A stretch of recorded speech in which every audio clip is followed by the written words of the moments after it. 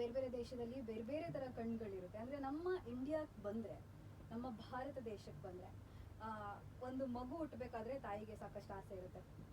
ನನ್ನ ಮಗುಗೆ ಏನೋ ಬ್ಲೂ ಕಲರ್ ಐಸ್ ಇರಬೇಕು, ನೀಲಿ ಕಣ್ಣಿರಬೇಕು, ಅಥವಾ ಬ್ರೌನ್ ಕಲರು, ಅಥವಾ ಕ್ಯಾಟ್ ಐಸ್ ಇರಬೇಕು, ಈ ರೀತಿ ಥಿಂಕ್ ಮಾಡ್ತಾಳೆ ತಾಯಿ. ಸೊ ಅದು ಯಾವ ರೀತಿ ಸರ್? ಭಾರತದಲ್ಲಿ ಡಿಫ್ರೆಂಟ್ ಕಲರ್ಸ್ ಆಫ್ ಐಸ್ ಇರುತ್ತೆ, ಯಾವ ರೀತಿ? ಕಣ್ಣು ಜನಾಂಗದ ಮೇಲೆ ಡಿಪೆಂಡ್ ಆಗುತ್ತೆ. ಈಗ ಆಫ್ರಿಕನ್ಸು ಚರ್ಮನೂ ಕಪ್ಪಗಿರುತ್ತೆ, ಕಣ್ಣು ಕಪ್ಪಗಿರುತ್ತೆ. ಅದೇ ಯುರೋಪಿಯನ್ಸು ಚರ್ಮ ಬೆಳ್ಳಗಿರುತ್ತೆ, ನೀಲಿ ಕಣ್ಣಿರುತ್ತೆ. ಸೊ ಈಗ ಭಾರತೀಯರು ನಾವು ಏನಂದರೆ ಭಾರತ ಭೂಖಂಡ ಆಫ್ರಿಕಾ ಖಂಡದಿಂದ ಬೇರ್ಪಟ್ಟು ಬಂದು ಏಷ್ಯಾ ಖಂಡನ ಒತ್ತಿ ಒತ್ತಿ ಹಿಮಾಲಯ ಪರ್ವತ ಮಾಡ್ತು ಅಂತ ಹೇಳ್ತೀವಿ. ಸೊ ಅಂದರೆ ಆಫ್ರಿಕಾ ಕಡೆಯಿಂದ ಬಂದಿದ್ದಾಗ ಆಫ್ರಿಕಾ ಖಂಡದಲ್ಲಿದ್ದ ಜನಾಂಗದ ಥರ ಭಾರತದಲ್ಲಿ ಮೊದಲು ಜನರಿದ್ದರು. ಈಗಲೂ ಬೇಕಿದ್ರೆ ನೀವು ಕಾಡು ಮನುಷ್ಯರು, ಸೋಲಿಗರು ಅಂಥವ್ರನ್ನೆಲ್ಲ ನೋಡಿದ್ರೆ ಅದೇ ಥರ ಆಫ್ರಿಕನ್ಸ್ ಥರ ಗುಂಗುರು ಕೂದಲು, ಕರಿ ಚರ್ಮದ ಬಣ್ಣ ಮತ್ತು ಕಣ್ಣು ಅಷ್ಟೇ ಕಪ್ಪಗಿರುತ್ತೆ. ಅದು ಏಷ್ಯಾ ಭೂಖಂಡ ಬಂದು ಏಷ್ಯಾ ಭೂಖಂಡಕ್ಕೆ ಸೇರಿದ ಮೇಲೆ ಏನು ಯುರೋಪ್ ಕಡೆಯಿಂದ ಜನ ಬಂದರು ಅವ್ರನ್ನ ಆರ್ಯನ್ಸ್ ಅಂತ ಹೇಳ್ತೀವಿ. ಸೊ ಆ ಆರ್ಯನ್ ಜನಾಂಗ ಬಂದ ಮೇಲೆ ಅಲ್ಲಿರೋರು ಅವ್ರದ್ದು ನೀಲಿ ಕಣ್ಣು. ಸೊ ಅಲ್ಲಿರೋರು ಬಂದು ಇಲ್ಲಿ ಆಫ್ರಿಕನ್ ಜನಾಂಗದ ಜನದ ಜೊತೆ ಮುಂದಿನ ಪೀಳಿಗೆಗಳು ಬಂದಾಗ ಹೆಂಗೆ ಅಂದರೆ ಈ ಕಡೆ ನೀಲಿಯಿಂದ ಕಾಮನ್ ಬಿಲ್ಲಲ್ಲಿ ನೋಡ್ತೀವಲ್ಲ ಆ ಥರ ನೀಲಿ, ಹಸಿರು, ಹಳದಿ, ಕಿತ್ತಳೆ, ಕೆಂಪು, ಕಂದು, ಅದು ಹೋಗಿ ಕಂದು ಮತ್ತು ಕಪ್ಪು ಆಗುತ್ತೆ. ಸೊ ಮೆಜಾರಿಟಿ ನಾವು ಭಾರತದಲ್ಲಿ ನೋಡೋದು ಏನು ದ್ರಾವಿಡರು ಅಂತ ಹೇಳ್ತೀವಲ್ಲ, ನಾವೆಲ್ಲ ಕರಿ ಚರ್ಮ ಮತ್ತು ಕಪ್ಪು ಬಣ್ಣ ಹತ್ರ. ಸೊ ಈಗ ನೀವು ಹೇಳಬೇಕಾದ್ರೆ ಈಗ ರಾಜ್ಕುಮಾರ್ನ ನೋಡಿದ್ರೆ ಸ್ವಲ್ಪ ಅವರು ಆರ್ಯನ್ ಜನಾಂಗ ಥರ ಎತ್ತರಿಗೆ ಸ್ವಲ್ಪ ಬೆಳ್ಳಿಗಿದ್ರು. ಅದೇ ಪಾರ್ವತಮ್ಮ ಅವರು ಕುಳ್ಳಿಗೆ ಕಪ್ಪಗಿದ್ರು. ಸೊ ಇಲ್ಲಿ ಅವ್ರ ಮಕ್ಕಳಲ್ಲೇ ವ್ಯತ್ಯಾಸ ನೋಡ್ತೀವಿ ನಾವು. ರಾಘವೇಂದ್ರ ರಾಜ್ಕುಮಾರು ಎತ್ತರಿಗೆ ಬೆಳ್ಳಿಗೆ ಸ್ವಲ್ಪ ಕೆಂಚು ಕಣ್ಣು, ಅದೇ ಪುನೀತ್ ರಾಜ್ಕುಮಾರು ಕಪ್ಪುಗೆ ಕರಿ ಕಣ್ಣು, ಶಿವರಾಜ್ಕುಮಾರು ಒಂಥರ ಇಬ್ಬರು ಮಧ್ಯ ಸ್ವಲ್ಪ ಹೈಟಲ್ಲೂ ಮಧ್ಯದಲ್ಲಿ, ಆಮೇಲೆ ಕಣ್ಣಲ್ಲೂ ಸ್ವಲ್ಪ ಆತ. ಸೊ ಈ ರೀತಿ ಒಂದು ಜನಾಂಗದ ಅಂದರೆ ಇಲ್ಲಿ ನೀಲಿ ಕಣ್ಣು, ಇಂಗ್ಲೀಷಲ್ಲಿ ಬ್ಲೂ ಐಡ್ ಬಾಯ್ ಅಂತ ಹೇಳ್ತಾರೆ. ಸೊ ಅದು ಏನಕ್ಕೆ ಗಾದೆಗಳು ಹುಟ್ಕೊಂತು ಅಂತಂದರೆ ಆ ನೀಲಿ ಕಣ್ಣಿನ ಯುರೋಪಿಯನ್ರು ಅವರ ಜನಾಂಗ ದೊಡ್ಡದು ಅಂತ ತೋರಿಸ್ಕೊಳ್ಳೋದಕ್ಕೆ ಈ ಥರ ನಮ್ಮಲ್ಲಿ ಒಂದು ಸುಳ್ಳಿನ ಬೀಜ ಬಿತ್ತಿದ್ದಾರೆ ಅಷ್ಟೇ. ಆದರೆ ನಾನು ಹೇಳ್ತೀನಿ, ಕಣ್ಣು ಇಂಪಾರ್ಟೆಂಟ್ ಅಲ್ಲ, ಮನಸ್ಥಿತಿ ಇಂಪಾರ್ಟೆಂಟು. ನಾವು ಕೇಳ್ಕೊಬೇಕಾಗಿರೋದು ನನಗೆ ಒಳ್ಳೆ ಮಗು ಕೊಡಪ್ಪ, ಒಳ್ಳೆ ಮನಸ್ಸಿರೋ ಮಗು ಕೊಡಪ್ಪ. ಯಾವ ಕಣ್ಣು ಅಲ್ಲ, ಅದು ಹೆಂಗೆ ಅಂದರೆ ಈಗ ಯಾವುದಕ್ಕೆ ನೀವು ಪ್ರಚಾರ ಜಾಸ್ತಿ ಕೊಡ್ತೀರೋ ಅದಕ್ಕೆ ಆಸೆ ಜನ ಜಾಸ್ತಿ ಅಲ್ಲ, ಅದು ಬದಲಾಗೋದಿಲ್ಲ ಅಂತ ಹೇಳ್ತಾರೆ. ನಾವು ಕಣ್ಣು ಏನೇ ತಿಂದ್ರೂ ಅದು ಬದಲಾಗಲ್ಲ. ಇನ್ನೂ ಕಾಂಟ್ಯಾಕ್ಟ್ ಲೆನ್ಸ್ ಹಾಕ್ಕೋಬೇಕು. ಸೊ ಎಷ್ಟೋ ಜನ ಈಗ ಗ್ರೀನ್ ಕಲರ್ ಕಾಂಟ್ಯಾಕ್ಟ್ ಲೆನ್ಸ್ ಹಾಕೋತಾರೆ. ಈಗ ನೋಡ್ಬೋದು ಕೆಲವೊಬ್ರು ಕರಿಷ್ಮಾ ಕಪೂರು, ಕರೀನಾ ಕಪೂರ್ ಅವರೆಲ್ಲ ಸ್ವಲ್ಪ ಬ್ಲೂ ಗ್ರೀನ್ ಆ ಥರ ಕಲರ್ ಇರುತ್ತೆ. ಋತಿಕ್ ರೋಷನ್ ಇರ್ಬೋದು, ಐಶ್ವರ್ಯ ರೈ ಅವರು ಮಂಗಳೂರವರು ಸ್ವಲ್ಪ ಹಳದಿ ಬಣ್ಣ ಇರುತ್ತೆ ಆ ಥರ. ಸೊ ಇವರುಗಳು ಆಮೇಲೆ ಫಿಲ್ಮ್ ಆ್ಯಕ್ಟರ್ಗಳು ಎಷ್ಟೊಂದು ಸತಿ ಲೆನ್ಸ್ಗಳು ಹಾಕೋತಾರೆ, ಅವ್ರು ಯಾವ್ದು ನಿಜವಾದ ಬಣ್ಣ ಅಂತಲೂ ಗೊತ್ತಾಗಲ್ಲ ಅನ್ನೋ ಥರ ಇರುತ್ತೆ. ಸೊ ಬಟ್ ನಾನು ಹೇಳೋದು, ನಾವು ಚರ್ಮದ ಬಣ್ಣಕ್ಕಿಂತ ಕಣ್ಣಿನ ಬಣ್ಣದಕ್ಕಿಂತ ನಮ್ಮ ಮನಸ್ಸಿನ ಭಾವನೆಗೆ ಜಾಸ್ತಿ ಪ್ರಾಮುಖ್ಯತೆ ಕೊಡಬೇಕು. ಅಂದರೆ ಪ್ರತಿಯೊಬ್ಬ ತಾಯಿನೂ ನನ್ನ ಮಗ ಕುವೆಂಪು ಅವ್ರು ಹೇಳ್ದಂಗೆ ವಿಶ್ವಮಾನವ ಆಗಬೇಕು ಅಂತ ಆಸೆ ಪಡಬೇಕೆ ಹೊರತು ಅವ್ನ ಬಣ್ಣ ಕಪ್ಪಗಿರಬೇಕು, ಇಲ್ಲ ನಂಗೆ ಗಂಡು ಮಗುನೇ ಬೇಕು ಅಥವಾ ನನಗೆ ನೀಲಿ ಕಣ್ಣನೇ ಬೇಕು ಅಂತ ಆಸೆ ಪಡಬಾರ್ದು ಅಂತಲೇ ಹೇಳ್ತೀನಿ. ಸೊ ಆ ರೀತಿ ನಮ್ಮ ಆಸೆ ಮತ್ತು ಗುರಿಗಳು, ಈಗ ಪ್ರಪಂಚದಲ್ಲಿ ಎಲ್ಲರೂ ನನ್ನ ಮಕ್ಕಳು ನೀಲಿ ಕಣ್ಣಾಗಿರಬೇಕು ಅಂತಂದರೆ ಅವರು ಯುರೋಪಿಯನ್ಸ್ನೇ ಮದುವೆ ಆಗಬೇಕು.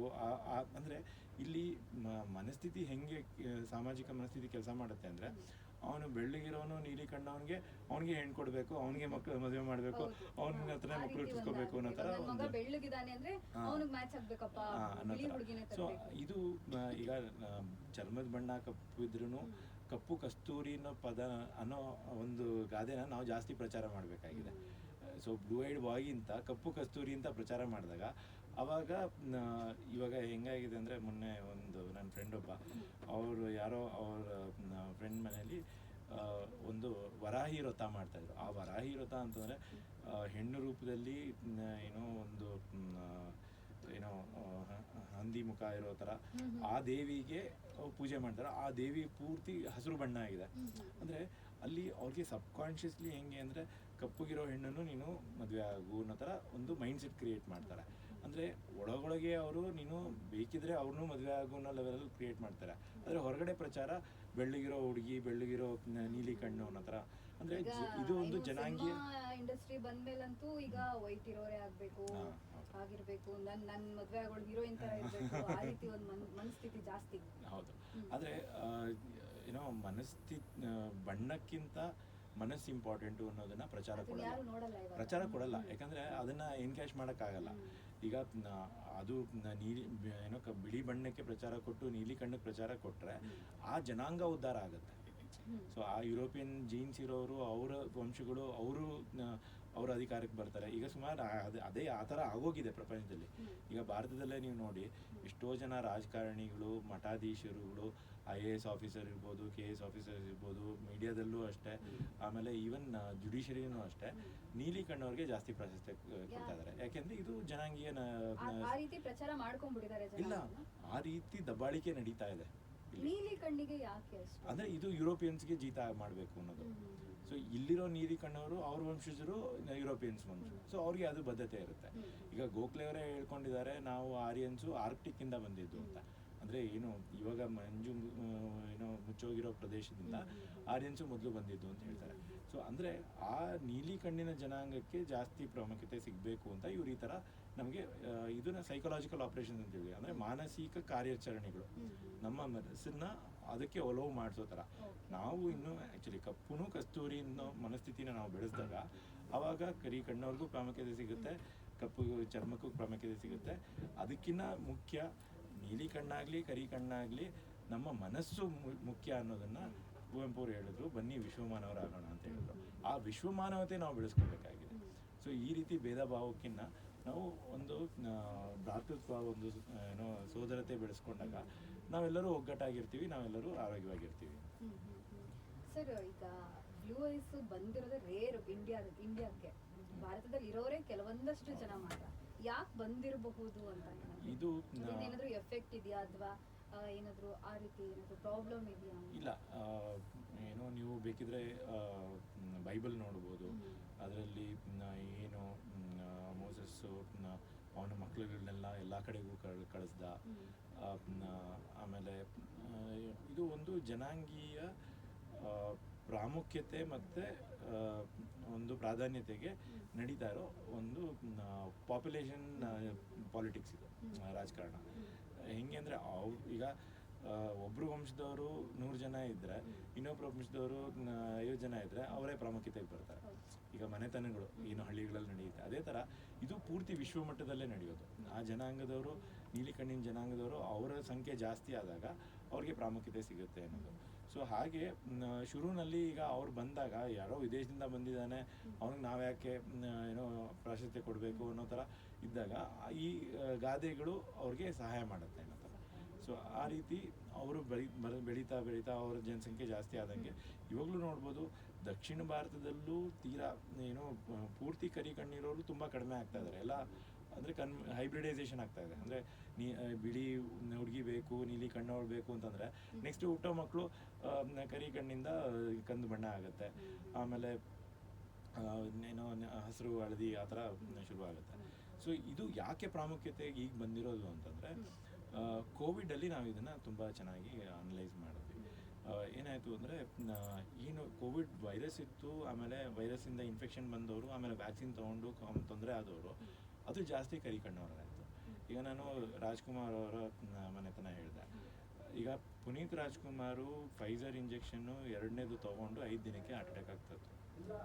ಅದೇ ಶಿವರಾಜ್ ಕುಮಾರ್ ಅವರು ಫೈಸರ್ ಇಂಜೆಕ್ಷನ್ ತೊಗೊಂಡು ಅವ್ರಿಗೆ ಬ್ಲಾಡರ್ ಕ್ಯಾನ್ಸರ್ ಆಯಿತು. ಆಮೇಲೆ ಇವಾಗ ಜಪಾನ್ ಅವರು ಹೇಳಿದ್ದಾರೆ, ಈ ಫೈಸರು ನಮಗೆ ಸಿಕ್ಕಿರೋದು ಕೋವಿಶೀಲ್ಡು, ಕೋವ್ಯಾಕ್ಸಿನು, ಅದನ್ನು ಹೆಚ್ಚು ಕಡಿಮೆ ಎಲ್ಲ ಒಂದೇ ಥರನೇ ಇದೆ, ಸಣ್ಣ ವ್ಯತ್ಯಾಸಗಳಷ್ಟೇ. ಆದರೆ ನಾವು ಕೋವಿಶೀಲ್ಡ್ ತೊಗೊಂಡಿರೋರಲ್ಲೂ ನಾವು ನೋಡಿದ್ದೇನೆಂದರೆ, ಯಾರ ಕಣ್ಣು ಕಪ್ಪುಗಿರುತ್ತೋ ಅಂಥವ್ರಿಗೆ ಜಾಸ್ತಿ ಕಾಂಪ್ಲಿಕೇಶನ್ಸ್ ಆಗಿದೆ. ಫಿಟ್ಸ್ ಬರೋದಿರಲಿ, ಸ್ಟ್ರೋಕ್ ಆಗೋದು, ಅಥವಾ ಕ್ಯಾನ್ಸರ್ ಬರೋದು ಇಲ್ಲ. ಇಲ್ಲಿ ಅದನ್ನು ಬೇಕು ಅಂತ ಕರಿ ಕಣ್ಣವ್ರನ್ನ, ಆಫ್ರಿಕನ್ಸು ಮತ್ತು ಏಷ್ಯನ್ಸ್ನ ಸಾಯಿಸೋದಕ್ಕೆ ಮಾಡಿದ್ದು ವೈರಸ್ ಇದು. ಟಾರ್ಗೆಟೆಡ್ ಇದು ಬಯೋಲಾಜಿಕಲ್ ವೆಪನ್ ಅಂತ, ಮಿಸೈಲ್ ಅಂತ ಹೇಳ್ತೀವಿ. ಸೊ ಈ ರೀತಿ ಅದನ್ನು ಇವಾಗ ರಾಬರ್ಟ್ ಎಫ್ ಕೆನಡಿ ಜೂನಿಯರ್ ಅವರು, ಜಾನ್ ಎಫ್ ಕೆನಡಿ ಪ್ರೆಸಿಡೆಂಟ್ ಆಗಿದ್ರಲ್ಲ, ಅವರ ಅಣ್ಣನ ಮಗ, ಅವರೇ ಓಪನ್ ಆಗಿ ಹೇಳ್ಕೊಂಡಿದ್ದಾರೆ ಇದು ಈ ಥರ ಅಂತ. ಸೊ ಸೊ ನಾನು 2021 ನಾನು ನನ್ನ ಪೇಷಂಟಲ್ಲಿ ಗಮನಿಸಿ ನಾನು ಅಂದ್ರೆ ನೋಡಿ ಕೋವಿಡ್ ಹೇಳ್ತಾ ಇದ್ದೆ. ವ್ಯಾಕ್ಸಿನೇಷನ್ ಕೋವಿಡ್ ಬರೋಕ್ಕಿಂತ ಮೊದಲೇನೆ ಕಂಡು ಹಿಡಿದಿದ್ರು ಅಂತ ಹೌದು. ಹೇಳ್ತಾ ಇದ್ರು. ಹೌದು. So, ಏನೋ ಈವನ್ RT-PCR ಟೆಸ್ಟ್ಗಳ್ನು ಅವರು 2017ರಲ್ಲೇ COVID-19 ಅಂತ ಹೆಸರಲ್ಲೇ ಗ್ಲೋಬಲ್ ಟೆಂಡರ್ ಕರೆದು ಆ ರಾಕಿಫೆಲ್ಲರ್ ಫೌಂಡೇಶನ್ ಅವರು ಎಲ್ಲ ಕಡೆ ದುಡ್ಡು ಹಂಚಿದ್ದಾರೆ. ನಮಗೆ ಪರಿಚಯದವರೇ ಒಬ್ಬರು ಅವರ ರಿಲೇಟಿವೇ ಮಷಿನ್ಗಳು ತಂದು ಇಟ್ಕೊಂಡು 2 ವರ್ಷ ಸುಮ್ಮನೆ ಗೋಡನಲ್ಲಿಟ್ಟು ಆಮೇಲೆ 20ರಲ್ಲಿ ಅವರು ಚೆನ್ನಾಗಿ ದುಡ್ಡು ಮಾಡ್ಕೊಂಡಿದ್ದಾರೆ. ಅಂದ್ರೆ ಕೋವಿಡ್ ವ್ಯಾಕ್ಸಿನೇಷನ್ ಅಷ್ಟು ಇಂಪಾರ್ಟೆನ್ಸ್ ಇತ್ತ ಅದಕ್ಕೆ ಅಂತ ಹೌದು. ಇತ್ತಾ ಇದು ಇರ್ಲಿಲ್ವಾ? ಏನಂದ್ರೆ ಎಲ್ರಿಗೂ ನೀವು ಅಂದ್ರೆ ಹೇಳಿದ್ರಲ್ಲ, ಜ್ವರ ಬರ್ಲಿ ಬರ್ದೇ ಇರ್ಲಿ ಅಂದ್ರೆ ಕಾಯಿಲೆ ಬರ್ಲಿ ಬರ್ದೇ ಇರ್ಲಿ ಅಲ್ಲ, ಈಗ ತಗೊಳ್ಳೋ ಫುಡ್ ಇಂದ ಏನು ಅಫೆಕ್ಟ್ ಆಗ್ತಾ ಇರಲ್ಲ. ಸೊ ಅದ್ ಹೆಂಗೆ ಅವ್ರು ಡಿಸೈಡ್ ಮಾಡ್ತಾರೆ ಕೋವಿಡ್ ಬರುತ್ತೆ ಅದಕ್ಕೆ ಅಡ್ವಾನ್ಸ್ ವ್ಯಾಕ್ಸಿನೇಷನ್ ತಗೊಬೇಕು ಅಂತ?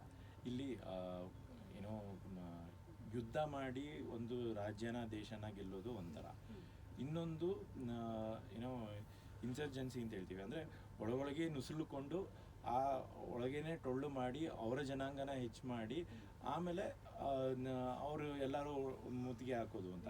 ಈಗ ಎಷ್ಟೋ ಹಳೆ ಕಥೆಗಳಲ್ಲಿ ನಾವು ನೋಡ್ತಾ ಇದ್ವಿ, ಯಾರೋ ಒಬ್ಬ ಇವನು ಏಜೆಂಟು ಒಳಗಿರ್ತಾನೆ, ಅವನೇ ಈಗ ಮೀರ್ ಸಾದಿಕ್ ಇರ್ಬೋದು ಅಥವಾ ಕೆಲವೊಂದು ಆ ಥರದ ಕ್ಯಾರೆಕ್ಟರ್ಸ್ನ ನಾವು ನೋಡ್ತೀವಿ. ಆದರೆ ಇದು ಪ್ರಪಂಚದ ಲೆವೆಲಲ್ಲಿ ದೊಡ್ಡದಾಗಿ ನಡೀತಾ ಇತ್ತು. ಏನು ನೀಲಿ ಕಣ್ಣಿನ ಆರ್ಟಿಕ್ ಜನಾಂಗ ಏನಿತ್ತು, ಅವರು ಪೂರ್ತಿ ಪ್ರಪಂಚನ ಆಕ್ರಮಿಸ್ಕೊಳ್ಳೋದಕ್ಕೆ ರಾಯಭಾರಿಗಳಾಗಿ ಬಂದರು, ವ್ಯಾಪಾರಿಗಳಾಗಿ ಬಂದರು. ಆಮೇಲೆ ಈಗ ಪೋರ್ಚುಗೀಸ್ ಇರ್ಬೋದು, ಫ್ರೆಂಚ್ ಇರ್ಬೋದು, ಡಚ್ ಇರ್ಬೋದು, ಅವರೆಲ್ಲ ನೀಲಿ ಕಣ್ಣವ್ರೆ. ಆಮೇಲೆ ಏನೋ ಮೊಘಲ್ಸ್ ಬಂದರು, ಅವರು ನೀಲಿ ಕಣ್ಣವ್ರೆ. ಸೊ ಅಂದರೆ ಆ ರೀತಿ ಎಷ್ಟೋ ಬೇರೆ ಹೆಸರುಗಳಲ್ಲಿ ಧರ್ಮಗಳಲ್ಲಿ ಬೇರೆ ದೇಶಗಳಿಂದ ಬಂದರು. ಸೊ ಅವರು ಇಷ್ಟೆಲ್ಲ ಬಂದು ಅವ್ರ ಜನಸಂಖ್ಯೆ ಹೆಚ್ಚು ಮಾಡಿಕೊಂಡ್ರು ಮೂಲ ನಿವಾಸಿಗಳು ಯಾರಿದ್ರು ಇಂಡಿಯಾದಲ್ಲಿ, ಕರಿ ಕಣ್ಣವರು, ಆಫ್ರಿಕನ್ ಜನಾಂಗದವರು, ಆಮೇಲೆ ಆಫ್ರಿಕಾ ಖಂಡ, ಏಷ್ಯಾ ಖಂಡದಲ್ಲಿ, ಆಮೇಲೆ ಸೌತ್ ಅಮೇರಿಕಾದಲ್ಲಿ ಅವರೂ ಜಾಸ್ತಿ ಜನ ಇದ್ದರು.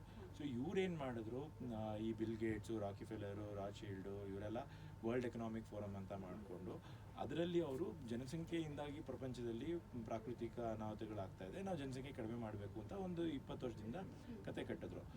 ಆ ಕತೆಗೆ ಮಾರೋದವರು ಎಷ್ಟೋ ಜನ ಆಯಿತು ಬಿಡು ಆಗಲಿ ಅನ್ನೋ ಥರ. ಆಮೇಲೆ ಬಿಲ್ ಗೇಟ್ಸು 2010ರಲ್ಲೇ ಕತೆ ಹೇಳೋಕ್ಕೆ ಶುರು ಮಾಡ್ದ, ದೊಡ್ಡದಾಗಿ ಏನೋ ಫ್ಲೂ ಬರುತ್ತೆ, ನೆಗಡಿ ಶೀತ ಜ್ವರ ಬರುತ್ತೆ, ಅದರಿಂದ ಎಷ್ಟೋ ಜನ ಸಾಯ್ತಾರೆ, ಆಮೇಲೆ ವ್ಯಾಕ್ಸಿನ್ಸ್ನ ನಾವು ಉಪಯೋಗಿಸಿ ಜನಸಂಖ್ಯೆ ಕಡಿಮೆ ಮಾಡ್ಬೋದು ಅನ್ನೋ ಥರ ಹೇಳ್ದ. ಸೊ ಇದಕ್ಕೆಲ್ಲದಕ್ಕೂ ಹಳೇದಾಗಿ ಇವ್ರು ಮಾಡಿದ್ದೇನೆಂದರೆ 1980 ಇನ್ನೂ ಹೇಳ್ತಾರೆ 1818ರಲ್ಲೇ ಸ್ಪ್ಯಾನಿಷ್ ಫ್ಲೂ ಅಂತ ಬಂತು. ಅವಾಗ್ಲೂ ಕೆಲವೊಂದು ಏನೋ ಅದರಲ್ಲಿ ಜನಾಂಗೀಯ ನರ್ಮೇದ ಆಗಿದೆ ಅಂತ ಗೊತ್ತಿಲ್ಲ, ಬಟ್ ಅಟ್ಲೀಸ್ಟ್ ಕೆಲವೊಂದು ಜಾಗಗಳಲ್ಲಿ ಆ ವೈರಸ್ನ ಬಿಟ್ಟು ಇವರು ಜನಸಂಖ್ಯೆ ಅಂದರೆ ಸಾಯಿಸೋದಕ್ಕೆ ಪ್ರಯತ್ನ ಮಾಡಿದ್ದಾರೆ. ಈ 1980ರಲ್ಲಿ ಏನು ಕೋತಿಗಳಲ್ಲಿ ರೋಗ ನಿರೋಧಕ ಶಕ್ತಿ ಕಡಿಮೆ ಆಗುವಂಥ ವೈರಸ್ ತೊಗೊಂಡು ಇವರು ಅದಕ್ಕೆ ಮನುಷ್ಯನಿಗೆ ಇನ್ಫೆಕ್ಷನ್ ಮಾಡುವಂಥ ಶಕ್ತಿ ಕೊಡ್ತಾರೆ. ಅದಕ್ಕೆ ಗೇನ್ ಆಫ್ ಫಂಕ್ಷನ್ ರಿಸರ್ಚ್ ಅಂತಾರೆ. ಸೊ ಅಂದರೆ ಅದಕ್ಕೆ ಇನ್ನೂ ಅಂದರೆ ಮನುಷ್ಯನೂ ಇನ್ಫೆಕ್ಷನ್ ಮಾಡುವಂಥ ಒಂದು ಶಕ್ತಿ ಕೊಟ್ಬಿಟ್ಟು ಅದನ್ನು ಇವರು ಹೆಪಟೈಟಿಸ್ ಬಿ ಏನು ಜಾಂಡೀಸ್ಗೆ ಇಂಜೆಕ್ಷನ್ ಕೊಡ್ತೀವಿ, ವ್ಯಾಕ್ಸಿನ್ ಕೊಡ್ತೀವಿ, ಆ ವ್ಯಾಕ್ಸಿನ್ ಒಳಗೆ ಹಾಕಿ ಆಫ್ರಿಕಾದಲ್ಲಿ ಇಂಜೆಕ್ಟ್ ಮಾಡಿದ್ರು. ಎಷ್ಟೋ ಜನ ಆಫ್ರಿಕನ್ಸು ಸತ್ರು. ಅದನ್ನು ನಾವು ಹ್ಯೂಮನ್ T-ಸೆಲ್ ಲಿಂಫೋಟ್ರೋಫಿಕ್ ವೈರಸ್ ಅಂತ ಕರಿತೀವಿ. ಅದನ್ನು ಇವಾಗ ನಾವು ಪಾಪ್ಯುಲರ್ ಆಗಿ HIV ಅಂತ ಕರೆಯೋದು. ಸೊ ಇವರು ಮೊದಲು 1980ರಲ್ಲೇ ಒಂದು ಜನಾಂಗೀಯ ನರಮೇಧಕ್ಕೆ ಆಫ್ರಿಕಾದಲ್ಲಿ ಬಿಟ್ಟ ವೈರಸ್ ಅದು. ಬಟ್ ಅದೇನು ಮಾಡ್ತು, ಬರೀ ಆಫ್ರಿಕನ್ಸನ್ನು ಮಾತ್ರ ಸಾಯಿಸಲಿಲ್ಲ. ಆ HIV ಬಂದು ರಾಡ್ ಲಿವರ್ ಅನ್ನೋ ಟೆನ್ನಿಸ್ ಪ್ಲೇಯರ್ನು ಸಾಯಿಸ್ತು, ಯುರೋಪವನು. ಆಮೇಲೆ ಫ್ರೆಡಿ ಮರ್ಕ್ಯುರಿ ಅನ್ನೋ ಒಬ್ಬ ರಾಕ್ ಸ್ಟಾರು, ಅವನು ಯುರೋಪವನು, ಅವನು ಸಾಯಿಸ್ತು. ಇವರಿಬ್ರು ನೀಲಿ ಕಣ್ಣವರು. ಆಮೇಲೆ ಅವ್ರು ಏನು ಮಾಡಿದ್ರು, ಈ ಥರ ನಮ್ಮ ಜನಾಂಗ ಸಾಯಬಾರ್ದು, ಬರೀ ಆಫ್ರಿಕನ್ ಜನಾಂಗದವ್ರು ಸಾಯಬೇಕು. ಅದಕ್ಕೆ ಅವರು ರಿಸರ್ಚನ್ನ ಇನ್ನೂ ಫೈನ್ ಟ್ಯೂನ್ ಮಾಡಿದ್ರು. ಯಾವ ಜನಾಂಗದಲ್ಲಿ ಯಾವ ಪ್ರೋಟೀನ್ಗಳಿರುತ್ತೆ, ಯಾವ ಪ್ರೋಟೀನು ಆ ಜನಾಂಗಕ್ಕೆ ಮಾತ್ರ ಇರುತ್ತೆ ಅಂತ ಹುಡುಕಿ ಕೊನೆಗೆ ಎಂಜಿಯೋಟೆನ್ಸಿನ್ ಕನ್ವರ್ಟಿಂಗ್ ಎನ್ಸೈಮ್ ಅಂತ ಏನು ಸ್ಪೈಕ್ ಪ್ರೋಟೀನ್ ಅಂತ ಹೇಳಿದ್ವಲ್ಲ ಕೋವಿಡಲ್ಲಿ, ಆ ಪ್ರೋಟೀನನ್ನು ಹುಡುಕಿ ಇದು ಒಂದೊಂದು ಜನಾಂಗದಲ್ಲಿ ಒಂದೊಂದು ಪ್ರಭೇದ ಇರುತ್ತೆ. ಈ ಕರಿ ಕಣ್ಣಿನ ಜನಾಂಗದಲ್ಲಿ ಬೇರೆ ಥರ ಇರುತ್ತೆ, ನೀಲಿ ಕಣ್ಣಿನ ಜನಾಂಗದಲ್ಲಿ ಬೇರೆ ಥರ ಇರುತ್ತೆ. ಸೊ ಈ ಪ್ರೋಟೀನ್ನ ನಾವು ಟಾರ್ಗೆಟ್ ಮಾಡಿದ್ರೆ ಇವ್ರು ಮಾತ್ರ ಸಾಯ್ತಾರೆ ಅಂತ ಮಾಡಿ ಅವರು ಸಾರ್ಸು ಮರ್ಸು H1N1 ಕೊನೆಗೆ ಬಂದಿದ್ದು ಕೋವಿಡ್. ಈ ಕೋವಿಡ್ ವೈರಸ್ನ ಏನು ಭಾರತದಲ್ಲಿ CA/NRC ಗಲಾಟೆಗಳು ನಡೀತು 2018ರಲ್ಲಿ, ಅವಾಗಲೇ ಬಿಟ್ಟಿದ್ರು ಅಂತ ಹೇಳ್ತಾರೆ. ಅದಕ್ಕೆ 2018ರಿಂದ ಸ್ವಲ್ಪ ಸಾವುಗಳು ಜಾಸ್ತಿ ಆಯಿತು. ಆದರೆ ಅದೆಲ್ಲ ಭಯ ಇಲ್ಲದೇ ಇರೋ ಸಾವುಗಳು. ಆದರೆ 2019ರಲ್ಲಿ ಡಿಸೆಂಬರಲ್ಲಿ ಏನು ವುಹಾನಲ್ಲಿ ದೊಡ್ಡ ನಾಟಕ ನಡೀತು, 5G ರೇಡಿಯೇಷನ್ ಬಿಟ್ಟು ಆಮೇಲೆ ದೊಡ್ಡ ಮೀಡಿಯಾ ಕವರೇಜ್ ಏನು ಕೊಡ್ದಲೇ ಏನೋ ಸುಳ್ಳು ದೊಡ್ಡ ಕಥೆಗಳೆಲ್ಲ ಮಾಡಿದ್ರು. ಆ ಭಯದಿಂದ ಸಾವುಗಳು ಹೆಚ್ಚಾಯಿತು ಇಂಡಿಯಾದಲ್ಲಿ. ಸೊ ಅದಕ್ಕೆ ಏನು ಇಲ್ಲಿರೋ ರಾಜಕಾರಣಿಗಳು ದೊಡ್ಡದಾಗಿ ಹೇಳ್ಕೊತಾರೆ ನಮ್ಮ ಭಾರತದಲ್ಲಿ ಏನು ಸಾವುಗಳಾಗಿಲ್ಲ ಅಂತ. ಆ ಅರ್ಧ ಸಾವುಗಳಾಗಲೇ 2018-19 ಆಗೋಗಿತ್ತು. ಆಮೇಲೆ ಬೈದ್ ನಾಟಕಕ್ಕೆ ಬರೀ 2020 ಆಯಿತು ಅಂತ. ಆಮೇಲೆ ಇದು ನೀವು ಗಮನಿಸ್ಬೋದು, 2021 ಅವರು ವ್ಯಾಕ್ಸಿನ್ ಬಂತು ಅಂತ ಕೊಟ್ಟಾಗ ಫಸ್ಟು ಏನೋ ಈ ಆಸ್ಪತ್ರೆಯಲ್ಲಿ ಕೆಲಸ ಮಾಡೋರು ಕೊಟ್ಟರು, ಹಿರಿಯ ನಾಗರಿಕರು ಕೊಟ್ಟರು, ದುಡ್ಡು ಕೊಟ್ಟರು, ಆಮೇಲೆ ಸರ್ಕಾರಿ ನೌಕರರಿಗೆ ಕೊಟ್ಟರು. ಅವಾಗೇನೋ ಜಾಸ್ತಿ ಆಗಲಿಲ್ಲ. ಆಮೇಲೆ ಯಾವಾಗ ಏನೋ ಬಡ ಜನರಿಗೆ ಫ್ರೀಯಾಗಿ ಕೊಟ್ರಲ್ಲ, ಆವಾಗ ಸಾವುಗಳಾಗೋಕ್ಕೆ ಶುರುವಾಯಿತು. ಇದು ಜನಾಂಗೀಯ ನರಮೇಧ. ಬೇಕು ಅಂತಾನೆ ಅವರು ಬಡವ್ರನ್ನ ಸಾಯಿಸೋದು. ಅಂದರೆ ಜನಸಂಖ್ಯೆ ಕಡಿಮೆ ಮಾಡಬೇಕು ಅಂತ ಅವರು 2009 ಜಾರ್ಜಿಯಾನಲ್ಲಿ ಶಿಲಾಶಾಸನ ಮಾಡಿ ನಾವು 2050ಕ್ಕೆ ಪ್ರಪಂಚದ ಜನಸಂಖ್ಯೆನ ಈಗಿರೋ 2009 ಜನಸಂಖ್ಯೆ ಸುಮಾರು 700 ಕೋಟಿ ಏನಾಯಿತು, ಅದನ್ನು ನಾವು ಏನೋ 50 ಕೋಟಿಗೆ ಮಾಡ್ತೀವಿ ಅಂತ ಶಿಲಾಶಾಸನ ಮಾಡಿ ಅದ್ರ ಮೇಲೆ ನರಬಲಿ ಕೊಟ್ಟು ಮಾಡಿರೋ ಕುತಂತ್ರ ಇದು. ಸೊ ಇಷ್ಟು ದೊಡ್ಡ ಷಡ್ಯಂತ್ರ. ಈಗ ನಾವೇ ಇಲ್ಲಿ ಸೇಲಮಲ್ಲಿ ಯಾರೋ ಒಂದು 20 ವರ್ಷದ ಮುಂಚೆ ಒಂದು ನ್ಯೂಸ್ ಪೇಪರ್ ಆರ್ಟಿಕಲ್ ನೋಡಿದ್ದೆ. ಯಾರೋ ಒಬ್ಬ ಕ್ವಾರಿ ಬಿಸ್ನೆಸ್ ಅವನು ಆ ಬಿಸ್ನೆಸ್ ಚೆನ್ನಾಗಾಗಲಿ ಅಂತ ಒಂದು 5 ವರ್ಷದ ಮಗುನ ಬಲಿ ಕೊಡ್ತಾನೆ. ಸೊ ಈ ರೀತಿ ವಾಮಾಚಾರ, ಒಂದು ಕುತಂತ್ರ, ಏನೋ ಆ ಮಾನಸಿಕ ಏನೋ ಕೆಟ್ಟತನ ಇದೆಯಲ್ಲ, ಸ್ವಾರ್ಥ, ಇದು ಪ್ರಪಂಚದಾದ್ಯಂತ ದೊಡ್ಡದಾಗಿದ್ದಾಗ ಯಾವ ಲೆವೆಲಲ್ಲಿ ಇರುತ್ತೆ ಅಂತ ಈಗ ನಾವು ಎಪ್ಸ್ಟೀನ್ ಫೈಲ್ಸ್ ಎಲ್ಲ ನೋಡಿದ್ದೀವಿ. ಅಂದರೆ ಆ ರೀತಿ ಷಡ್ಯಂತ್ರ ಕುತಂತ್ರ ಮಾಡೋರು ಅವರು ಬರೀ ಕಪ್ಪು ಕಣ್ಣಿನ ಜನರು ಮಾತ್ರ ಕಡಿಮೆ ಆಗಬೇಕು. ಮಿಕ್ಕಿದ್ದವರು ಈಗ ಗ್ರ್ಯಾಜುವಲ್ ಆಗಿ ಹೆಂಗೆ ಇವರು 30 ಇಂಜೆಕ್ಷನ್ ಕೊಡೋಕೆ ಪ್ಲಾನ್ ಹಾಕಿದ್ರು. 30 ಇಂಜೆಕ್ಷನ್ ಕೊಟ್ಟಿದ್ದಿದ್ರೆ ಈಗ ಫಸ್ಟು ಕಪ್ಪವ್ರು ಸಾಯೋರು, ಆಮೇಲೆ ಕಂದವ್ರು ಸಾಯೋರು, ಆಮೇಲೆ ಏನೋ ಹಳದಿಯವ್ರು ಸಾಯೋರು, ಆಮೇಲೆ ಹಸಿರವ್ರು ಸಾಯೋರು, ಆಮೇಲೆ ಕೊನೆಗೆ ಬರೀ ನೀಲಿ ಕಣ್ಣವರೇ ಉಳ್ಕೊತಿದ್ರು. ಇನ್ನು ಯಾರು ಬೇಕೋ ಅವ್ರಿಗೆ ಒಂದಷ್ಟು ಜನ. ಅಂದರೆ 700 ಕೋಟಿಯಿಂದ 50 ಕೋಟಿ ಅಂದರೆ ಇಮ್ಯಾಜಿನ್ ಮಾಡ್ಕೊಳ್ಳಿ. ಅದು 2009 ಇವ್ರು ಶಿಲಾಶಾಸನ ಬರೆದಿದ್ದು. ಅದಾದಮೇಲೆ 2020 800 ಕೋಟಿ ಆಗಿತ್ತು. ಅಂದರೆ 50 ಕೋಟಿ ಉಳಿಬೇಕು ಅಂದರೆ ನೀವು ಬದುಕಬೇಕು ಅಂದರೆ 2050 ತನಕ ನಿಮ್ಮ ಸ್ನೇಹಿತರು, ಸಂಬಂಧಿಕರು 16 ಜನದ ಲಿಸ್ಟ್ ಬರೀರಿ, ಯಾರ್ಯಾರು ಸಾಯ್ಬೇಕು ಅಂತ. ಅವ್ರ ಲಿಸ್ಟಲ್ಲಿ ನೀವು ಇರಬಾರ್ದು, ಹಂಗಿದ್ರೆ ಮಾತ್ರ ನೀವು ಬದುಕ್ತೀರಾ ಅಂತ. ಹಾಗೆ ಆ ಲೆವೆಲ್ಗೆ ಪ್ರಪಂಚನ ಅವರು ಅದನ್ನು ಸುಮ್ಮನೆ ಹಂಗೆ ಮಾಡಿದ್ದಲ್ಲ. ಎಲ್ಲ ದೇಶದ ರಾಜಕಾರಣಿಗಳು, ಜಡ್ಜಸ್ಸು, IAS ಆಫೀಸರ್ಸು, ಮತ್ತು ಏನು ಮೀಡಿಯಾದವರು ಅಥವಾ ಬಿಸ್ನೆಸ್ ಮೆನ್ಗಳು, ಅವ್ರನ್ನೆಲ್ಲ ವರ್ಲ್ಡ್ ಎಕನಾಮಿಕ್ ಫೋರಮ್ಗೆ ಕರ್ಕೊಂಡೋಗಿ ಡಾವೋಸಲ್ಲಿ ಅವ್ರಿಗೆ ಏನೋ ಗುಂಡು ತುಂಡು ತೊಡೆ ಎಲ್ಲನೂ ಮಾಡಿ, ಆಮೇಲೆ ಸಣ್ಣ ಮಕ್ಕಳ ಜೊತೆ ಸೆಕ್ಸ್ ಮಾಡಿಸಿ ವಿಡಿಯೋ ಮಾಡಿಕೊಂಡು ಬ್ಲ್ಯಾಕ್ ಮೇಲ್ ಮಾಡಿರೋದು ಈ ಲಾಕ್ಡೌನು ಸೀಲ್ಡೌನು. ಸೊ ಇಷ್ಟು ದೊಡ್ಡ ಒಂದು ಜಾಗತಿಕ ಕುತಂತ್ರ ನಡೆದಿದೆಯಲ್ಲ, ಅದನ್ನು ಸತ್ಯ ಅರ್ಥ ಆಗಿದ್ರೂ ಜನ ಅದು ಗೊತ್ತಾದ ಮೇಲೂ ಏನೋ ಯಾರಿಗೂ ಶಿಕ್ಷೆ ಆಗಲಿಲ್ವಲ್ಲ, ಅದಕ್ಕೆ ಅವರು ಇನ್ನೂ ನಾವು ಇನ್ನೂ ದೊಡ್ಡದಾಗಿ ಮಾಡ್ತಾ ಇದ್ದೀವಿ ಅಂತ ಎಪ್ಸ್ಟೀನ್ ಫೈಲ್ಸ್ ಬಿಟ್ಟರು. ಆ ಎಪ್ಸ್ಟೀನ್ ಫೈಲ್ಸ್ ಬಿಟ್ಟರು ಇನ್ನೂ ನಾವು ಅದೇ ನೀಲಿ ಕಣ್ಣು ಅಂತ ಆಸೆ ಪಡ್ತಾರೆ. ಅಂಥ ಕುತಂತ್ರಿಗಳಿಗೆ ನಾವು ಜೀತ ಮಾಡ್ದಂಗೆ ಆಗುತ್ತೆ. ಸೊ ಅದನ್ನು ಬಿಟ್ಟು ನಾವು ಎಲ್ಲರೂ ಬದುಕಬೇಕು, ನಾನೂ ಬದುಕಬೇಕು, ಅವರೂ ಬದುಕಬೇಕು ಅಂತ ಒಂದು ಆಫ್ರಿಕನ್ ಕಾನ್ಸೆಪ್ಟ್ ಇದೆ, ಉಬುಂಟು ಅಂತ. ಏನಂದರೆ I am because we are ಅಂತ. ಅಂದರೆ ನಾನು ಏನಕ್ಕಿದ್ದೀನಿ ಅಂದರೆ ನಾವೆಲ್ಲ ಇದ್ದೀವಿ ಅಂತ. ಅಂದರೆ ಆ ನಾನಿಂದ ನಾವು ಹೋಗಬೇಕು, ಅದು ವಿಶ್ವ ಮಾನವತೆ ಅಂತ ಕುವೆಂಪು ಹೇಳಿ. ಸೊ ಆ ರೀತಿಯಾಗಿ ಮನಸ್ಥಿತಿ ಬದಲಾವಣೆ ಆಗಬೇಕಾಗಿದೆ. ಅದು ನಮಗೆ ನಿಜವಾಗ್ಲೂ ಬೇಕಾಗಿರೋದು. ಸೊ ಪ್ರತಿಯೊಬ್ಬ ತಾಯಿಗೂ ನಾನು ಹೇಳ್ತೀನಿ. ಆಮೇಲೆ ಈ ಕುತಂತ್ರ ಮಾಡೋರು ಎಂಥ ಮನಸ್ಥಿತಿ ಅಂದರೆ, ಇವರು ಏನೋ ಹೆಣ್ಣಿಂದ ಸೃಷ್ಟಿ ಅಲ್ಲ, ನಾವು ಗಂಡುಗಳು ಸೃಷ್ಟಿ ಮಾಡ್ತೀವಿ ಅನ್ನೋ ಲೆವೆಲ್ಗೆ ಹೋಗಿ, ಈಗ ಮಿಶೆಲ್ ಒಬಾಮಾ ಇರ್ಬೋದು, ಅವರೆಲ್ಲ ಟ್ರಾನ್ಸ್ಜೆಂಡರ್ಸನ್ನು, ಅಂದರೆ ಹುಟ್ಟಿಸಿರೋ ತಾಯಿನ ಸಾಯಿಸ್ಬಿಡೋದು ಇಲ್ಲ ಮರೆಮಾಚೋದು, ಗಂಡಸು ಹೆಣ್ಣು ವೇಷ ಹಾಕ್ಕೊಂಡು ತಾಯಿ ಥರ ಮುಂದೆ ಪ್ರಪಂಚದ ಮುಂದೆ ಬರೋದು. ಸೊ ಈ ಕುತಂತ್ರ ಸುಮಾರು ಶತಮಾನಗಳಿಂದ ಯುರೋಪಿಯನ್ ಎಷ್ಟೋ ರಾಜಮನೆತನದಲ್ಲಿ ನಡೆದಿದೆ, ಆಮೇಲೆ ಅಮೇರಿಕನ್ ಪ್ರೆಸಿಡೆಂಟ್ಗಳ ಮನೆಗಳಲ್ಲಿ ನಡೆದಿದೆ, ಆಮೇಲೆ ಈಗ ಫ್ರಾನ್ಸಲ್ಲಿ ಅವನು ಮ್ಯಾಕ್ರಾನ್ ಇದ್ದಾನಲ್ಲ, ಅವನ ಹೆಂಡತಿ ಆ್ಯಕ್ಚುಲಿ ಅವನಿಗಿನ ವಯಸ್ಸಾಗಿರೋಳು. ಸೊ ಅವನು ಗಂಡಸು ಅಂತ ಹೇಳ್ತಾರೆ, ಜೊತೆಗೆ ಅವ್ರ ಅಪ್ಪನೇ ಅಂತ ಹೇಳ್ತಾರೆ. ಈಗ ಇಲ್ಲಿ ಭಾರತದಲ್ಲಿ ನಮ್ಮ ಇವರು ಮದರ್ ತೆರೇಸಾ ಅಂತ ಹೇಳಿದರು, ಅವರು ಗಂಡಸು. ಅವ್ರು ಆ್ಯಕ್ಚುಲಿ ಆಂಥೋನಿ ಫೌಚಿ, ಈ ಎಲ್ಲ ಕುತಂತ್ರ ಮಾಡಿರೋ ಒಬ್ಬ ಡಾಕ್ಟರ್ ಆಂಥೋನಿ ಫೌಚಿ ಅವರ ತಂದೆ ಅಂತ ಹೇಳ್ತಾರೆ. ಸೊ ಈ ರೀತಿ ಪ್ರಪಂಚದಲ್ಲಿ ಒಂದು ದೊಡ್ಡ ಕುತಂತ್ರಗಳು ನಡೀತಾ ಇದೆ. ಆ ಕುತಂತ್ರಕ್ಕೆ ಏನು ಬೇಕಾಗುವಂಥ ಈ ರೀತಿ ಒಂದು ಗಾದೆಗಳನ್ನ ಸೃಷ್ಟಿ ಮಾಡ್ಕೋತಾರೆ. ಆ ಗಾದೆಗಳು ಜನರಿಗೆ ಒಪ್ಸೋ ಥರ, ಅಂದರೆ ಇದೆಲ್ಲ ನಮಗೆ ಪ್ರಜ್ಞೆ ಸುಪ್ತ ಮನಸ್ಸಿನಲ್ಲಿ ನಮ್ಮನ್ನು ಕಂಟ್ರೋಲ್ ಮಾಡೋ ಇದು ಚಾಳಿಗಳಿವೆಲ್ಲ. ಸೊ ಆ ರೀತಿ ಸಬ್ಕಾನ್ಷಿಯಸ್ ಮೈಂಡ್ನ ಕಂಟ್ರೋಲ್ ಮಾಡೋದಕ್ಕೆ ಈ ಗಾದೆಗಳನ್ನ ಉಪಯೋಗಿಸ್ತಾರೆ. ಸೊ ಹಾಗೆ ಒಟ್ಟಿನಲ್ಲಿ ನಾವು ಅರ್ಥ ಮಾಡ್ಕೋಬೇಕಾಗಿರೋದೇನೆಂದರೆ, ಒಂದು ನಾನು ಬದುಕಬೇಕು, ಒಬ್ಬ ಮನುಷ್ಯ ಒಂದು ಪ್ರಾಣಿಯಾಗಿ ಬದುಕುವ ಆಸೆ ಇರುತ್ತೆ, ಒಂದು ವಂಶವೃದ್ಧಿ ಮಾಡೋ ಆಸೆ ಇರುತ್ತೆ.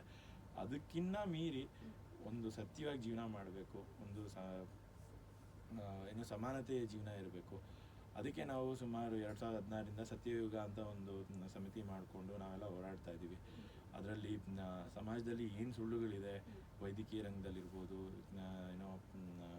ರಾಜಕೀಯದಲ್ಲಿರ್ಬೋದು, ಅಥವಾ ನಮ್ಮ ಪ್ರತಿಯೊಬ್ಬ ಸಣ್ಣ ವ್ಯಕ್ತಿಯಲ್ಲೇ, ಈಗ ಬೆಳಿಗ್ಗೆ ಇದ್ದರೆ ನಾನು ಇವತ್ತು ಈ ಶರ್ಟ್ ಹಾಕೊಂಡೋಗ್ಲಾ ಆ ಶರ್ಟ್ ಹಾಕೊಂಡೋಗ್ಲಾ ಅನ್ನೋ ಒಂದು ದ್ವಂದ್ವದಲ್ಲೇ ಇರ್ತೀವಿ. ಆ ಥರ ಪ್ರತಿಯೊಂದು ಸಮಯದಲ್ಲೂ ನಾವು ಎಷ್ಟೋ ಆಯ್ಕೆಗಳಿರ್ತವೆ. ಆದರೆ ಎಲ್ಲದರಲ್ಲೂ ನಾವು ಯಾವುದು ಸೂಕ್ತ, ಯಾವುದು ಎಲ್ಲರಿಗೂ ಒಳ್ಳೆಯದು, ಆ ಮನಸ್ಥಿತಿ ನಾವು ಬೆಳೆಸ್ಕೊಂಡಾಗ ಎಲ್ಲರೂ ಆರೋಗ್ಯವಾಗಿರ್ತೀವಿ, ಎಲ್ಲರೂ ಸಂತೋಷವಾಗಿರ್ತೀವಿ. ಈ ಭೂಮಿನೇ ನಮಗೆ ಸ್ವರ್ಗ ಆಗುತ್ತೆ ಅಂತ. ಸೊ ಅದಕ್ಕೆ ನಾವು ಬಣ್ಣಕ್ಕಿಂತ ಮನಸ್ಥಿತಿಗೆ ಪ್ರಾಮುಖ್ಯತೆ ಕೊಡಬೇಕು. ಸೊ ಬನ್ನಿ, ಎಲ್ಲರೂ ಆರೋಗ್ಯವಾಗಿರೋಣ, ಎಲ್ಲರೂ ಸಂತೋಷವಾಗಿರೋಣ. ಈ ನಾವು ಸತ್ತ ಮೇಲೆ ಸ್ವರ್ಗ ನರಕ ಇದೆಯೋ ಎಲ್ಲೋ ಗೊತ್ತಿಲ್ಲ, ಆದರೆ ಈ ಬದುಕಿರೋ ಜೀವನನೇ ನಾವು ಸ್ವರ್ಗ ಮಾಡ್ಕೊಳ್ಳೋಣ. ಸರ್, ಇವಾಗ ಕ್ಯಾನ್ಸರ್ ಅಂತ ಬಂದ್ರೆ, ಈಗ ಶಿವರಾಜ್ ಕುಮಾರ್ ಅವ್ರಿಗೂ ಕೂಡ ಒಂದು ರೀತಿ ಕ್ಯಾನ್ಸರ್ ಬಗ್ಗೆ ಹೇಳೋದಾದ್ರೆ ಸರ್, ಇಲ್ಲಿ ನಾನು ಹೇಳಿದ್ನಲ್ಲ ಆಗಲೇ, ಫೈಸರ್ ವ್ಯಾಕ್ಸಿನ್ ತಗೊಂಡಿದ್ದಕ್ಕೆ ಶಿವರಾಜ್ ಕುಮಾರ್ಗೆ ಬ್ಲಾಡರ್ ಕ್ಯಾನ್ಸರ್ ಬಂತು. ಅದು ಜಪಾನ್ ಅವರು ರಿಸರ್ಚ್ ಮಾಡಿ ಹೇಳಿದ್ದಾರೆ, ಫೈಸರ್ ಕೊಟ್ಟಿದ್ದ ಕೋವಿಡ್ ವ್ಯಾಕ್ಸಿನಲ್ಲಿ SV40 ಅನ್ನೋ ಒಂದು ವೈರಸ್ ಜೀನ್ ಇದೆ, ಅದು ಕ್ಯಾನ್ಸರ್ ಮಾಡ್ತಿದೆ ಅಂತ. ಪಾಪ ಆ ರಿಸರ್ಚ್ ಮಾಡುವಂಥ ಮಾಡೋದಕ್ಕೆ ಒಪ್ಪಿಗೆ ಕೊಟ್ಟಿದ್ದ ಆ ಶಿಂಜೋ ಅಬೆ ಪ್ರೈಮ್ ಮಿನಿಸ್ಟರ್ನೇ ಕೊಲೆ ಮಾಡಿಬಿಟ್ರು. ಆಫ್ರಿಕಾದಲ್ಲಿ 3 ದೇಶಗಳಲ್ಲಿ ಅವರು ರಾಷ್ಟ್ರಪತಿಗಳು ನಾವು ಇಂಜೆಕ್ಷನ್ ಕೊಡಲ್ಲ ಅಂತ ಹೇಳಿದ್ದಕ್ಕೆ ಆ 3 ಜನರನ್ನು ಸಾಯಿಸಿದ್ರು. ಸೊ ಇಷ್ಟು ದೊಡ್ಡ ಕುತಂತ್ರಗಳು ನಡೆದಿದೆ. ಆದರೆ ಪ್ರಾಬ್ಲಮ್ ಏನಂದರೆ, ಮೇನ್ ಸ್ಟ್ರೀಮ್ ಪ್ರಚಾರದ ಮಾಧ್ಯಮದಲ್ಲಿ ಈ ಸತ್ಯಗಳು ಹೊರಗೆ ಬರಲ್ಲ. ಅಲ್ಲೇನು ಭಯ ಹುಟ್ಟಿಸಿದ್ರು. ನಾನು ಎಷ್ಟು ಕೋವಿಡ್ ಟೈಮಲ್ಲಿ ಒಳ್ಳೆ ಆರೋಗ್ಯ ಆಹಾರ ತಿನ್ನಿ, ಮನಸ್ಸನ್ನು ಚೆನ್ನಾಗಿ ಇಟ್ಕೊಳ್ಳಿ ಅಂತ ಹೇಳೋ ತನಕ ನನ್ನನ್ನು ಇಂಟರ್ವ್ಯೂ ಕರೆದ್ರು. ವ್ಯಾಕ್ಸಿನ್ ಬಂತು ಅಂತ ಹೇಳಿದಾಗ ನಾನು ವ್ಯಾಕ್ಸಿನ್ ಎಲ್ಲರಿಗೂ ಅವಶ್ಯಕತೆ ಇಲ್ಲ, ಏಮ್ಸ್ ಅವ್ರು ಆಗಲೇ ಒಂದು ರಿಸರ್ಚ್ ಮಾಡಿದ್ದಾರೆ. ಆ ರಿಸರ್ಚಲ್ಲಿ ಏನಂದರೆ 60% ಡೆಲ್ಲಿ ಜನಕ್ಕೆ ಆಲ್ರೆಡಿ ವೈರಸ್ಸು ಬಂದು ಹೊರಟೋಗಿದೆ, ಅವ್ರಿಗೆ ಯಾರಿಗೂ ವ್ಯಾಕ್ಸಿನ್ ಬೇಕಾಗಲ್ಲ ಅಂತ ಹೇಳಿದ್ದಾರೆ ಅಂತ. ಆ ಮಾತು ಹೇಳಿದ ಮಾರನೇ ಯಾವ ಡಿಸ್ಕಷನ್ಗೂ ಕರೀಲಿಲ್ಲ. ಪ್ರಾಮಾಣಿಕತೆಗೆ ಮುಚ್ಚಾಕ್ತಾರೆ, ಅದಂತಾರೆ. ಇನ್ನು ಯಾವ ಲೆವೆಲ್ಗೆ ಅಂದರೆ, ನಾನು ಗಾರ್ಮೆಂಟ್ ವರ್ಕರ್ಸು ಇಂಜೆಕ್ಷನ್ ತಗೊಳ್ಳೇಬೇಕು, ಇಲ್ಲಾಂದರೆ ಕೆಲಸ ಮಾಡೋಕ್ಕೆ ಬರಂಗಿಲ್ಲ ಅಂತ 2021ರಲ್ಲಿ ಸೆಪ್ಟೆಂಬರಲ್ಲಿ ಒಂದು ಆದೇಶ ಹೊರಡಿಸಿದ್ರು. ನಾನು ಅವಾಗ ಹೇಳಿದೆ, ಇಲ್ಲ ಇದು ತಪ್ಪು ಮಾಡ್ತಿದ್ದೀರಾ ನೀವೆಲ್ಲ, ಅದು ತೊಂದರೆ ಇದೆ. ಯಾಕಂದರೆ ನಾವು ಡಾಕ್ಟ್ರುಗಳಾಗಿ ಕೆಲವೊಬ್ರು ನಮ್ಮ ಫ್ರೆಂಡ್ಸು ಯಾರು ಈ ಕೋವಿಡ್ ವ್ಯಾಕ್ಸಿನ್ ಟ್ರಯಲ್ಸ್ ಇತ್ತು, ಕೋವಿಶೀಲ್ಡು ಅದ್ರದ್ದು, ಆ ಟ್ರಯಲ್ಸಲ್ಲಿ ಸಾವುಗಳನ್ನ ನೋಡಿ ನಮಗೆ ಬೇಜಾರಾಗಿ ಅವರು ಹೇಳ್ತಿದ್ರು, ಈ ಥರ ಸಾವುಗಳಾಗ್ತಾ ಇದೆ, ಆದರೆ ಎಲ್ಲ ಮುಚ್ಚಿಡ್ತಾ ಇದ್ದಾರೆ ಅಂತ. ಸೊ ಅವಾಗ ಅರ್ಥ ಆಯಿತು, ಏನೋ ತೊಂದರೆ ಇದೆ, ಇದರಿಂದ ಬೇಡ. ಆಲ್ರೆಡಿ ಎಲ್ಲರಿಗೂ ಇಮ್ಯುನಿಟಿ ಬಂದಿದೆ, 60% ಜನಕ್ಕೆ ಇಮ್ಯುನಿಟಿ ಬಂದಿದೆ, ಟ್ರೀಟ್ಮೆಂಟ್ ಕೊಡೋದು ಇಂಪಾರ್ಟೆಂಟು, ವ್ಯಾಕ್ಸಿನ್ ಅಲ್ಲ ಅಂತ ಎಷ್ಟೋ ವೀಡಿಯೋಗಳು ಮಾಡಾಕಿದ್ದಕ್ಕೆ ನನ್ನ ಮೇಲೇ ಗೌರವ್ ಗುಪ್ತಾ BBMP ಕಮಿಷನರು ಇದಕ್ಕೆ ಕರ್ನಾಟಕ ಮೆಡಿಕಲ್ ಕೌನ್ಸಿಲ್ ಕಂಪ್ಲೇಂಟ್ ಮಾಡಿ 6 ತಿಂಗಳು ಪ್ರತಿ ತಿಂಗಳು ಹೋಗಿ ಅವ್ರಿಗೆ KG ಗಟ್ಟಲೆ ಎವಿಡೆನ್ಸ್ ಕೊಟ್ಟು ಪೇಪರ್ಗಳನ್ನ, ಆ ರೀತಿ ಅಂದರೆ ನಮಗೆ ಎಷ್ಟು ತೊಂದರೆ ಮಾಡ್ತಾರೆ ಸತ್ಯ ಹೇಳೋರಿಗೆ. ಸೊ ಆ ರೀತಿಯಾದ ಒಂದು ಕುತಂತ್ರದ ಅವ್ಯವಸ್ಥೆ ಪ್ರಪಂಚದಲ್ಲಿ ಆಗೋಗ್ಬಿಟ್ಟಿದೆ. ಈಗ ಒಂದು ಕಾಲದಲ್ಲಿ ಚುನಾವಣೆಗಳು ಸರಿಯಾಗಿ ಆಗ್ತಿತ್ತು, ಪೇಪರ್ ಬ್ಯಾಲೆಟಲ್ಲಿ ಆಗ್ತಿತ್ತು. ಎಷ್ಟೋ ಒಂದು ಕಡೆ ಅಂದರೆ ಅಲ್ಲೂ ಬ್ಯಾಲೆಟ್ ಬಾಕ್ಸ್ ತೆಗೆಯೋದು ಅಥವಾ ಬೂತ್ ಆಕ್ರಮಿಸೋದು ಎಲ್ಲ ಮಾಡ್ತಿದ್ರು. ಬಟ್ EVM ಬಂದಮೇಲೆ ಅದೆಲ್ಲ ನಿಂತೋಯ್ತು. ಆದರೆ ಒಳಗೊಳಗೆ ಕುತಂತ್ರ ನಡೀತಾ ಇದೆ. ಈ EVM ಏನು ಚಿಪ್ ಮಾಡ್ತಾರಲ್ಲ, ಅದು ಯುರೋಪ್. ಸೊ ಇವಾಗ ಅರ್ಥ ಮಾಡ್ಕೊಳ್ಳಿ, ನೀಲಿ ಕಣ್ಣವ್ರು ನಮ್ಮನ್ನ ಹೆಂಗೆ ಕಂಟ್ರೋಲ್ ಮಾಡ್ತಿದ್ದಾರೆ. ಸರ್, ಈಗ ಏನ್ ಗೊತ್ತಾ, ಈಗ ನಾನೇ ಫಾರ್ ಎಕ್ಸಾಂಪಲ್ ನಂದೇ ತಗೊಂಡೆ, ನಾನು ವ್ಯಾಕ್ಸಿನೇಷನ್ ತಗೊಂಡೆ. ಫಸ್ಟ್ ವ್ಯಾಕ್ಸಿನೇಷನ್ ತಗೊಂಡಾಗ 8 ದಿನ ನನಗೆ ಫುಲ್ ಫೀವರ್, ಎದ್ದೇಳಕ್ಕೆ ಆಗಿಲ್ಲ. ಸೊ ಸೆಕೆಂಡ್ ವ್ಯಾಕ್ಸಿನೇಷನ್ ತಗೊಂಡಾಗ ಫುಲ್ ಅರ್ಧ ಸತ್ತೋಗ್ಬಿಟ್ಟಿದೆ ನಾನು. ಅಂದ್ರೆ ನನಗೆ ಕ್ರಮೇಣ ವೈಟ್ ಪ್ಲೇಟ್ಲೆಟ್ಸ್ ಕಡಿಮೆ ಆಗ್ತಾ, ಸೆಲ್ಸ್ ಏನ್ ಬರುತ್ತೆ ಪ್ಲೇಟ್ಲೆಟ್ಸ್ ಕೌಂಟ್ಸ್ ಕಡಿಮೆ ಆಗ್ತಾ ಹೋಯ್ತು. 1,50,000 ಇರ್ಬೇಕಾಗಿದ್ದು 60,000 ಬಂತು. ಸೊ ಅದಕ್ಕೆ ಯಾವ ರೀತಿ ಎಫೆಕ್ಟ್ ಆಗುತ್ತೆ? ಈಗ ನಿಮ್ಗೊಬ್ರಿಗೆ ಅಲ್ಲ, ನಮ್ಮ ನಿಮ್ಯಾನ್ಸ್ ಫಾರ್ಮರ್ ಡೈರೆಕ್ಟರು ಅವರ ಬಾಮೈದ ವ್ಯಾಕ್ಸಿನ್ ತೊಗೊಂಡು ಪ್ಲೇಟ್ಲೆಟ್ಸ್ ಡ್ರಾಪ್ ಆಗಿ ಅವರು ಬದುಕೇ ಉಳಿಲಿಲ್ಲ. ನಾನು ಆಲ್ಮೋಸ್ಟ್ ಅವ್ರು ಹೋಗ್ಬಿಟ್ಟಿದ್ದೆ. ಅವ್ರ ಪಾಪ ಹೋಗಿ ಡೆಲ್ಲಿನಲ್ಲಿ ಕೋವಿಡ್ ಟಾಸ್ಕ್ ಫೋರ್ಸ್ಗೆ ಅದನ್ನೆಲ್ಲ ಪ್ರೆಸೆಂಟ್ ಮಾಡಿ ಈ ಥರ ಆಗ್ತಾ ಇದೆ, ತೊಂದರೆ ಆಗ್ತಾ ಇದೆ ಅಂದ್ರೂ ಅವ್ರು ಮಾತು ಕೇಳಲಿಲ್ಲ. ಇಲ್ಲಿ ಆ ಯುರೋಪಿಯನ್ ಕಂಟ್ರೋಲ್ ಹೆಂಗಿದೆ ಅಂತಂದರೆ ಎಲ್ಲ ರಾಜಕಾರಣಿಗಳ್ನು, ಜಡ್ಜಸ್ನು ಮತ್ತು ಮೀಡಿಯಾದವರು, ಈವನ್ ಏನೋ IAS ಆಫೀಸರ್ಸು ಎಲ್ಲರನ್ನೂ ಕಪಿ ಮುಷ್ಟಿ ಇಟ್ಕೊಂಡಿದ್ದಾರೆ. ಆಮೇಲೆ ಇದು ಇವಾಗ ಶುರುವಾಗಿದ್ದಲ್ಲ, ಯಾವಾಗ ನಮಗೆ ಇಮೇಲ್ ಕೊಟ್ರಲ್ಲ, ಆ ಇಮೇಲ್ ಕೊಟ್ಟಾಗಲೇ ಒಂದು ಡಿಜಿಟಲ್ ಕ್ಯಾಮ್ರಾ ಕೊಟ್ರಲ್ಲ, ಆ ಕ್ಯಾಮ್ರಾ ಕೊಟ್ಟಾಗ ಎಲ್ಲ ಡೇಟಾನು ಅವರು ಇಟ್ಕೊಂಡು ನಮ್ಮ ಎವಿಡೆನ್ಸ್ಗಳನ್ನೆಲ್ಲ ಇಟ್ಕೊಂಡಿದ್ದಾರೆ. ಈಗ ಫೋನು ಅಂದರೆ ಒಂದು ನಕ್ಷತ್ರಿಕ ಅಂತಾರೆ. ಹರಿಶ್ಚಂದ್ರನ ಜೊತೆ ಒಬ್ಬ ನಕ್ಷತ್ರಿಕ ಅಂತಿದ್ದ. ಹರಿಶ್ಚಂದ್ರ ಎಲ್ಲಿ ಹೋಗ್ತಾನೆ, ಎಷ್ಟು ಒಂದು ಕಾಸು ಸಂಪಾದನೆ ಮಾಡಿದ್ರು ಅವನೋಗಿ ಹೇಳ್ತಿದ್ದ, ಸೊ ವಾಪಸ್ ಕೊಡಬೇಕಿತ್ತು. ಹಾಗೆ ಈ ಫೋನ್ ಅನ್ನೋದು ಒಂದು ನಕ್ಷತ್ರಿಕ. ಮೊನ್ನೆ ಇಸ್ರೇಲ್ ಏನೋ ಪ್ಯಾಲೆಸ್ಟೈನ್ನ ಆಕ್ರಮಿಸ್ಕೊಂಡಿರೋ ನೆತನ್ಯಾಹು ಹೇಳಿದ್ದೇನೆಂದರೆ, ಯಾವ್ಯಾವ ಮೊಬೈಲಲ್ಲಿ ಇಸ್ರೇಲ್ ಟೆಕ್ನಾಲಜಿ ಇದೆ ಅದೆಲ್ಲ ನಮ್ಮ ಕಂಟ್ರೋಲಲ್ಲಿದ್ದಾರೆ ಅಂತ. ಆಮೇಲೆ ಇನ್ನೂ ಹೆಚ್ಚಿಗೆ ಏನಂದರೆ, ಮೊಬೈಲಲ್ಲಿ ಬ್ಯಾಟ್ರಿಗಳನ್ನ ಮೊದಲು ಡಿಟ್ಯಾಚ್ ಮಾಡ್ಬೋದಿತ್ತು, ಬ್ಯಾಟ್ರಿ ತೆಗೆದಿಡ್ಬೋದಿತ್ತು. ಇವಾಗೆಲ್ಲ ಇನ್ಬಿಲ್ಟ್ ಬ್ಯಾಟ್ರಿ. ಏನಕ್ಕೆ ಅಂದರೆ, ನೀವು ಗಮನಿಸಿರ್ಬೋದು, ಎಷ್ಟೋ ಕಾರುಗಳು ಸಡನ್ನಾಗಿ ಬ್ಯಾಟ್ರಿ ಕಾರುಗಳು ಎಕ್ಸ್ಪ್ಲೋಡ್ ಆಗ್ತಾ ಇದೆ. ಸೊ ಮೊಬೈಲನ್ನು ಎಕ್ಸ್ಪ್ಲೋರ್ ಮಾಡ್ಬೋದು. ಈಗ ಪೇಜರ್ ಬಾಂಬ್ ಅಂತ ಕೇಳಿದ್ರಲ್ಲ ಇದರಲ್ಲಿ. ಸೊ ಆ ರೀತಿ ಒಂದು ಕುತಂತ್ರಗಳು, ಷಡ್ಯಂತ್ರಗಳು ಮಾಡ್ತಾ ಇದ್ದಾರೆ ಇವರು. ಅಂದರೆ ಪೂರ್ತಿ ಪ್ರಪಂಚನ ಇವರು ಆಕ್ರಮಿಸ್ಕೊಂಡು ಇವರು ಈಗ ರಾಜಕೀಯದಲ್ಲಿ ನಾವು ಗಮನಿಸಬೇಕಾಗಿರೋದು ಅಂದರೆ, ಈಗ BJPನಲ್ಲಿ ಯಡಿಯೂರಪ್ಪ ಅವ್ರಿಗೆ ಯಾಕೆ ಪ್ರಾಮುಖ್ಯತೆ, ಈಶ್ವರಪ್ಪ ಅವ್ರಿಗೆ ಯಾಕೆ ಕೊಡಲ್ಲ? ಯಾಕೆಂದರೆ ಈಶ್ವರಪ್ಪ ಅವ್ರದ್ದು ಕೈ ಕಣ್ಣು. ಅಂದರೆ ಆಫ್ರಿಕನ್ ಮೂಲದ ಜನಾಂಗದವರು ಅದು ತುಳಿತಾ ಇದ್ದಾರೆ. ಆದರೆ ಅದೇ ನೀಲಿ ಹಸಿರು ಹಳದಿ ಒಂದು ಸ್ವಲ್ಪ ಅವ್ರ ಕಣ್ಣು, ಅವ್ರಿಗೆ ಪ್ರಾಮುಖ್ಯತೆ ಸಿಗುತ್ತೆ. ಈಗ ಒಕ್ಕಲಿಗರ ಜನಾಂಗದಲ್ಲಿ ಒಬ್ಬರು KL ಮಂಜುನಾಥ್ ಅಂತ ಜಡ್ಜ್ ಇದ್ರು. ಅವರು ಯಾರೋ ಅವ್ರ ಮಗಳಿಗೆ ಒಂದು ಸೈಟ್ ಮಾಡಿಸ್ಕೊಟ್ಟಿದ್ದನ್ನು ಇಟ್ಕೊಂಡು, ಎವಿಡೆನ್ಸ್ ಇಟ್ಕೊಂಡು ಅವ್ರನ್ನ ಸುಪ್ರೀಂ ಕೋರ್ಟ್ಗೆ ಹೋಗ್ದಂತ ಹೇಳಿದ್ರು. ಆದರೆ ಅದೇ ನೀಲಿ ಕಣ್ಣಿರೋ ಇನ್ನೊಬ್ಬರು ನಮ್ಮ ಜಸ್ಟಿಸ್ ಇದ್ದಾರೆ, ಅವ್ರನ್ನ ಎಲ್ಲದಕ್ಕೂ ಸದಾಶಿವನವರು, ಅವ್ರನ್ನ ಎಲ್ಲ ಆಯೋಗಕ್ಕೂ ಕೂಡಿಸ್ತಾರೆ. ಅದೇ ಒಕ್ಕಲಿಗರು. ಅಂದರೆ ಇಲ್ಲಿ ಜಾತಿ ಬೇರೆ, ಜಾತಿ ಸೇಮು, ಆದರೆ ಕಣ್ಣು ಬೇರೆ, ಜೆನೆಟಿಕ್ಸ್. ಇದು ಜೆನೆಟಿಕ್ಸ್ನ ನಾವು ಅರ್ಥ ಮಾಡ್ಕೋಬೇಕಾದ್ರೆ. ಈಗ ನೀವು ಗಮನಿಸ್ಬೋದು, ಎಷ್ಟೋ IAS ಆಫೀಸರ್ಸು, ಇವರು ಪೊಲಿಟಿಷಿಯನ್ಸು ಮತ್ತು ಇವರು ಧರ್ಮಗುರುಗಳು ಒಂದೇ ಮಠದಲ್ಲಿ ನೀಲಿ ಕಣ್ಣವರು ಮೇಲಿರ್ತಾರೆ. ಈಗ ಒಬ್ಬರು ಗಣೇಶನ ದೇವಸ್ಥಾನ, ದೊಡ್ಡ ಗಣೇಶನ ದೇವಸ್ಥಾನ ಬಸವನಗುಡಿ, ಅಲ್ಲಿರೋರು ಒಬ್ಬರು ಅರ್ಚಕರು ಬಂದರು. ಅವರು ಗಮನಿಸಿದೆ, ಅವರು ಸ್ವಲ್ಪ ಡಾರ್ಕ್ ಬ್ರೌನ್ ಐಸು. ಸೊ ಹೇಗಿದ್ದೀರಾ, ಚೆನ್ನಾಗಿದೆ, ಹೇಗಿದೆ, ನಿಮ್ಮ ಪ್ರಧಾನ ಅರ್ಚಕರು ಯಾರು? ಅವರೊಬ್ಬರು ಹೆಸರು ಹೇಳಿದ್ರು. ಅವ್ರ ಕಣ್ಣು ಏನಿದೆ? ಹೌದು ಸರ್, ಇದು ಹಸಿರಿದೆ. ಇಲ್ಲೇ ಅರ್ಥ ಮಾಡ್ಕೊಳ್ಳಿ, ಆ ಮಠಗಳಲ್ಲೂ ನೀಲಿ ಕಣ್ಣಿಗೆ ಪ್ರಾಶಸ್ತ್ಯ. ಲಕ್ಕಲ್ಲ, ಇದು ಆ ಯುರೋಪಿಯನ್ಸ್ ಮಾಡ್ತಿರೋ ಕುತಂತ್ರ. ನಮ್ಮ ರಾಜಕಾರಣದಲ್ಲೂ ಅವರೇ ಮೇಲೆ ಬರಬೇಕು. ಈಗ ಸಿದ್ದರಾಮಯ್ಯ ಅವ್ರದ್ದು ಸ್ವಲ್ಪ ಕೆಂಚ್ಕಣ್ಣೆ, ಅದಕ್ಕೆ ಮೇಲಿರ್ತಾರೆ. ಅದೇ DK ಶಿವಕುಮಾರ್ ಅವ್ರದ್ದು ಕೆಂಚ್ಕಣ್ಣೆ. ಅಂದರೆ ಅವ್ರನ್ನ ಏನೋ CAA ಅವರು 93ರಲ್ಲೇ ಅಮೇರಿಕ ಕರೆಸಿ ಅವ್ರಿಗೆಲ್ಲ ಟ್ರೈನಿಂಗ್ ಕೊಟ್ಟಿದ್ದಾರೆ, ಏನು ಮಾಡಬೇಕು. ಅಂದರೆ ಅವ್ರಿಗೆಲ್ಲ ಎಲ್ಲ ಸತ್ಯನೂ ಹೇಳಲ್ಲ. ಅವ್ರಿಗೆ ಈಗ ನಾನು ನಿಮ್ಮ ಹತ್ರ ಏನು ಕೆಲಸ ಮಾಡಿಸ್ಕೋಬೇಕು, ಅದಕ್ಕೆ ನಿಮಗೆ ಏನು ಒಪ್ಪಿಗೆ ಅನಿಸುತ್ತೋ ಆ ಮಾತುಗಳನ್ನ ಹೇಳ್ತೀನಿ. ಆ ಷಡ್ಯಂತ್ರ ಉಪಯೋಗಿಸ್ತಾರೆ. ಅಂದರೆ ಇದು ಮಾನಸಿಕ ಕಾರ್ಯಾಚರಣೆಗಳು. ಸೊ ಅವ್ರಿಗೆ ಅವರು ಅದನ್ನೇ ಸರಿ ಅನ್ನೋ ಥರ ಒಪ್ಪಿಸಿ ಮಾಡಿಸ್ತಾರೆ. ಆದರೆ ನಾವು ಮೊದಲು ನಮ್ಮ ಸ್ವಾರ್ಥವನ್ನು ಪೂರ್ತಿ ಬಿಟ್ಟು ನಾವು ಸತ್ಯವಂತರಾದರೆ ಮಾತ್ರ ನಮಗೆ ಸತ್ಯ ಅರ್ಥ ಆಗುತ್ತೆ. ಅಲ್ಲಿ ತನಕ ಅರ್ಥ ಆಗಲ್ಲ.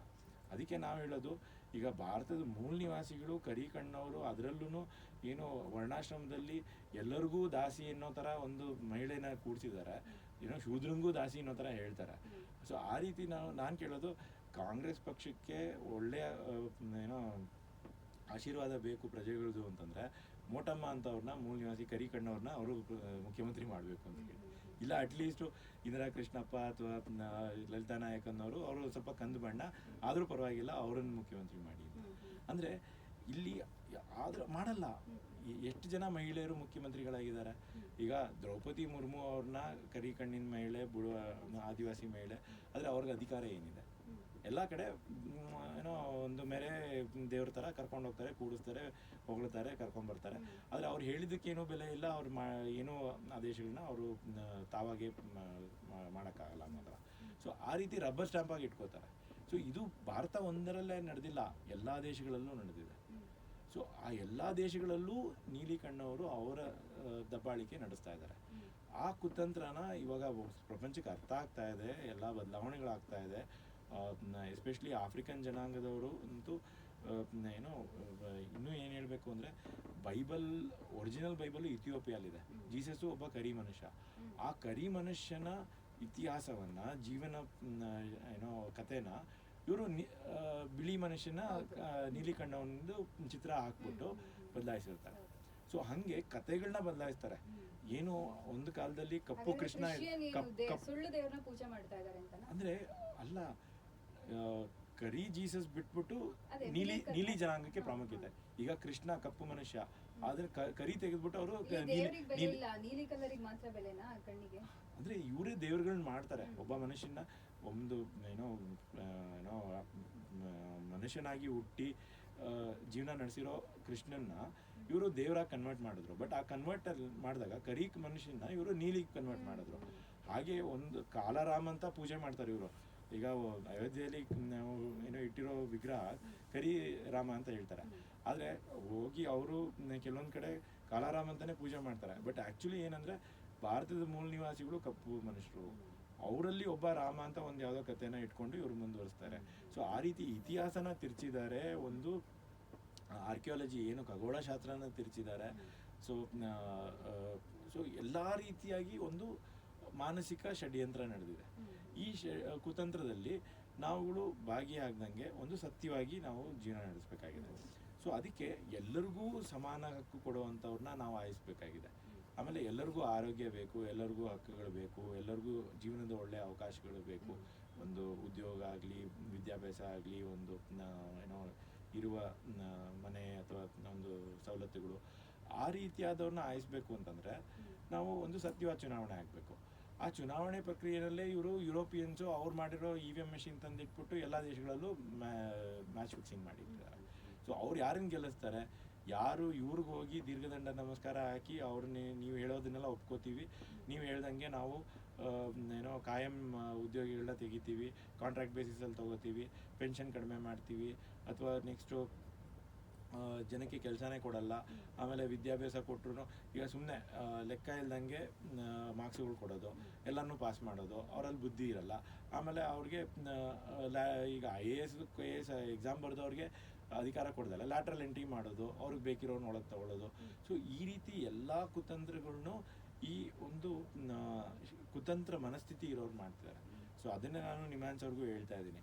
ಒಂದು ಏನೋ ಸುಪ್ರಿಮಸಿ ಸೈಕೋಸಿಸ್ ಅಂದರೆ ಗ್ರಂಥಸ್ಥವಾಗಿ ಹೇಳ್ಬೇಕಂದ್ರೆ ಸರ್ವೋಚ್ಚತೆ ಮನೋವಿಕೃತಿ ಅಂತ, ಆಡು ಭಾಷೆಯಲ್ಲಿ ಹೇಳಬೇಕು ಅಂದರೆ ಏನೋ ದೊಡ್ಡತನದ ದೊಡ್ಡ ಹುಚ್ಚು ಅಂತ.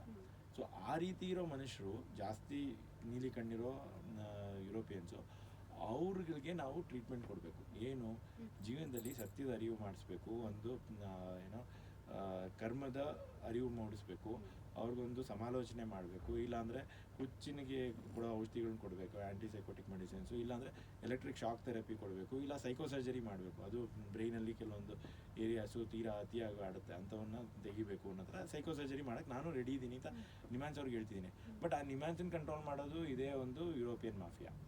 ಸೊ ಅವರ ಗೈಡ್ಲೈನ್ಸ್ ಪ್ರಕಾರನೇ ನಡೆಯುತ್ತೆ. ಇದನ್ನು ಕಾಯಿಲೆ ಅಂತಲೂ ಕನ್ಸಿಡರ್ ಮಾಡಲ್ಲ. ಇದೇ ಮಾತನ್ನು ಅಮೇರಿಕಾದ ಸಂಸದಲ್ಲಿ ಇದು ವಿಚಾರಣೆ ಆಗಿದೆ. ವೈಟ್ ಸುಪ್ರಿಮಸಿ ಏನು ಬಿಳಿಯರ ದಬ್ಬಾಳಿಕೆ, ಕರಿಯರು ನೀವೇ ನೋಡಿದ್ದೀರಾ. ಒಬ್ಬ ಕರಿಯನ್ ಕುತ್ತಿಗೆ ಮೇಲೆ ಮಂಡಿ ಊರಿ ಅವನನ್ನು ಸಾಯಿಸಿದ್ರು. ಮೊನ್ನೆ UK ಅದೇ ಥರ ಸಾಯಿಸಿದ್ರು.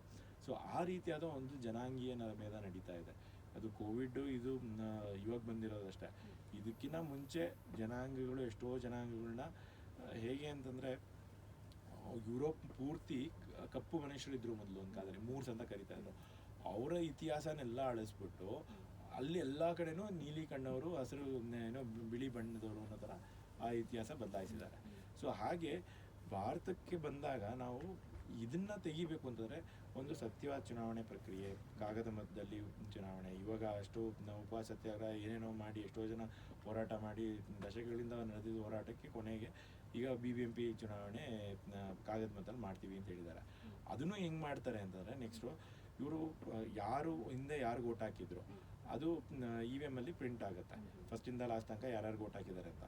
ಬೂತಲ್ಲಿ ರಿಜಿಸ್ಟರ್ ಇರುತ್ತೆ, ಫಸ್ಟ್ ಯಾರು ಬಂದರು ಸೆಕೆಂಡ್ ಯಾರು ಬಂದರು ಎರಡನ್ನೂ ತಾಳೆ ಹಾಕಿ ಇವರು ಯಾರು ಓಟ್ ಹಾಕ್ತಿದ್ದಾರೆ, ಯಾವ ಎಲೆಕ್ಷನ್ನಲ್ಲಿ, ಈಗ BBMPಗೆ ಯಾರಿಗೆ ಹಾಕಿದ್ದಾರೆ, ಮುನ್ಸಿಪಾಲ್ಟಿಗೆ ಯಾರು ಹಾಕಿದ್ದಾರೆ, ಆಮೇಲೆ ಇದು MLAಗೆ ಯಾರಿಗೆ ಹಾಕಿದ್ದಾರೆ, MPಗೆ ಯಾರಿಗೆ ಹಾಕಿದ್ದಾರೆ, ಅವೆಲ್ಲ ತಿಳ್ಕೊಂಡು ಮುಂದೆ ಯಾರಿಗೆ ಹಾಕ್ತಾರೆ ಅನ್ನೋದೊಂದು ವಿಚಾರ ಮಾಡಿ ಅಂಥವ್ರನ್ನ ಮಾತ್ರ ಗುಂಪುಗಾರಿಕೆ ಮಾಡಿಕೊಂಡು ಒಂದು ಒಂದು ವಾರ್ಡ್ ಬೌಂಡ್ರಿ ಮಾಡಬೇಕು ಅಂದರೆ ಆ ವಾರ್ಡು ಕಾರ್ಡ್ ರೋಡಿಂದ ಆ ಕಡೆಗೆ, ರಿಂಗ್ ರೋಡಿಂದ ಆ ಕಡೆಗೆ ಒಂಚೂರು ಭಾಗ, ಅಂದರೆ ಯಾವ ಏರಿಯಾದಲ್ಲಿ ಮುಸ್ಲಿಮ್ಸ್ ಇದ್ದಾರೆ, ಯಾವ ಏರಿಯಾದಲ್ಲಿ ತಮಿಳರು ಇದ್ದಾರೆ, ತೆಲುಗೂರು ಇದ್ದಾರೆ, ಅವರೆಲ್ಲ ನಿರ್ಧಾರಕ ಮತ ಹಾಕಬಾರ್ದು ಅಂತ ಅವರನ್ನ 4 ವಾರ್ಡಿಗೆ ಡಿವೈಡ್ ಮಾಡಿ ಆ ರೀತಿ ಒಂದು ಕುತಂತ್ರ ಮಾಡಿದ್ದಾರೆ. ಆದರೆ ಅವ್ರು ಮಾಡೋ ಕುತಂತ್ರಗಳು ಮೀರಿ ನಾವು ಜನರಿಗೆ ಸತ್ಯನ ಅರ್ಥ ಮಾಡ್ಕೊಳ್ಳಿ, ಸತ್ಯವಂತರಿಗೆ ಓಟ್ ಹಾಕಿ, ಸೇವೆ ಮಾಡಬೇಕು ಅಂತಿರೋರು ಓಟ್ ಹಾಕಿ, ಒಂದು ಒಳ್ಳೆ ಮನಸ್ಥಿತಿ ಇರೋರು, ಎಲ್ಲರಿಗೂ ಸಮಾನತೆ ಕೊಡುವಂಥವ್ರು, ಎಲ್ಲರಿಗೂ ಒಂದು ಅಧಿಕಾರ ಅಂತಸ್ತು, ಒಂದು ನ್ಯಾಯ ಕೊಡುವಂಥವ್ರು, ಪ್ರಕೃತಿನ ಉಳಿಸೋವಂಥವ್ರು, ಅಂಥವ್ರಿಗೆ ಮತ ಹಾಕಿ ಅಂತ ನಾವು ಕೇಳ್ಕೊತಾ ಇದ್ದೀವಿ. ಸೊ ಆ ರೀತಿ ಸತ್ಯವಂತರಿಗೆ ಓಟ್ ಹಾಕಿ ತೊಗೊಂಬಂದಾಗ ನಾವು ಒಂದು ಸತ್ಯವಾದ ರಾಜಕಾರಣ ಮಾಡ್ಬೋದು. ಇಲ್ಲ ಅಂದರೆ ಇವರು ಈಗ DK ಶಿವಕುಮಾರ್ ತಿಹಾರ್ ಜೈಲಲ್ಲಿ ಇದ್ರು, ಏನು ಮಾಡಿದ್ರು? ತಿಹಾರ್ ಜೈಲಲ್ಲಿ ಇವ್ರಿಗೆ ಶಿಕ್ಷೆ ಕೊಟ್ರಾ ಅಥವಾ ಅವ್ರಿಗೆ ಈ ಯುರೋಪಿಯನ್ ಮಾಫಿಯಾ ಅವ್ರಿಗೆ ಡೈಲಿ ಕ್ಲಾಸಸ್ ತಗೋಂತ, ಯಾರನ್ನ ಏನು ಒಪ್ಕೋಬೇಕು, ಏನು ಮಾಡಬೇಕು? ಈಗ ಅವ್ರು ಮಾಡಿದ್ದು ಏನು ಈ ಖಾತಾ ಅನ್ನೋ ಒಂದು ದೊಡ್ಡ ಕುತಂತ್ರ, ನಮ್ಮ ಆಸ್ತಿಗೆ ನಾವೇ ಎವಿಡೆನ್ಸ್ ಕೊಡಬೇಕಂತ, ಅಂದರೆ ನಾವೇ ಇನ್ನೂ ಅದನ್ನು ಕನ್ಫರ್ಮ್ ಮಾಡಬೇಕು. ಸೊ ಇದು ನಮ್ಮ ಮೂಲಭೂತ ಹಕ್ಕುಗಳನ್ನ ಕಿತ್ಕೊಂಡಂಗೆ. ಸೊ ಅಂಥವ್ರನ್ನ ಈಗ ಒಂದು ಆ ಮಾಫಿಯಾ ಅವ್ರನ್ನ ಈಗ ಮುಖ್ಯಮಂತ್ರಿ ಮಾಡಿದೆ. ನಾನು ಈಗಲೂ ಕಾಲ ಮಿಂಚಿಲ್ಲ, DK ಶಿವಕುಮಾರ್ ಅವರೇ, ನೀವು ನಿಮ್ಮ ಮನಸ್ಥಿತಿ ಸರಿ ಮಾಡ್ಕೊಳ್ಳಿ, ನೀವು ಯಾರಿಗೂ ಜೀತವಾಗಿರಬಾರ್ದು. ಅದನ್ನೇ ನಮ್ಮ ರಾಜಕಾರಣದಲ್ಲಿ ಎಷ್ಟು ಸ್ವಾತಂತ್ರ್ಯ ಇದೆ ಅಂತ ನಾವು ಅರ್ಥ ಮಾಡ್ಕೋಬೇಕು. ಮೋದಿ ಅವ್ರನ್ನ, DK ಶಿವಕುಮಾರ್ ಅವ್ರನ್ನ ಈ ಯುರೋಪಿಯನ್ ಮಾಫಿಯಾ ಜೀತದಾಳ ಥರ ಕೆಲಸ ಮಾಡಿಸ್ಕೋತಾ ಇದೆ. ಸೊ ಅವ್ರಿಗೆ ಸ್ವಾತಂತ್ರ್ಯ ಇಲ್ಮೇಲೆ ಇನ್ನು ಪ್ರಜೆಗಳಿಗೆ ಎಲ್ಲಿ ಸ್ವಾತಂತ್ರ್ಯ ಸಿಗುತ್ತೆ? ಸೊ ನಾವು ಸತ್ಯವಾದ ಸ್ವಾತಂತ್ರ್ಯ ಪಡ್ಕೋಬೇಕಾಗಿದೆ, ಸತ್ಯವಾದ ರಾಜಕಾರಣ ಸೃಷ್ಟಿ ಮಾಡಬೇಕು, ಒಂದು ಪ್ರಜೆಗಳ ಆಡಳಿತ ಸೃಷ್ಟಿ ಆಗಬೇಕು. ಇಲ್ಲಿ ಪಕ್ಷ ಪ್ರಭುತ್ವ ನಡೀತಾ ಇದೆ. ಈಗ ರಾಜ್ಯಸಭಾ ಚುನಾವಣೆ ಇದೆ, ಆ ಎಲ್ಲ ಪಕ್ಷದವರು ಅವ್ರಗಳಿಗೆ ಬೇಕಿರೋ ಕ್ಯಾಂಡಿಡೇಟ್ಸ್ ಲಿಸ್ಟ್ ಅನೌನ್ಸ್ ಮಾಡ್ತಿದ್ದಾರೆ, ಅಂದರೆ ಅದು ಪಕ್ಷ ಪ್ರಭುತ್ವ ಆಯಿತು, ಇದು ಪ್ರಜಾಪ್ರಭುತ್ವ ಆಗ್ತಿಲ್ಲ. ಸೊ ಈ ರೀತಿಯಾಗಿ ಒಂದು ಸಮಗ್ರವಾಗಿ ನಾವು ಸುಧಾರಣೆಗಳು ತಂದಾಗ ನಮಗೆ ನಮ್ಮ ಪ್ರಜೆಗಳು ಕಾನೂನುಗಳನ್ನ ಬರಿಬೇಕು. ಈಗ ಒಂದು ನದಿನ ನಾವು ಅಣೆಕಟ್ಟು ಕಟ್ಟಬೇಕು ಅಂದರೆ ಮೇಕೆದಾಟಲ್ಲಿ ಡ್ಯಾಮ್ ಬೇಕಾ ಬೇಡವಾ ಅಂದರೆ ಮೇಕೆದಾಟಲ್ಲಿರೋ ಆ ಮನುಷ್ಯ ಡಿಸೈಡ್ ಮಾಡಬೇಕು, ಅವನ ಅಭಿಪ್ರಾಯಕ್ಕೆ ಬೆಲೆ ಕೊಡಬೇಕು. ಆ ರೀತಿ ಮನಸ್ಥಿತಿ ಬೆಳೆದುಕೊಂಡಾಗ ಕಾನೂನುಗಳು ಅಲ್ಲಿಂದ ಶುರುವಾಗುತ್ತೆ. ಇವರು ಡೆಲ್ಲಿನಲ್ಲಿ ಕಾನೂನು ಮಾಡಿಬಿಟ್ಟು ನಾವೆಲ್ಲ ಬೀದಿಗೆ ಬರೋ ಥರ ಆಗಬಾರ್ದು, ಅಲ್ಲಿ ಪ್ರಜೆಗಳಿಂದ ಕಾನೂನು ಸೃಷ್ಟಿ ಆಗಬೇಕು. ಸೊ ಆ ರೀತಿಯಾದ ಒಂದು ಸತ್ಯವಾದ ಪ್ರಜಾಪ್ರಭುತ್ವಕ್ಕೆ, ಒಂದು ಸತ್ಯವಾದ ಪ್ರಜೆಗಳ ಆಡಳಿತಕ್ಕೆ ನಾವು ಒಂದು ಸತ್ಯ ರಾಜಕಾರಣ ಮಾಡಬೇಕಾಗಿದೆ. ಸೊ ಇದು ಪೂರ್ತಿ ಪ್ರಪಂಚದಲ್ಲಿ ಆಗಬೇಕು, ಇದು ಭಾರತ ಒಂದೇ ಅಲ್ಲ, ಒಂದು ರಾಜ್ಯ ಅಲ್ಲ ಅನ್ನೋದು. ಸೊ ಇದಕ್ಕೆಲ್ಲ ನಾವು ಸತ್ಯವಂತರಾಗಬೇಕು, ಆವಾಗ ನಮಗೆ ಈ ಸತ್ಯಗಳೆಲ್ಲ ಅರ್ಥ ಆಗುತ್ತೆ. ನಾನು ಮೊದಲು ಸ್ವಲ್ಪ ಸುಳ್ಳು ಹೇಳ್ತಾ ಇದ್ದೆ, ಯಾರೋ ಪೇಷಂಟ್ ಬಂದರು ಅಂದರೆ ನಾನು ಬರ್ತಾ ಇದ್ದೀನಿ ಇನ್ನೊಂದು 5 ನಿಮಿಷ ಅಂತ, ನನಗೆ ಗೊತ್ತಿರುತ್ತೆ ಅರ್ಧ ಗಂಟೆ ಲೇಟ್ ಆಗುತ್ತೆ ಅಂತ, ಅಂದರೂ ಹೇಳ್ತಾ ಇದ್ದೆ, ಅಲ್ಲ ಆ ಥರ ಸುಳ್ಳು ಹೇಳ್ತಿದ್ದೆ. ಆಮೇಲೆ ಅನ್ನಿಸ್ತು ಇನ್ನು 25 ನಿಮಿಷದಲ್ಲಿ ನನಗೇನೇ ಟೆನ್ಷನ್ನು, ನನಗೇನೇ ಸ್ಟ್ರೆಸ್ಸು ಅನ್ನೋ ಥರ. ಸೊ ಅದು ಆಗಬಾರ್ದು, ನಾವು ಆರೋಗ್ಯವಾಗಿರಬೇಕು. ಈಗ ನಾನು ಅರ್ಧ ಗಂಟೆ ಆಗುತ್ತೆ ಅಂದರೆ ಅವ್ರು ಹೋಗಿ ಒಂದು ಕಾಫಿ ಕುಡ್ಕೊಂಡು ಬರ್ತಾರೆ, ಇಲ್ಲ ಮಧ್ಯಾಹ್ನ ಊಟ ಮಾಡಿಲ್ಲ ಅಂದರೆ ಹೋಗಿ ಊಟ ಮಾಡ್ಕೊಂಡು ಬರ್ತಾರೆ. ಸೊ ಆ ಒಂದು ಸತ್ಯದಲ್ಲಿರೋ ಒಂದು ಶಕ್ತಿ ಎಲ್ಲರಿಗೂ ಅರ್ಥ ಆಗಬೇಕಾಗಿದೆ. ಎಷ್ಟೋ ಜನ, ನಾನು ಮೊದಲು ಆಲ್ಕೋಹಾಲ್, ವಿಸ್ಕಿ ಅದೆಲ್ಲ ತೊಗೋತಾ ಇದ್ದೆ, ಬಟ್ ಆಮೇಲೆ ಅನಿಸಿದ್ದು ಏನಂದರೆ ಆ ಕುಡಿಯೋದ್ರಲ್ಲಿರೋ ಮಜಕ್ಕಿನ್ನ ಸತ್ಯದಲ್ಲಿ ಮಜಾ ಇದೆ ಅಂತ. ಸತ್ಯದಲ್ಲಿ ಎಲ್ಲರಿಗೂ ಸ್ವಾತಂತ್ರ್ಯ ಇದೆ, ಎಲ್ಲರಿಗೂ ಸಮೃದ್ಧಿ ಇದೆ, ಎಲ್ಲರಿಗೂ ಶಕ್ತಿ ಇದೆ. ಅದನ್ನು ನಾವು ಅರ್ಥ ಮಾಡ್ಕೊಂಡಾಗ ನಾವು ಒಂದು ಸತ್ಯವಾದ ಸಮಾಜ ಕಟ್ಬೋದು, ಒಂದು ಸತ್ಯ ಯುಗ ಮಾಡ್ಬೋದು ಅಂತ. ಸೊ ಆ ರೀತಿ ಹೋರಾಟ ಮಾಡಿಕೊಂಡು ನಾವು ಸಾಮಾಜಿಕ ಮತ್ತು ರಾಜಕೀಯವಾಗಿ ನಾವು ಸೇವೆ ಸಲ್ಲಿಸ್ಕೊಂಡು ಜೊತೆಗೆ ಅರಿವು ಮೂಡಿಸೋದು ಜಾಸ್ತಿ. ಈಗ ಚುನಾವಣೆಯಲ್ಲಿ ನಾವೇನು ದುಡ್ಡು ಕೊಡಲ್ಲ, ನಾನು BBMP Kumaraswamy layout, Basavanagudi MLA, Bangalore south MP, ಮತ್ತು ಬ್ಯಾಂಗ್ಳೂರು ಪದವೀಧರ ಕ್ಷೇತ್ರ, ಆಮೇಲೆ Rajiv Gandhi university, Karnataka medical council, Bharat cooperative bank, ವಕೀಲರ ಸಂಘ, ಎಲ್ಲ ಚುನಾವಣೆಗಳು ನೋಡಿದ್ದೀನಿ. ಅಂದರೆ paper ballot elections, EVM elections. But ಯಾವ್ಯಾವ ಎಲೆಕ್ಷನಲ್ಲಿ ಯಾವ್ಯಾವ ಕುತಂತ್ರಗಳಾಗುತ್ತೆ. ಪೇಪರ್ ಬ್ಯಾಲೆಟ್ ಈಗಲೂ ಎಷ್ಟೇ ಕುತಂತ್ರ ಮಾಡಿದ್ರೂ ಒಂದು ಸೇಫರ್ ಎಲೆಕ್ಷನ್. ಸೊ ಆ ರೀತಿಯಾದ ಒಂದು ಚುನಾವಣೆ BBMPಲಿ ನಡೆದರೆ ಅದು ನಮಗೆಲ್ಲರಿಗೂ ಶ್ರೇಯಸ್ಕರ. ಸೊ ಅದಕ್ಕೆ ಒಂದು ಸತ್ಯವಾದ ರಾಜಕಾರಣ ಸೃಷ್ಟಿ ಮಾಡೋಣ. ಸಿದ್ದರಾಮಯ್ಯನವರು ಅಡಿಪಾಯ ಹಾಕಿದ್ದಾರೆ, ಅದಕ್ಕೆ ನಮ್ಮ ಗವರ್ನರು ಮೊದಲು ಸೈನ್ ಆಗ್ತಿರ್ಲಿಲ್ಲ. ಅಂಬೇಡ್ಕರ್ ದಿನಾಚರಣೆ ದಿನ ಅವ್ರಿಗೆ ಮನವಿ ಕೊಟ್ಟು, ಅಂಬೇಡ್ಕರ್ ಅವ್ರ ಜಯಂತಿ ದಿನ ಮನವಿ ಕೊಟ್ಟ ಮೇಲೆ ಅವರು ಸೈನ್ ಹಾಕಿದ್ರು. ಅಂದರೆ ಕಾಗೆ ಕೂರೋದಕ್ಕೂ ಏನೋ ಮುರಿದಕ್ಕೂ ಅನ್ನೋ ಥರ ಇದು ಆಗ್ಬೋದು. ಆದರೆ ಆ ಶ್ರೇಯಸ್ಸು ನಾನು ತಗೋತೀನಿ ಅಂತ ಹೇಳ್ತೀನಿ. ಈಗ ಡಾಕ್ಟರ್ ಕಮ್ ಪೊಲಿಟಿಷಿಯನ್ ಹೀಗೆ ಇದು ಏನಾಯಿತು ಅಂದರೆ, ನಾನು MCH ನ್ಯೂರೋ ಸರ್ಜರಿ ಎಲ್ಲ ಮಾಡ್ಕೊಂಡ್ಬಂದು ಬೆಂಗಳೂರಲ್ಲಿ ಕೆಲಸಕ್ಕೆ ಶುರು ಮಾಡಿದಾಗ ಬ್ರೈನ್ ಕ್ಯಾನ್ಸರ್ ಆಗಿರೋ ಒಂದು ಪೇಷಂಟು 3 ಆಪ್ರೇಷನ್ ಮಾಡಿದ್ರು ಬದುಕಲಿಲ್ಲ. ಒಂದು 6 ತಿಂಗಳಲ್ಲೇ ತೀರ್ಕೊಂಡ್ರು. ಆ ಕ್ಯಾನ್ಸರ್ ಆದಮೇಲೆ ಆಪ್ರೇಷನ್ ಮಾಡಿ ಗೆಡ್ಡೆ ತೆಗಿಯೋದಕ್ಕಿಂತ ಕ್ಯಾನ್ಸರ್ ಬರ್ದಂಗೆ ತಡೆಯೋ ಅಂತ ಕೆಲಸ ಮಾಡಬೇಕು. ಅದಕ್ಕೆ ಏನು ಮಾಡೋದು ಅಂತ ಹುಡುಕಿ ಕೊನೆಗೆ ನಮ್ಗೆ ಕ್ಯಾನ್ಸರ್ ಏನಕ್ಕೆ ಬರ್ತಾ ಇದೆ, ನಮ್ಮ ವಂಶವಾಹಿಗಳ ಕಾರಣನಾ, ನಾವು ತಿನ್ನೋ ಆಹಾರ ಕಾರಣನಾ, ನಮ್ಮ ಮನಸ್ಥಿತಿ ಕಾರಣ ಅಂತ ಹುಡುಕಿದಾಗ ಇನಿಷಿಯಲಿ ನನಗೆ ಕಂಡಿದ್ದು ಒಂದು ವಂಶವಾಹಿಗಳು, ಅದಕ್ಕೆ ಟ್ರೀಟ್ಮೆಂಟು ಜಾಸ್ತಿ ಕೊಡೋಕ್ಕಾಗಲ್ಲ. ಆದರೆ ಈ ವಿಷವಸ್ತುಗಳು ಏನಿದೆ ನಮ್ಮ ಆಹಾರದಲ್ಲಿ, ಪೆಸ್ಟಿಸೈಡ್ಸು, ಕ್ರಿಮಿನಾಶಕ, ಕೀಟನಾಶಕ, ಕಳೆನಾಶಕ, ಆಮೇಲೆ ಏನೋ ಕಲರ್ ಬಣ್ಣಗಳು, ಆಮೇಲೆ ಏನೋ ಸುಗಂಧಕ್ಕೆ ಕೆಲವೊಂದು ಕೆಮಿಕಲ್ಸ್ ಹಾಕೋದು, ಇವೆಲ್ಲದು ಕಾರಣ. ಅದನ್ನೆಲ್ಲ ತೆಗಿಬೇಕು. ಅದರಲ್ಲೂ ಎಸ್ಪೆಷಲಿ ರಿಫೈನ್ಡ್ ಆಯಿಲ್, ಅದರಲ್ಲಿ 3 ಇರುತ್ತೆ. ಏನೋ ಬಣ್ಣಕ್ಕೆ ಮತ್ತು ರುಚಿಗೆ ಆಮೇಲೆ ವಾಸನೆಗೆ 3ಕ್ಕೂ ಕೆಮಿಕಲ್ಸ್ ಹಾಕಿರ್ತಾರೆ. ಸೊ ಅಂಥ ಒಂದು ದೊಡ್ಡ ಇದಕ್ಕೆ ರಿಫೈನ್ಡ್ ಆಯಿಲ್ಗೆ ನಾವು ಅಲ್ಲಿ ಏನು ದೊಡ್ಡದಾಗಿ ಬ್ರ್ಯಾಂಡ್ ಹೆಸರು ಇಷ್ಟು ದಪ್ಪ ಇರುತ್ತೆ, ಆದರೆ ಏನೋ ಏನೇನಿದೆ ಒಳಗಡೆ ಅದಕ್ಕೆಲ್ಲ ನಂಬರ್ಗಳು ಹಾಕ್ಬಿಟ್ಟಿದೆ, INS ಅಂತ. ಆ ನಂಬರ್ಗಳನ್ನ ದೊಡ್ಡದಾಗಿ ಬರೀರಿ ಅಂತ ಫಸ್ಟು ಕೇಳಿಕೊಂಡೆ ನಾನು. ಎಲ್ಲ ಆರೋಗ್ಯ ಇಲಾಖೆ ಮತ್ತು ಈ ಏನೋ ಫ್ಯಾಕ್ಟ್ರೀಸು ಮತ್ತು ಇವ್ರಿಗೆ ಏನೇನು ಡಿಪಾರ್ಟ್ಮೆಂಟ್ಸ್ ಇದೆ ಎಲ್ಲರಿಗೂ ಲೆಟ್ರ್ ಬರೆದೆ, ಮೇಲ್ ಆಗದೆ, ಯಾರೂ ಒಪ್ತಿಲ್ಲ. ಅಂದರೆ ನಮ್ಮ ಆರೋಗ್ಯಕ್ಕೆ ಬೇಕಾಗುವಂಥ ಒಂದು ವ್ಯವಸ್ಥೆ ಇಲ್ವಲ್ಲ, ಕಾಯಿಲೆ ಬರ್ಸೋವಂಥ ಅವ್ಯವಸ್ಥೆ ಇದೆಯಲ್ಲ ಅಂತ ಬೇಜಾರಾಗಿ ನಾನು ಇವ್ರಿಗೆ ರಾಜಕೀಯ ಅದೇ ಸಮಯದಲ್ಲಿ 2013 ಇಂಡಿಯಾ ಅಗೇನ್ಸ್ಟ್ ಕರಪ್ಷನ್ ಬಂತು. ಅಂದರೆ ಇವರು, ನಾನು ಅವಾಗ ಅಂದ್ಕೊಂಡಿದ್ದು ಅದು ಭ್ರಷ್ಟಾಚಾರ, ಬರೀ ದುಡ್ಡು ಮಾಡೋದಕ್ಕೆ. ಈಗ ಫ್ಯಾಕ್ಟ್ರಿಗಳಿಂದ ಅವರು ಲಂಚ ತೊಗೋಬೋದು, ಅದು ಏನೇ ಕೆಮಿಕಲ್ ಹಾಕೋ, ನೀನು ಏನೇ ಸಾಯಿಸು ಜನನ, ನಾವು ನನಗೆ ದುಡ್ಡು ಕೊಡೋರೆ ಸಾಕು ಅನ್ನೋ ಥರ ಒಂದು ಭ್ರಷ್ಟಾಚಾರ ನಡೀತಾ ಇದೆ ಅಂತ ಭ್ರಷ್ಟಾಚಾರದ ವಿರುದ್ಧ ಹೋರಾಟ ಮಾಡಿದೆ. So India against corruption join ಆದೆ. ಆಮ್ ಆದ್ಮಿ ಪಾರ್ಟಿನಲ್ಲೂ ಕೆಲಸ ಮಾಡಿದೆ ಪ್ರಚಾರಕನಾಗಿ. ಆದರೆ ಅವರು ಹೇಳೋದೊಂದು, ಈಗ ಚುನಾವಣೆ ಮುಂಚೆ ಪ್ರಚಾರದಲ್ಲಿ ಹೇಳೋದೊಂಥರ ಪಕ್ಷಗಳು, ಮಾಡೋದೊಂಥರ. ಅವ್ರು ಹೆಂಗೆ ಅಂದರೆ 2 ವರ್ಷ ಪಕ್ಷ ಬೆಳಿಬೇಕಾದ್ರೆ ಏನೋ ಪ್ರಜಾಪ್ರಭುತ್ವ, ಒಂದು ಏನೋ ಸ್ವರಾಜ್ಯ ಅಂತ ಹೇಳಿದ್ರು. ಅಂದರೆ ಜನಗಳೇ ಕಾನೂನುಗಳನ್ನ ರೂಪಿಸ್ಬೇಕು ಅಂದರು. ಆದರೆ ಚುನಾವಣೆ ಹತ್ರ ಬಂದಾಗ 2013 ಏನು MP ಎಲೆಕ್ಷನ್ ಬಂತು, ಅವಾಗ ಎಲ್ಲ ಕ್ಯಾಂಡಿಡೇಟ್ಸ್ನು ಫಸ್ಟು ಅವ್ರು ಅನೌನ್ಸ್ ಮಾಡಿದ್ದೇನೆಂದರೆ ಯಾರ್ಯಾರು ಪಾರ್ಟಿ ಮೆಂಬರ್ಸ್ ಇದ್ದಾರೆ ಅವ್ರು ಸೆಲೆಕ್ಟ್ ಮಾಡ್ತಾರೆ ಅಂತ. ಆಮೇಲೆ ಅವ್ರು ಹೇಳಿದ್ರು ಇಲ್ಲ, ಅರವಿಂದ್ ಕೇಜ್ರಿವಾಲ್ ಎಲ್ಲ ಪಾರ್ಟಿಗೂ ಕ್ಯಾಂಡಿಡೇಟ್ ಸೆಲೆಕ್ಟ್ ಮಾಡ್ತಾರೆ. ಅಂದರೆ ಇದು ಸ್ವರಾಜ್ಯ ಆಗಲಿಲ್ಲ, ಡೆಲ್ಲಿ ರಾಜ್ಯ ಅಂತ ನಾನು ಪ್ರತಿಭಟನೆ ಮಾಡಿದೆ.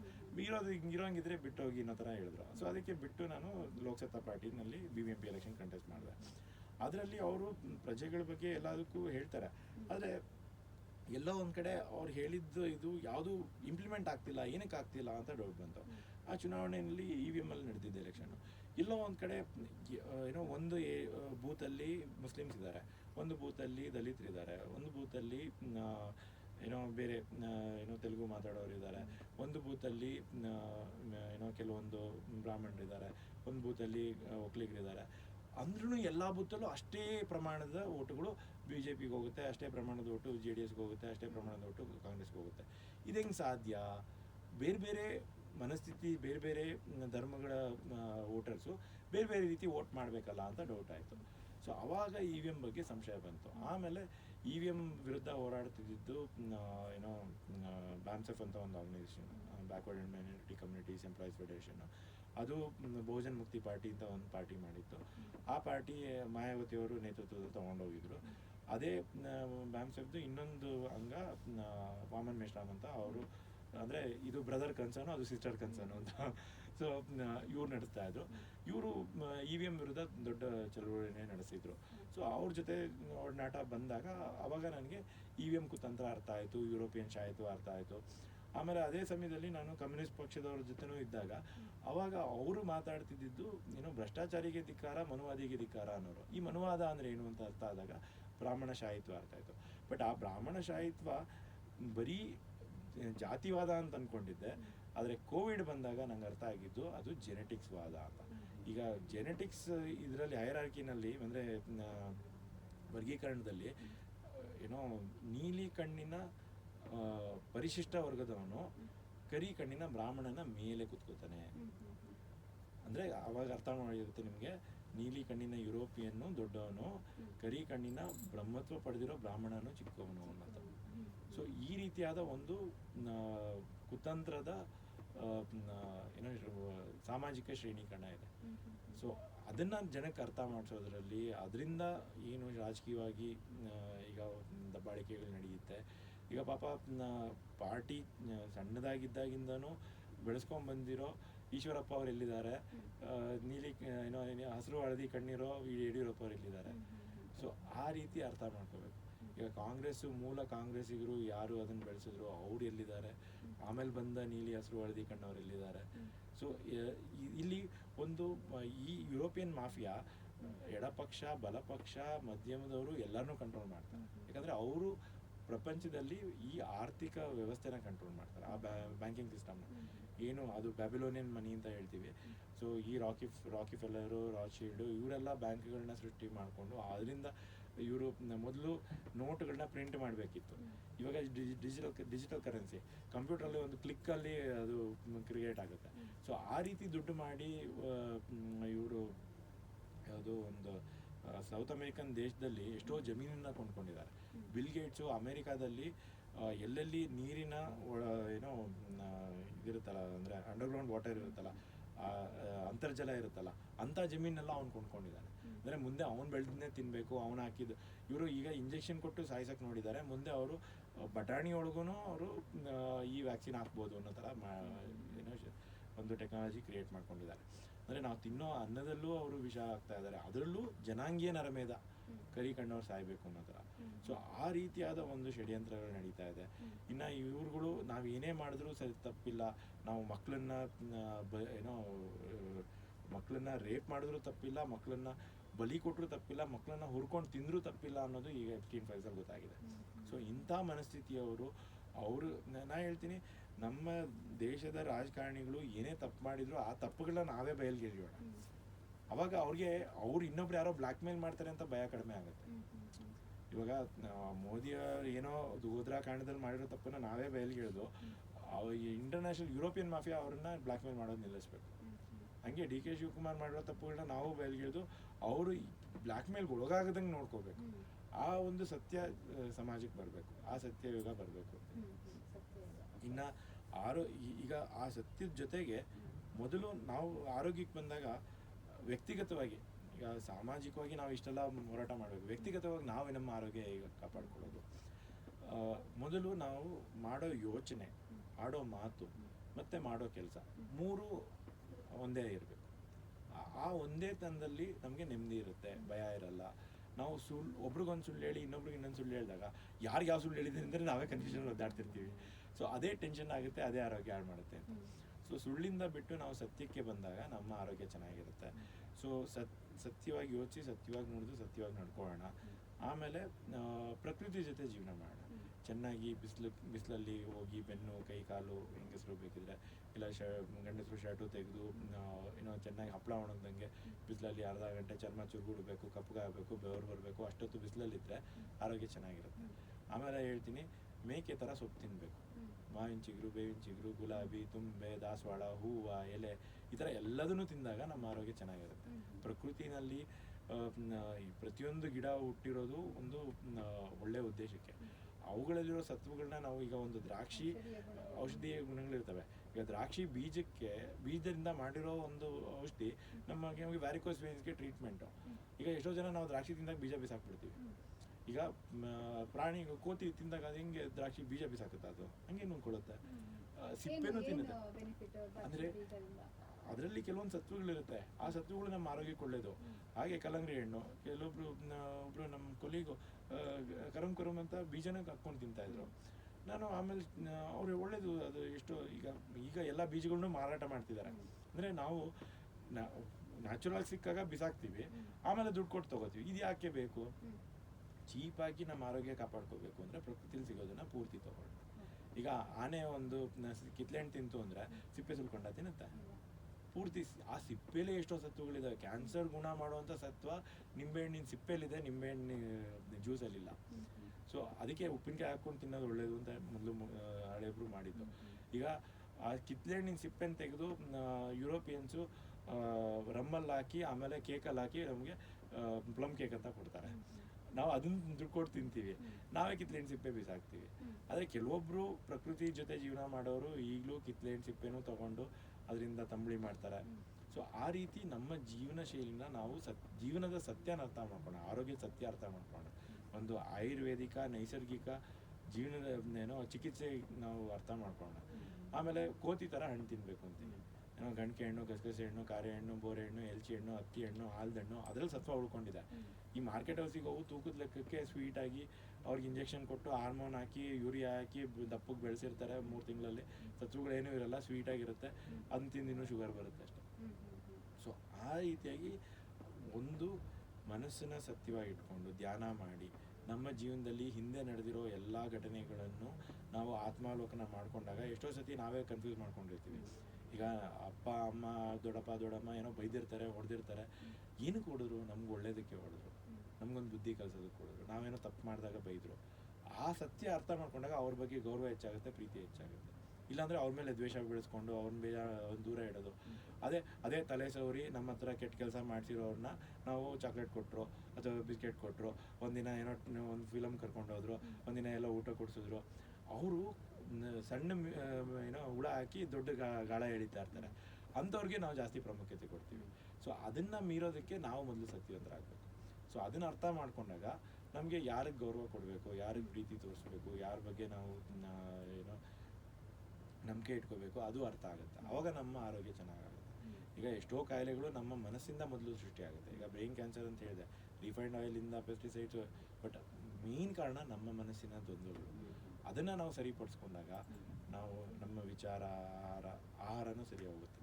ಆಹಾರ ಯಾವುದು ನನಗೆ ಒಗ್ಗುತ್ತೆ, ಯಾವುದು ನನಗೆ, ನಾವು ಏನೋ ಟೆನ್ಷನ್ನಲ್ಲಿ ಕೋಪದಲ್ಲಿ ಹೋಗ್ಬಿಟ್ಟು ಐಸ್ ಕ್ರೀಮ್ ತಿನ್ನು ಅಥವಾ ಅಲ್ಲಿ ಯಾವುದೋ ಬೆಣ್ಣೆ ದೋಸೆ ತಿನ್ನು, ಅವನು ಯಾವ ಅಕ್ಕಿ ಉಪಯೋಗಿಸಿರ್ತಾನೆ, ಯಾವುದೋ ಔಷಧಿ ಹೊಡೆದಿರೋ ಏನೋ ಒಂದು ಹುಳನೂ ಬರ್ದಲೇ ಇರೋಂಥ ಅಕ್ಕಿ. ಯಾರೋ ಒಬ್ರು ಇದ್ರು, ಏನೋ ಆರ್ಗ್ಯಾನಿಕ್ ಸ್ಟೋರ್ಗೆ ಬಂದ್ಬಿಟ್ಟು ಯಾವ ಕಾಳಲ್ಲಿ ಹುಳ ಜಾಸ್ತಿ ಇದೆ ಅದನ್ನೇ ತೊಗೊಂಡೋಗ್ರು, ಯಾಕಂದರೆ ಇದರಲ್ಲಿ ಕ್ರಿಮಿನಾಶಕ ಕಡಿಮೆ ಇದೆ ಅಂತ. ಹಾಗೆ ನಮಗೆ ಸತ್ಯದ ಅರಿವಾಗಬೇಕು ಅಂದರೆ ನಾವು ಸತ್ಯವಂತರಾಗಬೇಕು. ಸೊ ಆ ರೀತಿಯಾಗಿ ನಾವು ನಡ್ಕೊಂಡಾಗ ನಮ್ಮ ಆರೋಗ್ಯ ಚೆನ್ನಾಗಿರುತ್ತೆ.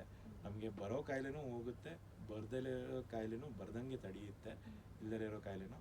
ಸೊ ಆ ರೀತಿಯಾದ ಒಂದು ಮನಸ್ಥಿತಿ ಬೆಳೆಸೋಣ. ಈಗ ಎಲ್ಲ ಕಡೆ ಹೆಂಗೆ ಅಂದರೆ ದುರಾಸೆ, ತಕ್ಷಣಕ್ಕೆ ನಾನು ಫೇಮಸ್ ಆಗಬೇಕು, ನನ್ನ ಹತ್ರ ಜಾಸ್ತಿ ದುಡ್ಡು ಬರಬೇಕು, ನಾನು ಬಂಗ್ಲೆ ಕಟ್ಟಬೇಕು. ಅವಾಗ ಏನಾಗುತ್ತೆ, ಆಸೆ ಇಟ್ಕೊಳ್ಳೋಣ. ಆದರೆ ಆಸೆ ಏನು ಮಾಡುತ್ತೆ ಅಂದರೆ ಇರೋ ಏನೋ ನಮ್ಮ ಅಪ್ಪ ಅಮ್ಮನ ಹತ್ರ ದುಡ್ಡಿಲ್ಲ, ನಮ್ಮ ಮನೆ ಚಿಕ್ಕದು, ನಮ್ಮದು ಏನೋ ಬೈಕ್ ಚಿಕ್ಕದು, ನನ್ನ ಕಾರ್ ಚಿಕ್ಕದು, ಆ ರೀತಿ ಒಂದು ಖಿನ್ನತೆಗೆ ತೊಗೊಂಡೋಗುತ್ತೆ. ಅಂದರೆ ಇರೋದ್ರಲ್ಲಿ ತೃಪ್ತಿ ಪಟ್ಕೋಬೇಕು. ಈಗ ಟಿ ವಿ ಶೋಗಳೆಲ್ಲ ಹೆಂಗೆ ಅಂದರೆ ಅಲ್ಲಿ ಏನೋ ದೊಡ್ಡ ದೊಡ್ಡ ಜರ್ತಾರಿ ಸೀರೆಗಳು, ದೊಡ್ಡ ದೊಡ್ಡ ಒಡವೆಗಳು, ಆಮೇಲೆ ದೊಡ್ಡ ಬಂಗ್ಲೆಗಳು, ಆಮೇಲೆ ಗಂಡ ಬಂದು ಹೆಂಡ್ತಿಗೆ ಮುತ್ತಿಕ್ಕೋದೇನೋ, ಏನೋ ಮಕ್ಕಳು ಮುದ್ದಾಡೋದೇನೋ, ಅವೆಲ್ಲ ಅದು ಪ್ರಾಕ್ಟಿಕಲ್ ಅಲ್ಲ. ಅದನ್ನ ನೋಡಿ ಏನನ್ಸುತ್ತೆ, ನನ್ನ ಮಗ ನನ್ನ ಮೇಲೆ ಪ್ರೀತಿ ಇಲ್ಲ, ನನ್ನ ಗಂಡಂಗೆ ನನ್ನ ಪ್ರೀತಿ ಇಲ್ಲ, ಏನೋ ಆ ರೀತಿ ಮನಸ್ಥಿತಿ ಸೃಷ್ಟಿ ಮಾಡ್ತಿದ್ದಾರೆ. ಇದು ಮಾನಸಿಕ ಕಾರ್ಯಾಚರಣೆಗಳು. ಸೊ ಅದಕ್ಕೆ ನಾವು ಬಲಿಯಾಗಬಾರ್ದು. ಅಂಥ ಒಂದು ಕುತಂತ್ರ, ಅಂಥ ಒಂದು ಷಡ್ಯಂತ್ರ. ಈಗ ಎಲ್ಲ ಮೇಜರ್ ದೊಡ್ಡ ಮೀಡಿಯಾ ಹೌಸ್ಗಳನ್ನೇ ಎಷ್ಟು ಕರಪ್ಷನ್ನಲ್ಲಿ ಆಗಿದೆ ಅಂತ ಗೊತ್ತಿದೆ. ಈಗ ಚುನಾವಣೆ ಪ್ರಚಾರ, ನಮ್ಮ ಸರ್ಕಾರದ ಅಡ್ವರ್ಟೈಸ್ಮೆಂಟ್ಗಳು ಬರಬೇಕು ಅಂದರೆ ನೀವು ಇದನ್ನು ಪ್ರಚಾರ ಮಾಡಬೇಡಿ, ಅದನ್ನು ಪ್ರಚಾರ ಮಾಡಬೇಡಿ ಅನ್ನೋ ಥರ ಕಂಟ್ರೋಲ್ ಮಾಡ್ತಿದ್ದಾರೆ. ಹಾಗೆ ಹೊಸ ಮೀಡಿಯಾಗಳು, ಈಗ ಡಿ ಬಾಸ್ ಇರ್ಬೋದು, ಬಾಸ್ ಟಿ ವಿ ಇರ್ಬೋದು, ಈ ಥರ ಹೊಸ ಮಾಧ್ಯಮಗಳಿಗೆ ನಾವು ಒಂದು ಸಪೋರ್ಟ್ ಮಾಡಬೇಕು. ಅಂದರೆ ಹೆಂಗಿದೆ ಅಂತಂದರೆ ಪೊಲಿಟಿಷಿಯನ್ಸ್ ಬಗ್ಗೆ ಹೇಳ್ತಾರೆ, ಯಾವಾಗ ಬದಲಾವಣೆ ಮಾಡಬೇಕು ಅಂದರೆ ಅದನ್ನು ಅಂಡರ್ವೇರ್ ಥರ ಯಾವ ಗಲೀಜಾಗುತ್ತೋ ಅವಾಗ ಬಿಸಾಕಬೇಕು ಅಂತ. ಹಾಗೆ ಯಾವುದೇ ವ್ಯವಸ್ಥೆ ಇರಲಿ, ರಾಜಕೀಯ ವ್ಯವಸ್ಥೆ ಇರಲಿ, ಏನೋ ಅಧಿಕಾರಿ ವ್ಯವಸ್ಥೆಗಳಿರಲಿ, ಮಾಧ್ಯಮ ಇರಲಿ, ಇಲ್ಲ ಜುಡಿಷಿಯರಿನೇ ಆಗಲಿ, ಯಾವಾಗ ಅದು ಅದರ ಒಂದು ಸತ್ಯ ಸಮಾನತೆ ಹೊರಟೋಗುತ್ತೋ ಆವಾಗ ಅದನ್ನು ತೆಗೆದುಹಾಕಬೇಕಾಗಿದೆ. ಸೊ ಆ ರೀತಿ ಒಂದು ಸಾಮಾಜಿಕ ಬದಲಾವಣೆ, ಒಂದು ಪುನರುಜ್ಜೀವನ ಆಗಬೇಕಾಗಿದೆ. ಆವಾಗ ನಮ್ಮ ಜೀವನ ಆರೋಗ್ಯನೂ ಚೆನ್ನಾಗಾಗುತ್ತೆ. ನಾವು ಇಲ್ಲಿ ತನಕ ಮಾಡಿರೋ ಪಾಪಗಳು, ಕರ್ಮಗಳನ್ನ ನಾವು ಕಳ್ಕೋಬೇಕು. ನಾವು ಈಗ ಹಳೇ ಸತ್ಯ ಅರ್ಥ ಆದಾಗ ನಮಗೆ ಭಾವನೆ ಬದಲಾಗುತ್ತೆ, ವರ್ತನೆ ಬದಲಾಗುತ್ತೆ. ಅವ್ರ ಬಗ್ಗೆ ನಾವು ಗೌರವ ತೋರಿಸ್ತೀವಿ. ಅದೇ ಥರ ಯಾರು ನಮಗೆ ತೊಂದರೆ ಕೊಟ್ಟಿದ್ದಾರೆ, ಬೈದಿದ್ದಾರೆ, ಹೊಡೆದಿದ್ದಾರೆ, ಮೋಸ ಮಾಡಿದ್ದಾರೆ, ಅಣಗಿಸಿದ್ದಾರೆ, ನಮ್ಮ ಬಗ್ಗೆ ಚಾಡಿ ಹೇಳಿದ್ದಾರೆ, ಅವ್ರ ಹತ್ರ ಹೋಗಿ ಧೈರ್ಯವಾಗಿ ಕೇಳಬೇಕು. ನೀವು ಯಾಕೆ ಈ ಥರ ಮಾಡಿದ್ದು, ನನಗೆ ಇನ್ನೂ ಬೇಜಾರಾಗಿದೆ, ನನಗೆ ಕೋಪ ಇದೆ, ನನಗೆ ಭಯ ಇದೆ, ನೀವು ಇನ್ನೂ ಮುಂದೆ ಮಾಡ್ತೀರಾ ಅಂತ ಧೈರ್ಯವಾಗಿ ಹೇಳಿದಾಗ ಅವರು ಮತ್ತೆ ಮಾಡಲ್ಲ. ಅವರು ಇಲ್ಲಾಂದರೆ ಅವ್ರು ಮತ್ತೆ ನಿಮಗೂ ಮಾಡ್ತಾರೆ, ನಿಮ್ಮ ಮನೆಯವ್ರಿಗೂ ಮಾಡ್ತಾರೆ, ನಿಮ್ಮ ಸಂಬಂಧಿಕರಿಗೂ ಮಾಡ್ತಾರೆ, ಸ್ನೇಹಿತರಿಗೂ ಮಾಡ್ತಾರೆ. ಆಮೇಲೆ ಇದೆಲ್ಲ ಮಾಡಿದ್ರು ಅವ್ರಿಗೆ ಅರ್ಥ ಆಗಲ್ಲ, ಅವ್ರು ಪೆದ್ರು ಅಂತ ಏನೋ ಮಜಾ ತಗೋತಾರೆ. ಸೊ ಆ ರೀತಿಯಾಗಿ ನಾವು ಸಮಾಜನ ಬದಲಾಯಿಸ್ಬೇಕಾಗಿದೆ. ಅವ್ರನ್ನೂ ಕೂತ್ಕೊಂಡು ನಿಮ್ಗೆ ಈ ಥರ ಮನಸ್ಥಿತಿ ಇದೆ, ಬದಲಾಗಿ ಅವ್ರ ಸ್ನೇಹಿತರು ಸಂಬಂಧಿಕರಿಗೂ ಹೇಳಬೇಕು, ಇವ್ರು ಈ ಥರ ಮಾಡಿದ್ರು, ನಂಗೆ ಸುಳ್ಳು ಹೇಳಿದರು, ಮೋಸ ಮಾಡಿದರು, ನನ್ನ ಹತ್ರ ದುಡ್ಡು ತೊಗೊಂಡಿದ್ರು, ನನಗೆ ತೊಂದರೆ ಕೊಟ್ಟಿದ್ರು ಅಂತ ಅವ್ರನ್ನೂ ಬದಲಾಯಿಸಿ ನಾವು ಪೂರ್ತಿ ಪ್ರಪಂಚ ಬದಲಾಗುತ್ತಾಗ. ಆಮೇಲೆ ನಾವೇ ಮಾಡಿದ್ದ ತಪ್ಪಿಗೆ ನಾವು ಹೋಗಿ ಕ್ಷಮೆ ಕೇಳಬೇಕು. ಏನೋ ಸಾರಿ, ನಾನು ಅವತ್ತು ನಿನಗೆ ಏನೋ ಬೈದಿದ್ದೆ, ಏನೋ ಬೇಜಾರು ಮಾಡಿದ್ದೆ, ಹೊಡೆದಿದ್ದೆ, ನನ್ನ ತಪ್ಪಾಯಿತು. ಅದು ನಮ್ಮ ಕರ್ಮಗಳನ್ನ ಕಳ್ಕೊಳ್ಳೋ. ಸೊ ನಮ್ಮ ಕಾಯಿಲೆಗಳು ನಮ್ಮ ಕರ್ಮಗಳು ಅಂತ ಅರ್ಥ ಮಾಡಬೇಕು. ಅದರಲ್ಲೂ ಎಸ್ಪೆಷಲಿ ಕ್ಯಾನ್ಸರ್ಗಳು ಎಷ್ಟೋ ಸತಿ ಹೆಂಗಾಗುತ್ತೆ ಅಂದರೆ ಅಧಿಕಾರದ ಆಸೆಗೆ, ದುಡ್ಡಿನ ಆಸೆಗೆ ಏನೋ ಸುಳ್ಳುಗಳು ಹೇಳಿರ್ತೀವಿ, ಮೋಸ ಮಾಡಿರ್ತೀವಿ, ಅಥವಾ ಆಗ್ತಿರೋ ಅನ್ಯಾಯಕ್ಕೆ ನಾವು ಒತ್ತು ಕೊಟ್ಟಿರ್ತೀವಿ, ಏನೋ ಕಷ್ಟಪಡ್ತಿರೋರು ನಾವು ಸಹಾಯ ಮಾಡಿರಲ್ಲ. ಸೊ ಆ ಕರ್ಮಗಳೆಲ್ಲ ನಮಗೆ ಕಾಯಿಲೆಗಳಾಗುತ್ತೆ. ಸೊ ಆ ಕರ್ಮಗಳನ್ನ ಕಳ್ಕೊಂಡು ಕಾಯಿಲೆಗಳು ಬರ್ದಂಗೆ ತಡ್ಕೊಳ್ಳೋಣ. ಸೊ ನೀವು ಕ್ಯಾನ್ಸರ್ ಹೇಳಿದ್ರಿ, ಇವಾಗ ಹಿಂಗಾಗಿದೆ ಅಂದರೆ ವೈದ್ಯರಲ್ಲೂ ಎಷ್ಟೋ ಜನ ನಂಗೆ ದುಡ್ಡು ಬಂದರೆ ಸಾಕು ಅನ್ನೋ ಥರ. ಏನೋ ಕೆಲವೊಬ್ರು ವೈದ್ಯರು ನೋಡಿದ್ದೀನಿ, ಬೆನ್ನು ನೋವು ಅಂತಂದರೆ ಫಸ್ಟ್ MRI ಮಾಡ್ಕೊಂಬನ್ನಿ ಅಂತ ಬರೀತಾರೆ ಹೊರತು ಒಂದು ನೋವಿನ ಮಾತ್ರನೂ ಬರ್ದಿರಲ್ಲ. ಇನ್ನು ಕ್ಯಾನ್ಸರಲ್ಲೂ ಅಷ್ಟೇ, ಈಗ ಲಕ್ಷಗಟ್ಟಲೆ, ಅದು ಕೆಲವೊಂದು ನರಗಳ ಕಾಯಿಲೆಗಳಂತೂ SMA ಅಂತ ಎಲ್ಲ ಇದೆ, ಅದಕ್ಕೆ ಕೋಟಿಗಟ್ಟಲೆ ದುಡ್ಡು ಖರ್ಚಾಗುತ್ತೆ. ಸೊ ಅದನ್ನು ನಾವು ಏನೋ ಬಡವನಿಗೂ ಸಿಗೋ ರೀತಿಯಾದ ಒಂದು ವ್ಯವಸ್ಥೆ, ಸರ್ಕಾರಿ ಮತ್ತು ರಾಜಕೀಯ ವ್ಯವಸ್ಥೆ ಸೃಷ್ಟಿ ಮಾಡಬೇಕಾಗಿದೆ ಪ್ರಪಂಚದಲ್ಲಿ. ಆಮೇಲೆ ಆಯಿತು, ಕಾಯಿಲೆ ಬರ್ದಂಗೆ ಆಮೇಲೆ ಕೆಲವೊಂದು ಬೇರೆ ಬೇರೆ ಒಳ್ಳೊಳ್ಳೆ ಮಾತ್ರೆಗಳಿದ್ದಾವೆ. ಈಗ ಜಂತುಳಕ್ಕೆ ಕೊಡೋ ಒಂದು ಮಾತ್ರೆ, ಶುಗರ್ ಕೊಡೋ ಮಾತ್ರೆ, ಆಮೇಲೆ ಏನು ತುರಿಕೆ ಕಜ್ಜಿ ಕೊಡೋ ಮಾತ್ರೆ, ಅದು ಕ್ಯಾನ್ಸರ್ನ ತಡೆಯುತ್ತೆ. ಅಂಥ ಮಾತ್ರೆಗಳ್ನು ನಾವು ಕ್ಯಾನ್ಸರ್ಗೆ ಕೊಡ್ಬೋದು, ಬಟ್ ಅದಕ್ಕೆ ಪ್ರಚಾರ ಕೊಡ್ತಾ ಇಲ್ಲ. ಸೊ ಆ ರೀತಿಯಾಗಿ ವೈದ್ಯಕೀಯ ರಂಗದಲ್ಲೂ ಸತ್ಯಕ್ಕೆ ಪ್ರಚಾರ ಕೊಟ್ಟು, ಸಮಾಜದಲ್ಲಿ ಬೇರೆ ನಮ್ಮ ಜೀವನದ ಏನು ರೀತಿ ನೀತಿಗಳಲ್ಲಿ ಸತ್ಯವಾಗಿರೋ ವಿಷಯಗಳಿಗೆ ಪ್ರಚಾರ ಕೊಟ್ಟು, ಪ್ರಕೃತಿಯೇ ದೇವರು, ಸತ್ಯನೇ ಧರ್ಮ, ಪರಿಸರನೇ ದೇವರು, ಪರಿಸರದ ನಿಯಮ ಕರ್ಮ ಅನ್ನೋದನ್ನು ಎಲ್ಲರಿಗೂ ಅರ್ಥ ಮಾಡಿಸಿ, ಪ್ರಕೃತಿ ಜೊತೆ ಜೀವನ ಮಾಡಿದಾಗ ನಾನೂ ಬದುಕಬೇಕು, ಎಲ್ಲ ಮನುಷ್ಯರು ಬದುಕಬೇಕು, ಪ್ರಾಣಿ ಪಕ್ಷಿಗಳು ಬದುಕಬೇಕು, ಕೀಟಗಳು ಬದುಕಬೇಕು, ಹಂಗಂತ ಮನಸ್ಥಿತಿ ಬೆಳೆಸ್ಕೊಂಡಾಗ ನಮಗೆ ಯಾವುದೇ ವೈರಸ್ ಬರಲಿ ನಮಗೆ ಕಾಯಿಲೆ ಬರಲ್ಲ. ಆ ವೈರಸ್ಸು ನಮ್ಮ ಜೊತೆ ಏನೋ ವೈರಸ್ಸೇ ಆಗಿರ್ಬೋದು, ಬ್ಯಾಕ್ಟೀರಿಯಾನೇ ಆಗಿರ್ಬೋದು, ನಮ್ಮ ಜೊತೆ ಒಂದು ಸಹಜೀವಿಯಾಗಿ ಉಳ್ಕೊಳ್ಳುತ್ತೆ. ಆವಾಗ ನಮಗೆ ಕಾಯಿಲೆಗಳು ಅನ್ನೋದಿರಲ್ಲ, ಎಲ್ಲರೂ ಆರೋಗ್ಯವಾಗಿರ್ತೀವಿ, ಎಲ್ಲರೂ ಸಂತೋಷವಾಗಿರ್ತೀವಿ, ಎಲ್ಲರಿಗೂ ಒಂದು ಪರಸ್ಪರ ಪ್ರೀತಿ ಬಾಂಧವ್ಯದಿಂದ ಬದುಕಿದಾಗ ನಾವು ನಮ್ಮ ಇರೋ ಜೀವನದಲ್ಲೇ ಏನೋ ಯಾರು ಎಂಥ ಕುತಂತ್ರದವರು ಎಷ್ಟೇ ಗುರಿಗಳಿಟ್ಕೊಳ್ಳಿ, ನನ್ನ ಗುರಿ ಏನಂದರೆ ಒಂದು ಸತ್ಯಯುಗ ಮಾಡಬೇಕು, ಒಂದು ಭೂಮಿಯಲ್ಲೇ ಸ್ವರ್ಗ ಕಾಣಬೇಕು. ಸೊ ನನ್ನ ಜೀವನ ಸ್ವರ್ಗಮಯವಾಗಲಿ, ಎಲ್ಲರ ಜೀವನವೂ ಸ್ವರ್ಗಮಯವಾಗಲಿ. ಅದು ಎಲ್ಲ ಕ್ರಿಮಿಕೀಟಗಳಿಂದ ಹಿಡಿದು ಈವನ್ ನಿರ್ಜೀವ ವಸ್ತುಗಳಿಗೂ ಒಂದು ಅವಕಾಶ ಸಿಗಲಿ ಅಂತ ಕೇಳ್ಕೊಂತ ಒಂದು ಸತ್ಯಯುಗಕ್ಕೆ ಸಹಕಾರ ಮಾಡಿ ಅಂತ ಹೇಳ್ತೀನಿ. ಈಗ ಪ್ರೆಸೆಂಟ್ ಪಾಲಿಟಿಕ್ಸ್ಗೂ ಫ್ಯೂಚರ್ ಪಾಲಿಟಿಕ್ಸ್ಗೂ ಅಂದರೆ ಹೆಂಗೆ ವರ್ಕ್ ಆಗುತ್ತೆ ಅಂತ? ಅದು ಪ್ರೆಸೆಂಟ್ ಪಾಲಿಟಿಕ್ಸು ಏನು ಯುರೋಪಿಯನ್ ಶಾಹಿತ್ವ ನಡೀತಾ ಇದೆ ಪೂರ್ತಿ ಪ್ರಪಂಚದಲ್ಲಿ, ಇದನ್ನು ಮೀರಿ ಮುಂದೆ ಒಂದು ಸತ್ಯವಾದ ರಾಜಕಾರಣ ಬೇಕು ಅಂತಂದರೆ ನಾವೆಲ್ಲ ಎಚ್ಚೆತ್ತು ಸತ್ಯವಂತರಾಗಬೇಕು. ಈಗ ಯಾವುದೋ ಒಂದು ಪಕ್ಷಪ್ರಭುತ್ವ ಬೇಡ, ಪ್ರಜಾಪ್ರಭುತ್ವ ಬೇಕು, ನಿಜವಾದ ಪ್ರಜಾಪ್ರಭುತ್ವ. ಇವಾಗ ರಾಜ್ಯಸಭಾ ಚುನಾವಣೆ ಏನು ರಾಜ್ಯಸಭಾ ಮೆಂಬರಲ್ಲಿ ಬರೀ ಪಕ್ಷಗಳೇ ಚುನಾವಣೆ ಮಾಡಿ ಕಳಿಸ್ತಾರೆ ಅಂತಂದರೆ ನಾವು ಯಾವ ಅವ್ಯವಸ್ಥೆ ಸೃಷ್ಟಿ ಮಾಡಿದ್ದೀವಿ ಅಂತ. ಸೊ ಅಲ್ಲಿ ನಾವು ನಿಜವಾದ ಪ್ರಜೆಗಳ ಪ್ರತಿನಿಧಿಗಳು ಇರಬೇಕಾಗಿತ್ತು. ಸೊ ಅದನ್ನು ಮಾಡ್ತಾ ಇಲ್ಲ. ಸೊ ಆ ರೀತಿಯಾದ ಒಂದು ವ್ಯವಸ್ಥೆಗೆ ನಾವು ಕಾಗದ ಮಧ್ಯದಲ್ಲಿ ಚುನಾವಣೆ ನಡೆಸಬೇಕು. ಆಮೇಲೆ ಪ್ರತಿಯೊಂದು ಬೂತಲ್ಲೂ ಏನು ಎಲೆಕ್ಷನ್ ಆಗುತ್ತೆ ಆಗಿ ಒಂದು ಅರ್ಧ ಗಂಟೆ ಒಂದು ಕಾಫಿ ತಿಂಡಿ ಎಲ್ಲ ಮಾಡಿಕೊಂಡು ಬೂತಲ್ಲಿರೋ ಒಂದು ಆಫೀಸರ್ಸು ಏನು ಎಲೆಕ್ಷನ್ ಅಧಿಕಾರಿಗಳಿರ್ತಾರೆ, ಕಾರ್ಯಕರ್ತರಿರ್ತಾರೆ, ಆಮೇಲೆ ಪಕ್ಷದವರು ಇವರು ಇರ್ತಾರೆ ಜೊತೆಗೆ, ಯಾರು ಅಬ್ಸರ್ವರ್ಸು, ಯಾರು ಕ್ಯಾಂಡಿಡೇಟ್ಸ್ ಅಬ್ಸರ್ವರ್ಸ್, ಎಲ್ಲರ ಸಮ್ಮುಖದಲ್ಲಿ ಒಂದೊಂದು ಬೂತಲ್ಲಿ 1000 ಮತಗಳಿರುತ್ತೆ. ಆ 1000 ಮತದ ಎಣಿಕೆ ಒಂದು ಅರ್ಧ ಗಂಟೆ ಮುಗಿದೋಗುತ್ತೆ. ಅದನ್ನು ಅಲ್ಲೇ ಮಾಡಿ ಅಂಕಿಅಂಶ ಮಾತ್ರ ಮೇಲೆ ಕಳಿಸಿದ್ರಾಗುತ್ತೆ. ಇವಾಗ ಏನಾಗ್ತಿದೆ, ಇವರು ಬೂತಲ್ಲಿ ಯಾರಿಗೆ ಮತ ಹಾಕಿದ್ದಾರೆ ಅಂತ ಗೊತ್ತಾಗ್ಬಿಟ್ರೆ ಜನ ದಂಗೆ ಹೇಳ್ತಾರೆ ಅಂತ ನಮ್ಗೆ ಕುತಂತ್ರ ಮಾಡ್ತಿದ್ದಾರೆ. ಆದರೆ ಅವರು ಎಷ್ಟು ಜನಕ್ಕೆ ಮತ ಹಾಕಿ ಯಾರಿಗೆ ಮತ ಹಾಕಿದ್ದಾರೆ ಅನ್ನೋದಲ್ಲ, ಯಾರಿಗೆ ಮತ ಹಾಕ್ತಿದ್ದಾರೆ ಅಂತ ಅವ್ರು ತಿಳ್ಕೊತಾ ಇದ್ದಾರೆ EVM ಅಲ್ಲಿ ಪ್ರಿಂಟ್ಔಟ್ ತೊಗೊಂಡು. ಅಂಥ ಕುತಂತ್ರ ಅವ್ರು ಮಾಡ್ತಿರ್ಬೇಕಾದ್ರೆ ನಾವು ಅದನ್ನು ಹೊಡಿಬೇಕು ಅಂದರೆ ಕಾಗದ ಮತದಲ್ಲಿ ಅಲ್ಲೇ ಬೂತಲ್ಲೇ ಕೌಂಟಿಂಗ್ ಆದಾಗ ಮತಗಟ್ಟೆಗಳು ಆಮೇಲೆ ಬ್ಯಾಲೆಟ್ ಬಾಕ್ಸನ್ನು ಕಳ್ತನ ಮಾಡೋದು ಅಥವಾ ಬದಲಾಯಿಸೋದು ಆ ಕುತಂತ್ರಕ್ಕೂ ಅವಕಾಶ ಇರಲ್ಲ. ಸೊ ಆ ರೀತಿಯಾದ ಒಂದು ವ್ಯವಸ್ಥೆ. ಆಮೇಲೆ ಇವರು ನಮಗೆ ನಮ್ಮ ಮತ ಸೀಕ್ರೆಟು, ಏನೋ ಸೀಕ್ರೆಟ್ ಬ್ಯಾಲೆಟು, ನಮ್ಮ ಚಾಯ್ಸ್ ಸೀಕ್ರೆಟು ಯಾವ ಲೆವೆಲ್ಗೆ ಅಂದರೆ ಗಂಡ ಹೆಂಡ್ತಿಗೆ ಹೇಳಲ್ಲ, ಹೆಂಡ್ತಿ ಗಂಡಂಗೆ ಹೇಳಲ್ಲ. ಆದರೆ ಅಲ್ಲಿ ಅವನ ಬೇರೆ ತಿಳ್ಕೊತಾನೆ ನಾವು ಯಾರಿಗೆ ಹಾಕಿದ್ದೀವಿ ಅಂತ. ಅದ್ರ ಬಿಟ್ಟು ನಾವು ಸತ್ಯವಾಗಿ ನನಗೆ ಇವನು ಒಳ್ಳೆಯವನು ಅಂತ ಕಾಣಿಸ್ತಾನೆ, ಇವನು ಒಳ್ಳೆ ಕೆಲಸ ಮಾಡಿದ್ದಾನೆ, ಇವನು ಮುಂದೆ ಏನೋ ಒಳ್ಳೆ ಕೆಲಸ ಮಾಡ್ಬೋದು, ಇವ್ರಿಗೆ ನಾನು ಮತ ಹಾಕ್ತೀನಿ ಅಂತ ಒಂದು ಧೈರ್ಯವಾಗಿ ಹೇಳ್ಕೊಳ್ಳೋಂಥ ಧೈರ್ಯದ ಮನಸ್ಥಿತಿ ಬೇಕು. ಆ ಸ್ವಾತಂತ್ರ್ಯ ನಾವು ಪಡ್ಕೋಬೇಕು. ನಾವು ಸುಳ್ಳಿನ ಕುತಂತ್ರಗಳು ಹಲವಾರಿದ್ದಾವೆ, ಆರೋಗ್ಯದಲ್ಲೇ ಆಗಲಿ ರಾಜಕೀಯದಲ್ಲೇ ಆಗಲಿ. ಅದನ್ನು ಮೀರಿ ನಾವು ಸತ್ಯದ ಒಂದು ಏನೋ ಹೊಳೆ ಹರಿಸ್ಬೇಕಾಗಿದೆ. ಆ ಕೊಳೆನ ತಡೆಯೋದಕ್ಕೆ ಸತ್ಯದ ಹೊಳೆ ಹರಿಸ್ಬೇಕು. ಆ ಕೊಳೆ ಹೋದರೆ ಪೂರ್ತಿ ಪ್ರಪಂಚ ಒಂದು ಏನೋ ಸತ್ಯಯುಗ ಆಗಿ ಒಂದು ಭೂಮಿ ಸ್ವರ್ಗ ಆಗುತ್ತೆ. ಸೊ ಇದು ಮುಂದಿನ ರಾಜಕಾರಣ.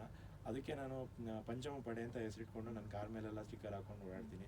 ಆ ಪಂಚಮ ಪಡೆ ಅಂತಂದರೆ 5 ಏನೋ ಬುದ್ಧಿ ಇರೋಂಥವ್ರು, ಸತ್ಯವಾಗಿರೋರು, ಸೇವೆ ಮಾಡಬೇಕು ಅಂತಿರೋರು, ಪರಿಸರ ಕಾಪಾಡಬೇಕು ಅಂತಿರೋರು, ಆಮೇಲೆ ಎಲ್ಲರಿಗೂ ಒಂದು ಸಮಾನತೆ, ಅವಕಾಶ, ಎಲ್ಲ ಸವಲತ್ತುಗಳು ಕೊಡಬೇಕು ಅನ್ನೋರು, ಆಮೇಲೆ ಯಾವ ದೇಶದಲ್ಲಿ ಯಾವ ಮೂಲ ನಿವಾಸಿಗಳಿದ್ದಾರೆ ಅವ್ರಿಗೆ ಪ್ರಾಮುಖ್ಯತೆ ಕೊಡಬೇಕು ಅನ್ನೋರು, ಯಾವುದೋ ದೇಶದಿಂದ ಎಲ್ಲೋ ವಲಸೆ ಬಂದು ಎಲ್ಲೋ ಅಧಿಕಾರಕ್ಕೆ ಇನ್ಯಾರಿಗೋ ಜೀತದಾಳಾಗಿರೋರು ಬೇಡ. ಸೊ ಈ ರೀತಿಯಾದ ಒಂದು 5 ಗುಣಗಳಿರೋರಿಗೆ ನಾವು ಏನೋ ಮತ ಅವ್ರಿಗೆ ಅವ್ರನ್ನ ಹುರಿದುಂಬಿಸಿ ಚುನಾವಣೆಯಲ್ಲಿ ನಿಲ್ಲಿಸಿ ಅವ್ರಿಗೆ ಮತ ಹಾಕಿ ನಾವು ಗೆಲ್ಲಿಸಿದಾಗ ಒಂದು ಪ್ರಜಾಪ್ರಭುತ್ವದ ವ್ಯವಸ್ಥೆ ಸೃಷ್ಟಿಯಾಗುತ್ತೆ. ಅದ್ರ ಜೊತೆ ಸಾಮಾಜಿಕ ಬದಲಾವಣೆ ಕ್ರಾಂತಿನೂ ಆಗಬೇಕಾಗಿರೋದು ನಾವು ಸತ್ಯವಂತರಾಗಬೇಕು. ಅವಾಗೆ ನಮಗೆ ಸತ್ಯ ಅರ್ಥ ಆಗುತ್ತೆ. ನಮ್ಮ ದೇಹಕ್ಕೆ ಯಾವ ತರಕಾರಿ ಒಳ್ಳೆಯದು, ಯಾವ ಏನೋ ಔಷಧಿ ಒಳ್ಳೆಯದು, ಅದು ನಮ್ಗೆ ಅರ್ಥ ಆಗುತ್ತೆ. ಇಲ್ಲಾಂದರೆ ಅವ್ನು ಯಾರೋ ಇಂಜೆಕ್ಷನ್ ಹಾಕೋ ಅಂದಿದ ತಕ್ಷಣ ಇಂಜೆಕ್ಷನ್ ಹಾಕ್ಕೋತೀವಿ. ಇನ್ಯಾರೋ ಏನೋ ತಿನ್ನು, ಅಲ್ಲಿ ಯಾರೋ ಒಬ್ಬರು ಇನ್ಸ್ಟಾಗ್ರಾಮ್ ಇವರು ಈ ದೋಸೆ ಚೆನ್ನಾಗಿದೆ ಅಂತ ಹೇಳ್ತಾರೆ, ಆ ದೋಸೆ ಯಾರಿಗೋ ಒಬ್ಬಂಗೆ ಆಗೋದೇ ಇಲ್ಲ. ಅಂದರೆ ಆ ಸತ್ಯ ಅರ್ಥ ಆಗಬೇಕು ಅಂದರೆ ನಾವು ಸತ್ಯವಾಗಿರಬೇಕು. ಸೊ ಒಂದು ಸತ್ಯ ಕ್ರಾಂತಿ ಆಗಬೇಕಾಗಿದೆ. ಬನ್ನಿ ಸತ್ಯವಾಗಿ ಕಟ್ಟೋಣ ಅಂತ. ಡಿ.ಕೆ. ಶಿವಕುಮಾರ್ ಅವರು ಸಿಎಂ ಆಗಿದ್ದಾರೆ, ಯಾವ ರೀತಿ ಇರುತ್ತೆ ಆಡಳಿತ? ಇಲ್ಲಿ ತನಕ ನಮಗೆ ಗೊತ್ತಿದೆ ಅವರು ಎಷ್ಟು ಭ್ರಷ್ಟಾಚಾರ ಮಾಡಿದ್ದಾರೆ, ಅವ್ರ ಮೇಲೆ ಏನು ಕೇಸುಗಳಿದ್ದಾವೆ. ಅವರು ಸುಮಾರು ಜನಕ್ಕೆ ಸಹಾಯನೂ ಮಾಡಿದ್ದಾರೆ. ಅವರು ಸ್ವಲ್ಪ ಏನೋ ಇಲ್ಲಿ ನೋಡ್ಬೇಕಾದ್ರೆ ಹಳದಿ ಬಣ್ಣ ಕಣ್ಣು ಅವ್ರದ್ದು. ಸೊ ಜೆನೆಟಿಕಲಿ ಅವರು ಆರ್ಯನ್ ಜೀನ್ಸ್ ಇದ್ರೂ ಅವರು ದ್ರಾವಿಡ ಅಸ್ಮಿತೆ ಉಳಿಸ್ಕೊಂಡು ದ್ರಾವಿಡ ಜನರಿಗೋಸ್ಕರ ಕೆಲಸ ಮಾಡಿಕೊಂಡು ಇನ್ನು ಮುಂದೆ ಆದರೂ ಸತ್ಯವಾಗಿ ಕೆಲಸ ಮಾಡಲಿ. ಒಂದು ಅಧಿಕಾರ ಅನ್ನೋದು ಎಲ್ಲರಿಗೂ ಒಂದು ಖುಷಿ ತರೋವಂಥದ್ದು.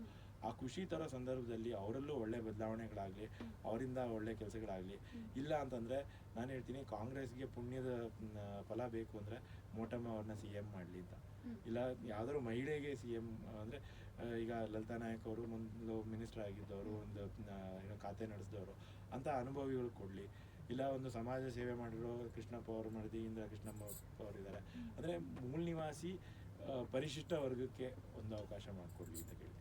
ಸೊ ಯಾಕಂದರೆ ಒಕ್ಕಲಿಗರು ಈಗ ಒಂಥರ ಈ ಏನೋ ಬ್ರಾಹ್ಮಣರಿಗೆ ದಳ್ಳಾಳಿಗಳಾಗಿ ಪರಿಶಿಷ್ಟ ವರ್ಗದವ್ರನ್ನ ತುಳಿದು ಸಮಾಜದಲ್ಲಿ ಎಷ್ಟೋ ತಪ್ಪುಗಳು ಮಾಡಿದ್ದೀವಿ. ಆ ಜನಾಂಗದ ಕರ್ಮನ ನಾವು ಕಳ್ಕೊಬೇಕಾಗಿದೆ. ಸೊ ನಾನು ಒಬ್ಬ ಒಕ್ಕಲಿಗನಾಗಿ ಹೇಳ್ತಿದ್ದೀನಿ, ಅದೇ ಕುತಂತ್ರ. ಈಗ ನೋಡಿ, ನಾನು ಒಕ್ಕಲಿಗರ ಸಂಘದಲ್ಲಿ ಚುನಾವಣೆ ಮಾಡಿದ್ದೆ. ಇಲ್ಲೇ ಪಕ್ಕದಲ್ಲೇ ಸಜ್ಜೆಪಾಳಿ ಜಮೀನು, 92 ಎಕರೆ ಜಮೀನಲ್ಲಿ ಏನೋ 96 ಎಕರೆ ಜಮೀನಲ್ಲಿ 52 ಎಕರೆ ರಾಜಸ್ಥಾನಿನ ಸಲಾರ್ಪುರಿಯ ಸತ್ವ ಅವರು ಅವರ ಒಂದು ಕಟ್ಟಡ ಕಟ್ಕೊಂಡಿದ್ದಾರೆ. ಅಂದರೆ ರಾಜಸ್ಥಾನವ್ರು ಏನಕ್ಕೆ ಬರ್ತಾರೆ ಅಂದರೆ ಆ ಮನುವಾದ, ಆ ಯುರೋಪಿಯನ್ ಶಾಹಿತ್ವ, ಆ ಯುರೋಪಿಯನ್ ಜೀನ್ಸ್ ಇರೋರು ಇಲ್ಲಿ ಅಧಿಕಾರ ನಡೆಸ್ತಾ ಇದ್ದಾರೆ. ಸೊ ಈ ಒಂದು ಕಣ್ಣಿನ ಬಣ್ಣ, ಅದರ ಹಿಂದಿನ ಮನಸ್ಥಿತಿ, ನಾವು look into the eyes ಅಂತ ಹೇಳ್ತಾರೆ, look through the eyes into the mind ಅಂತ. ಅಂದರೆ ಕಣ್ಣಿನ ಬಣ್ಣದಲ್ಲೇ ನಾವು ನಿಂತ್ಕೋಬಾರ್ದು, ಕಣ್ಣಿನ ಒಳ ಹೊಕ್ಕು ನಾವು ಆ ಮನಸ್ಥಿತಿನ ಅರ್ಥ ಮಾಡ್ಕೋಬೇಕು. ಎಷ್ಟೋ ನೀಲಿ ಕಣ್ಣವ್ರು ಒಳ್ಳೆಯವರಿದ್ದಾರೆ ಪ್ರಪಂಚದಲ್ಲಿ, ಎಷ್ಟೋ ಅವರುಗಳು ಒಳ್ಳೆ ಕೆಲಸಗಳು ಮಾಡಿದ್ದಾರೆ. ಆದರೆ ಇಲ್ಲಿ ಹೇಗಾಗುತ್ತೆ ಅಂದರೆ 1% ಜನ ಕುತಂತ್ರ ಮಾಡ್ತಾರೆ, 5% ಜನ ಅವ್ರಿಗೆ ಪ್ರಚಾರ ಕೊಡ್ತಾರೆ, ಇನ್ನು 94% ಜನ ಅವರು ನಿಷ್ಕ್ರಿಯವಾಗಿರ್ತಾರೆ. ಸೊ ನಾವು ಆ ಕುತಂತ್ರ ಮಾಡೋರಿಗೆ, ಆದರೆ ಅದೇ ಏನೋ ಅಲ್ಲ, ಇನ್ನು 90% ಜನ ನಿಷ್ಕ್ರಿಯವಾಗಿರ್ತಾರೆ. 1% ಜನಕ್ಕೆ ಇದರ ಅರಿವಿರುತ್ತೆ ಈ ಕುತಂತ್ರದ್ದು, ಅವ್ರು ಹೇಳ್ತಾ ಇರ್ತಾರೆ. ಆದರೆ 4% ಜನ ಅವ್ರಿಗೆ ಸಪೋರ್ಟ್ ಮಾಡಲ್ಲ. ಆ 4% ಜನ ಪ್ರಚಾರ ಮಾಡೋರ ವಿರುದ್ಧ 4% ಜನ ಸಪೋರ್ಟ್ ಮಾಡೋಕ್ಕೆ ಶುರು ಮಾಡಿದಾಗ ನಾವು ಬದಲಾವಣೆ ತರ್ಬೋದು. ಬರೀ ಒಂದು 4% ವ್ಯತ್ಯಾಸ ಆಗಬೇಕಾಗಿದೆ. ಸೊ ಆ ವ್ಯತ್ಯಾಸಕ್ಕೆ ಒಂದು ಏನೋ ಬಾಸ್ ಟಿ ವಿ ಅವರಿಂದ ಒಂದು ಏನೋ ಸಹಕಾರ ಕೇಳ್ತಾ ಇದ್ದೀನಿ. ಹಾಗೆ ಎಲ್ಲ ಮಾಧ್ಯಮದವರು ಸತ್ಯವಂತರಿಗೆ ಪ್ರಚಾರ ಕೊಡಿ, ಸತ್ಯವಂತರಿಗೆ ಒಂದು ಸಹಕಾರ ಕೊಡಿ, ಆ ಸತ್ಯ ವಿಷಯಗಳಿಗೆ ಪ್ರಚಾರ ಕೊಡಿ, ಸುಳ್ಳುಗಳನ್ನ ನಿಲ್ಲಿಸಿ. ಈಗ ಮೀಡಿಯಾದಲ್ಲಿ ಹೆಂಗೆ ಅಂದರೆ ಅದಕ್ಕೆ ಒಂದು ಕಾನ್ಸೆಪ್ಟ್ ಇದೆ, ಅದು ಏನಂತಾರೆ, ಒಂದೇ ಪದಗಳನ್ನ ಅದೇ ಪದಗಳನ್ನ ಎಲ್ಲ ಟಿ ವಿಯವರು ಆಡ್ತಾರೆ. ಮಾಕಿಂಗ್ ಬರ್ಡ್ ಅಂತ ಹೇಳ್ತಾರೆ ಅದನ್ನು ಸೈಕಾಲಜಿನಲ್ಲಿ, ಮಾನಸಿಕತೆಯಲ್ಲಿ. ಮಾಕಿಂಗ್ ಬರ್ಡ್ ಒಂದು ಷಡ್ಯಂತ್ರ, ಏನು ಸಿ ಎ ಅವ್ರು ನಡೆಸಿದ್ದು. ಎಲ್ಲ ಟಿ ವಿಯವರು CNN, CNN, BBC, ಎಲ್ಲ ಟಿ ವಿಗಳು ಒಂದೇ ಪದಗಳನ್ನ ಹೇಳ್ತಾ ಇರ್ತಾರೆ. ಅಂದರೆ ಆ ರೀತಿ ಒಂದು ಅಲ್ಲಿ ಯುರೋಪಲ್ಲಿ ಬರ್ಕೊಟ್ಟಿದ್ದನ್ನು ಇಲ್ಲಿ ಹೇಳೋದು ಅವಶ್ಯಕತೆ ಇಲ್ಲ. ಸತ್ಯವನ್ನು ಹೇಳೋಣ. ಆ ಜನರನ್ನ ದಿಕ್ಕು ತಪ್ಪಿಸೋದೇ ದೊಡ್ಡ ಕರ್ಮ. ಆ ಕರ್ಮದ ಫಲ ಸಿದ್ದರಾಮಯ್ಯವರು ಅನುಭವಿಸ್ಬಿಟ್ಟಿದ್ದಾರೆ, ಡಿ ಕೆ ಅವರು ಅನುಭವಿಸಿದ್ದಾರೆ. ಇನ್ನೂ ಇವರು ಅನುಭವಿಸಿರೋದು ಸ್ವಲ್ಪ, ಪಾಪ ಸಿದ್ದರಾಮಯ್ಯವರು ಮಗನ್ನೇ ಕಳ್ಕೊಂಡ್ರು. ಸೊ ಆ ರೀತಿ ಕರ್ಮಗಳು ಮುಂದಿನ ಪೀಳಿಗೆಗಳನ್ನೂ ಅಫೆಕ್ಟ್ ಮಾಡುತ್ತೆ. ಏನೋ ನಾವೀಗ ಆ ಮಕ್ಕಳಿಗೆ ಆಸ್ತಿ ಕೊಡ್ತೀವಿ, ಅಂತಸ್ತು ಕೊಡ್ತೀವಿ, ನಮ್ಮ ಹೆಸರು ಕೊಡ್ತೀವಿ, ಅದೇ ಥರ ನಮ್ಮ ಕರ್ಮಗಳನ್ನೂ ಕೊಡ್ತೀವಿ. ಆ ಅರಿವು ಎಲ್ಲರಿಗೂ ಆಗಬೇಕು. ಸೊ ನಮ್ಮ ಕರ್ಮಗಳನ್ನ ಕಳ್ಕೊಂಡು ಮುಂದಿನ ಪೀಳಿಗೆಗೆ ಕರ್ಮಗಳು ಕಾಯಿಲೆಗಳಾಗಿ ಕಾಡಬಾರ್ದು. ಅವ್ರ ಜೀವನ ಸುಖಮವಾಗಿರಬೇಕು, ಆರೋಗ್ಯಕರವಾಗಿರಬೇಕು. ಅವರು ಏನೋ ಎಷ್ಟೋ ಜನ ಸಾಯೋ ಕೊನೆಯಲ್ಲಿ ತಾವು ಮಾಡಿರೋ ತಪ್ಪುಗಳನ್ನ ಅರ್ಥ ಮಾಡಿಕೊಂಡು ಮೂಕರಾಗೋಗ್ಬಿಡ್ತಾರೆ. ಅವ್ರಿಗೆ ಮಾತು ಬರಲ್ಲ ಅವರಿಗೆ. ಅದ್ರ ಬದಲು ಈ ಮೊದಲೇ ನಾವು ಮಾಡಿರೋ ತಪ್ಪಿನ ಕ್ಷಮೆ ಕೇಳಿ ನಾವು ಕರ್ಮಗಳನ್ನ ಕಳ್ಕೊಂಡಾಗ ನಾವೆಲ್ಲರೂ ಆರೋಗ್ಯವಾಗಿರ್ತೀವಿ. ಈಗ ರಾಜಕಾರಣದಲ್ಲಿ ಡಿ ಕೆ ಶಿವಕುಮಾರ್ ಅವರ ಭವಿಷ್ಯ ನೆಕ್ಸ್ಟ್ ಫ್ಯೂಚರಲ್ಲಿ ಹೇಗಿರುತ್ತೆ? ಅಂದರೆ ಸಿದ್ದರಾಮಯ್ಯ ಅವರ ಆಡಳಿತ ಚೆನ್ನಾಗಿರುತ್ತಾ ಅಥವಾ ಇವ್ರ ಆಡಳಿತ ಚೆನ್ನಾಗಿರುತ್ತೆ ಅಂತ ಒಳ್ಳೆ ಮನಸ್ಸನ್ನ ಬೆಳೆಸ್ಕೊಂಡು, ಈಗ ಅವ್ರಿಗೆ ಮೊಮ್ಮಗಳು ಆಗಿದ್ದಾಳೆ, ಆ ಮೊಮ್ಮಗಳ ಭವಿಷ್ಯಕ್ಕೋಸ್ಕರನಾದರೂ ಅವರು ಒಂದು ಸತ್ಯವಾದ ರಾಜಕಾರಣ ಮಾಡಲಿ. ಪೇಪರ್ ಬ್ಯಾಲೆಟಲ್ಲಿ BBMP ಎಲ್ಲ ಮುನ್ಸಿಪಾಲ್ಟಿ ಎಲೆಕ್ಷನ್ಗಳು ಮಾಡಲಿ. ಮುಂದೆ MLA ಎಲೆಕ್ಷನ್ನು, MP ಎಲೆಕ್ಷನ್ನು ಕಾಗದ ಮಧ್ಯದಲ್ಲಿ ಒಂದು ಪ್ರಭುತ್ವ ಬರೋ ಥರ ಮಾಡಲಿ. ಪಕ್ಷ ಪ್ರಭುತ್ವ ಬಿಡಲಿ.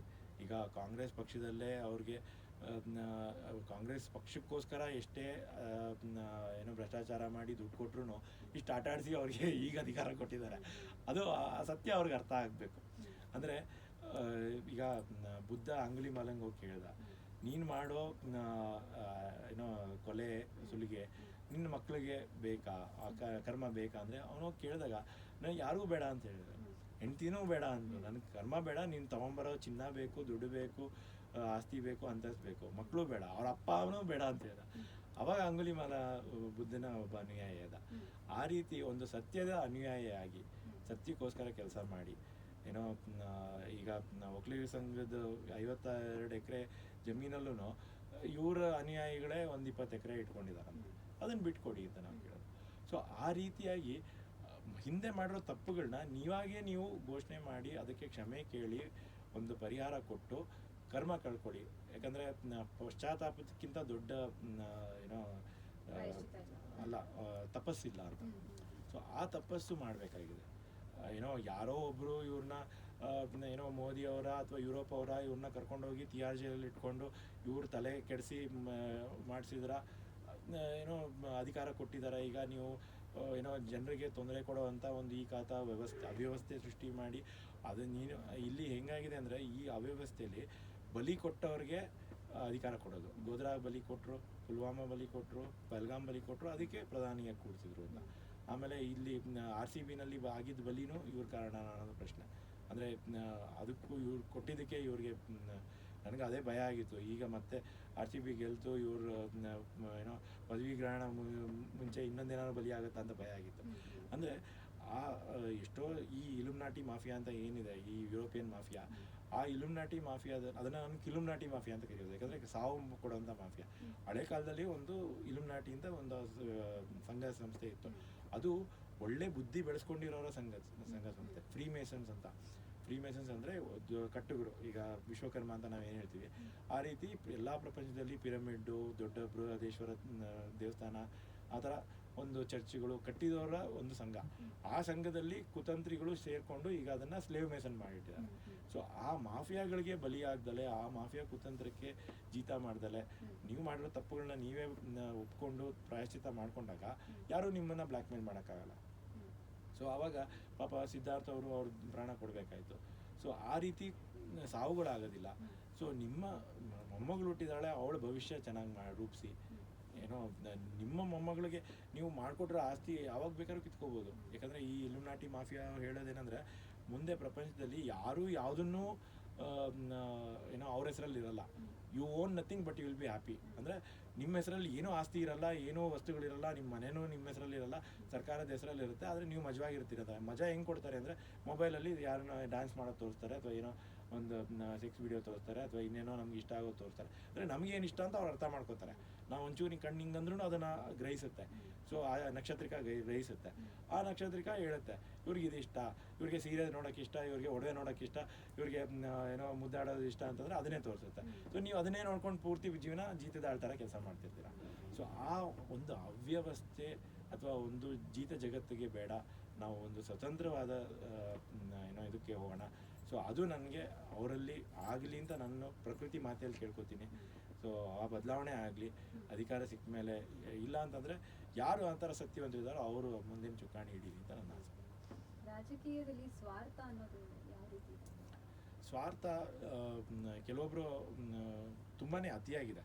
ಈಗ ಎಷ್ಟು ತಲೆಮಾರುಗಳಿಗೆ ಸಾಕಾಗುವಷ್ಟು ಆಸ್ತಿಗಳು ಮಾಡ್ತಾರೆ. ಏನೋ ಆಸ್ತಿ ಮಾಡೋದು ಒಂದೇ ಅಲ್ಲ, ಬೇರೆಯವರು ಎದುರಾಳಿಗಳನ್ನ ಸಾಯಿಸಿರೋರು ಇದ್ದಾರೆ, ವಿಷ ಹಾಕಿರೋರು ಇದ್ದಾರೆ, ಕೊಂದಿರೋರು ಇದ್ದಾರೆ, ವಂಶಗಳನ್ನೇ ಕೊಂದಿರೋರು ಇದ್ದಾರೆ. ಸೊ ಅಷ್ಟು ದೊಡ್ಡ ಸ್ವಾರ್ಥ. ಸಾಯಿಸೋದಕ್ಕೆ ಮಾಟ ಮಂತ್ರ ಎಲ್ಲದನ್ನೂ ಮಾಡ್ತಾರೆ. ಸೊ ಆ ಸ್ವಾರ್ಥ ಅವ್ರಿಗೆ ಕರ್ಮಗಳಾಗಿ ಕಾಡಿದೆ. ಏನೇನು ಸ್ವಾರ್ಥ ಮಾಡಿದ್ದಾರೆ ಅವರ ವಂಶದವರು, ಅವ್ರ ಮಕ್ಕಳು ಮೊಮ್ಮಕ್ಕಳು ಯಾವ ಕರ್ಮಗಳು ಅನುಭವಿಸಿದ್ದಾರೆ ಅಂತ ನಾವೇ ಕಣ್ಣಾರೆ ನೋಡಿದ್ದೀವಿ.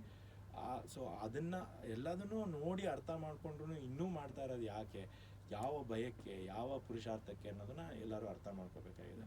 ಸೊ ಒಟ್ಟಿನಲ್ಲಿ ಇದು ಒಂದು ಜಾಗತಿಕವಾಗಿ ಎಪ್ಸ್ಟೈನ್ ಫೈಲ್ಸು ಹೊರಗೆ ಬಂದಿರೋದು, ಒಂದು ವಿಕಿಪೀಡಿಯಾ ವಿಕಿಲೀಕ್ಸಿಂದ ಶುರುವಾಗಿ ಸತ್ಯ ಹೊರಗೆ ಬರ್ತಾ ಇದೆ.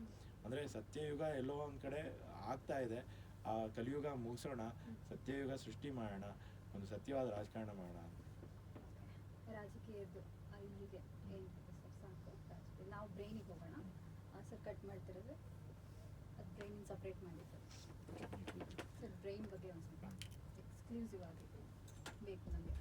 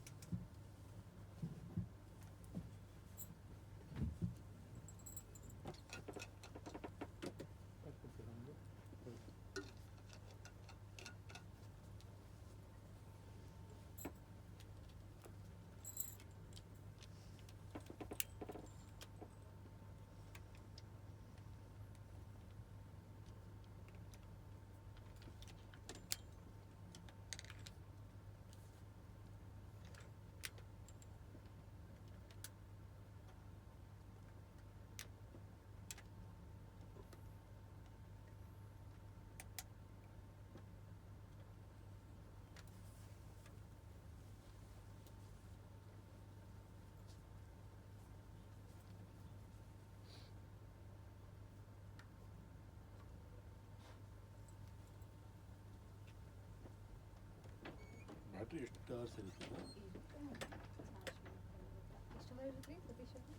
ಇದು ಸ್ಪೀಕರ್ದು ಆಗಿರುತ್ತೆ 3-4 ಡೇಸ್. 3-4 ಡೇಸ್ ಬರುತ್ತೆ. ಇದು 1 ಅವರ್ ಮೇಲೆ. ನೀವು ಪವರ್ ಕನೆಕ್ಟ್ ಮಾಡಿಲ್ವಾ ಇದಕ್ಕೆ ಕ್ಯಾಮ್ರಾಗೆ? ಇದು ಬ್ಯಾಟ್ರಿ ಚೇಂಜ್ ಮಾಡಿಲ್ಲ ಈಗ?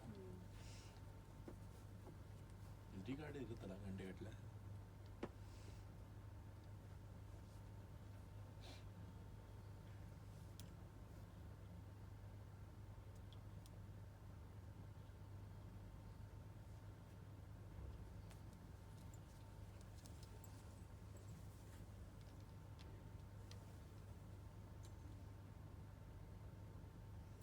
ಇಂಟರ್ವ್ಯೂಗಳು ಒಂಥರ ಎಕ್ಸಾಮ್ ಬರ್ದಂಗೆ.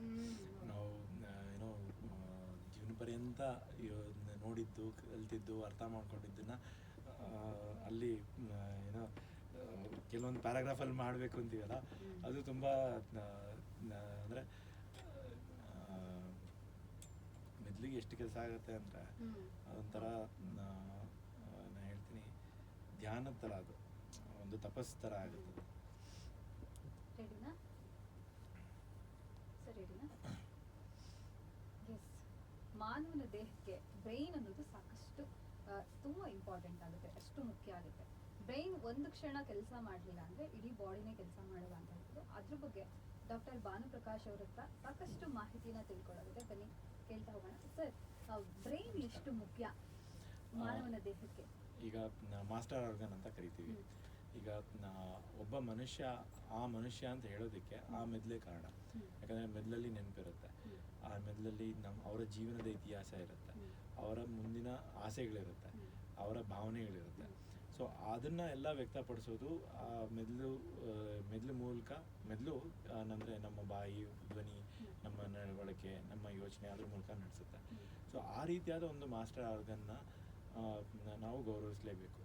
ಆದರೆ ಅದ್ರ ಜೊತೆಗೆ ನಮ್ಮ ಈಗ ಗಟ್ ಇನ್ಸ್ಟಿಂಕ್ಟ್ ಅಂತ ಹೇಳ್ತೀವಿ, ನಮ್ಮ ಕರುಳಲ್ಲಿ ಮೆದುಳಲ್ಲಿ ಎಷ್ಟು ನರಕೋಶಗಳಿದಾವೋ ಅದಕ್ಕಿಂತ ಹೆಚ್ಚಾಗಿ ಅಂತ ಕೆಲವೊಬ್ರು ಹೇಳ್ತಾರೆ. ಬಟ್ ಕರುಳಲ್ಲೂ ಅಷ್ಟೇ ನರಗಳಿರ್ತವೆ ಅಂತ. ಸೊ ಅದಕ್ಕೆ ನಾವು ನಮ್ಮ ಗಟ್ ಇನ್ಸ್ಟಿಂಕ್ಟ್ನೂ ನಂಬಬೇಕು, ನಮ್ಮ ಲಾಜಿಕ್ನೂ ಯೋಚಿಸ್ಬೇಕು. ಜನರೇಟರ್ ಶಿಫ್ಟ್ ಚೇಂಜ್ ಹೋಗಿರ್ತದಲ್ಲ, ಸ್ಟಾರ್ಟಿಂಗಿಂದ ತಗೊಳ್ಳೋದಾ ಸರ್? ಅಲ್ಲ ಇವಾಗ ಜನರೇಟರ್ ಆನ್ ಆಗಿದೆಯಾ ಅಥವಾ ಆಗಲೇ ಹೋಗಿ ಇವಾಗ ಬಂದಿದೆಯಾ? ಈಗ ಜನರೇಟರ್ ಹೋಗ್ತದೆ. ಇವಾಗ ಜನರೇಟರ್ ಅಲ್ವಾ, ಅದು ಸೌಂಡ್ ಬರ್ತಾ ಇದೆ. ಅಂದರೆ ಕರೆಂಟ್ ಬಂದಾಗ ಮತ್ತೆ ಬ್ರೇಕ್ ಆಗುತ್ತಾ ಇನ್ನೊಂದ್ಸತಿ?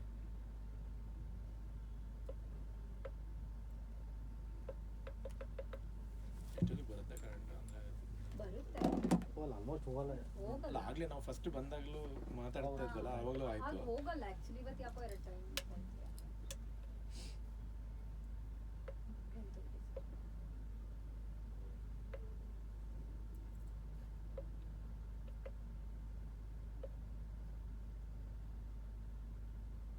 ಹಾಸ್ಪಿಟಲ್ಗಳಲ್ಲಿ ಇದೇ ಥರ ಆಗುತ್ತೆ.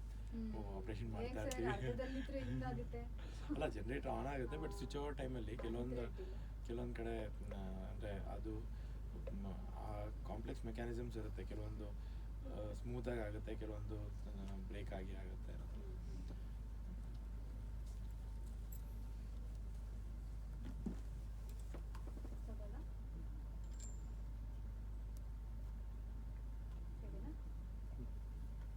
ಮನುಷ್ಯನ ದೇಹಕ್ಕೆ ಪಾರ್ಟ್ಸ್ಗಳು ಹೇಗೆ ಇಂಪಾರ್ಟೆಂಟು, ಅದೇ ರೀತಿ ಮನುಷ್ಯನ ತಲೆಗೆ ಬ್ರೈನ್ ಅಷ್ಟೇ ಇಂಪಾರ್ಟೆಂಟು. ಬ್ರೈನ್ ಒಂದು ಕ್ಷಣ ಕೆಲಸ ಮಾಡಲಿಲ್ಲ ಅಂದರೆ ಇಡೀ ದೇಹದಲ್ಲಿ ಯಾವ ಒಂದು ಅಂಶ ಕೂಡ ಕೆಲಸ ಮಾಡಲ್ಲ. ಸೊ ಬ್ರೈನ್ ಬಗ್ಗೆ ಸಾಕಷ್ಟು ಮಾಹಿತಿಗಳನ್ನು ತಿಳ್ಕೊಳ್ಳೋಣ. ಬ್ರೈನ್ ಹೆಲ್ತ್ನ ಹೇಗೆ ಇಟ್ಕೊಬೇಕು ಅನ್ನೋದನ್ನು ಕೂಡ ತಿಳ್ಕೊತಾ ಹೋಗೋಣ. ನಮ್ಮೊಟ್ಟಿಗೆ ಡಾಕ್ಟರ್ ಭಾನುಪ್ರಕಾಶ್ ಅವರಿದ್ದಾರೆ. ಸರ್, ಬ್ರೈನ್ ಎಷ್ಟು ಇಂಪಾರ್ಟೆಂಟ್ ನಮ್ಮ ದೇಹಕ್ಕೆ? ನಮಸ್ಕಾರ. ಬ್ರೈನ್ನ ನಾವು ಮಾಸ್ಟರ್ ಆರ್ಗನ್ ಅಂತ ಕರಿತೀವಿ. ಈಗ ಯಾವ ವ್ಯಕ್ತಿ ಆ ವ್ಯಕ್ತಿ ಅನ್ಸ್ಕೊಳ್ಳೋದಕ್ಕೆ ಅವ್ರ ಬ್ರೈನೇ ಕಾರಣ. ಯಾಕಂದರೆ ಅವರ ಜೀವನದ ನೆನಪುಗಳು, ಅವರ ಆಸೆಗಳು, ಅವರ ಯೋಚನೆಗಳು ಎಲ್ಲ ಬ್ರೈನಲ್ಲೇ ಇರೋದು. ಸೊ ನಾವು ಆಡೋ ಮಾತು ಆ ಬ್ರೈನ್ ಸೃಷ್ಟಿ ಮಾಡಿ ಹೇಳಿದಾಗಲೇ ಆ ಧ್ವನಿ ಪೆಟ್ಟಿಗೆಯಿಂದ ಬರುತ್ತೆ. ಆಮೇಲೆ ನಾವು ಮಾಡೋ ಕೆಲಸಗಳು, ಕೈ ಕಾಲುಗಳು ಎಲ್ಲ ಆ ಬ್ರೈನೇ ಕಂಟ್ರೋಲ್ ಮಾಡೋದ್ರಿಂದ ಆ ಮಾಸ್ಟರ್ ಆರ್ಗನ್ನ ನಾವು ಗೌರವಿಸಬೇಕು, ಅದನ್ನು ಆರೋಗ್ಯವಾಗಿ ಇಟ್ಕೋಬೇಕು. ಅದು ಮಾಡೋ ಕೆಲಸನ ನಾವು ಬಟ್ ಅದೇ ರೀತಿಯಾಗಿ ನಮ್ಮ ಹೊಟ್ಟೆ ಕರಳಲ್ಲೂ ಎಷ್ಟೋ ನರಗಳಿದ್ದಾವೆ. ಕೆಲವೊಬ್ರು ಹೇಳೋದು ಬ್ರೈನಲ್ಲಿ ಎಷ್ಟು ನರಗಳಿದಾವೋ ಅಷ್ಟೇ ಹೆಚ್ಚು ಕಡಿಮೆ ನಾವು ಹೊಟ್ಟೆನಲ್ಲೂ ಇದೆ ಅಂತ. ಸೊ ಅದಕ್ಕೆ ಗಟ್ ಇನ್ಸ್ಟಿಂಕ್ಟ್ ಅಂತ ಹೇಳ್ತೀವಿ, ಅಂದರೆ ನಮ್ಮ ಕರುಳಿನ ಕೂಗು ಅಂತ ಹೇಳ್ತೀವಲ್ಲ. ಸೊ ಅದು ನಮಗೆ ಹೇಳುತ್ತೆ ಏನು ಮಾಡಬೇಕು ಅಂತ. ಅದು ಪ್ರಜ್ಞೆಯಲ್ಲಿರಲ್ಲ, ಅದು ಸುಪ್ತ ಮೆದುಳು ಅಂತ. ಸೊ ಸಬ್ ಕಾನ್ಷಿಯಸ್ ಅಂತ ಹೇಳ್ತೀವಿ. ಸೊ ಈ ನಮ್ಮ ಪ್ರಜ್ಞಾ ಮೆದುಳನ್ನ ಮತ್ತು ಸುಪ್ತ ಪ್ರಜ್ಞೆಯ ಈ ನರಕೋಶಗಳನ್ನ ನಾವು ಬ್ಯಾಲೆನ್ಸಲ್ಲಿ ಇಟ್ಕೋಬೇಕು. ಆವಾಗ ನಮ್ಮ ಆರೋಗ್ಯ ಚೆನ್ನಾಗಿರುತ್ತೆ. ಇದು ಒಂದು ಈಗ ಆಧ್ಯಾತ್ಮಿಕವಾಗಿ ನೋಡ್ಬೇಕಂದ್ರೆ ಮನುಷ್ಯನಿಗೆ ಒಂದು ಪ್ರಜ್ಞೆ ಇದೆ. ಆಮೇಲೆ ಕಟ್ ಮಾಡಿ ಪೇಸ್ ಮಾಡ್ಬಿಡಿ. ನೀವು ಅಲ್ಲಿಂದ ತಗೊಳ್ಳಿ. ಕಟ್ ಮಾಡಿ.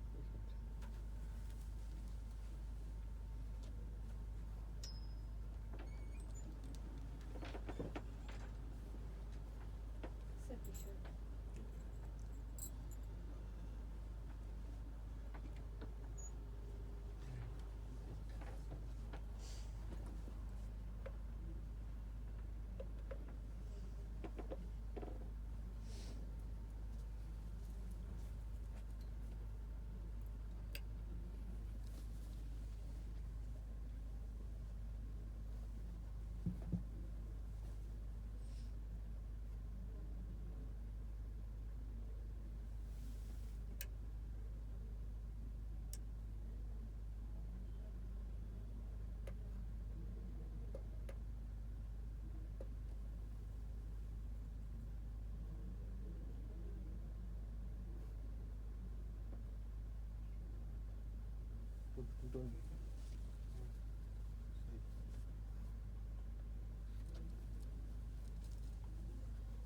ಏನು ಅಲ್ಲಿ ನಾನು ಸೊ ನಮ್ಮ ಪ್ರಜ್ಞಾವಂತ ಮೆದುಳು ಮತ್ತು ಸುಪ್ತ ಪ್ರಜ್ಞೆಯ ನರಕೋಶಗಳು ಇವನ್ನ ಎರಡನ್ನೂ ನಾವು ಬ್ಯಾಲೆನ್ಸಲ್ಲಿ ಇಟ್ಕೋಬೇಕು. ಆವಾಗ ನಾವು ಒಂದು ಸತ್ಯವಾದ ಜೀವನ ನಡೆಸ್ಬೋದು.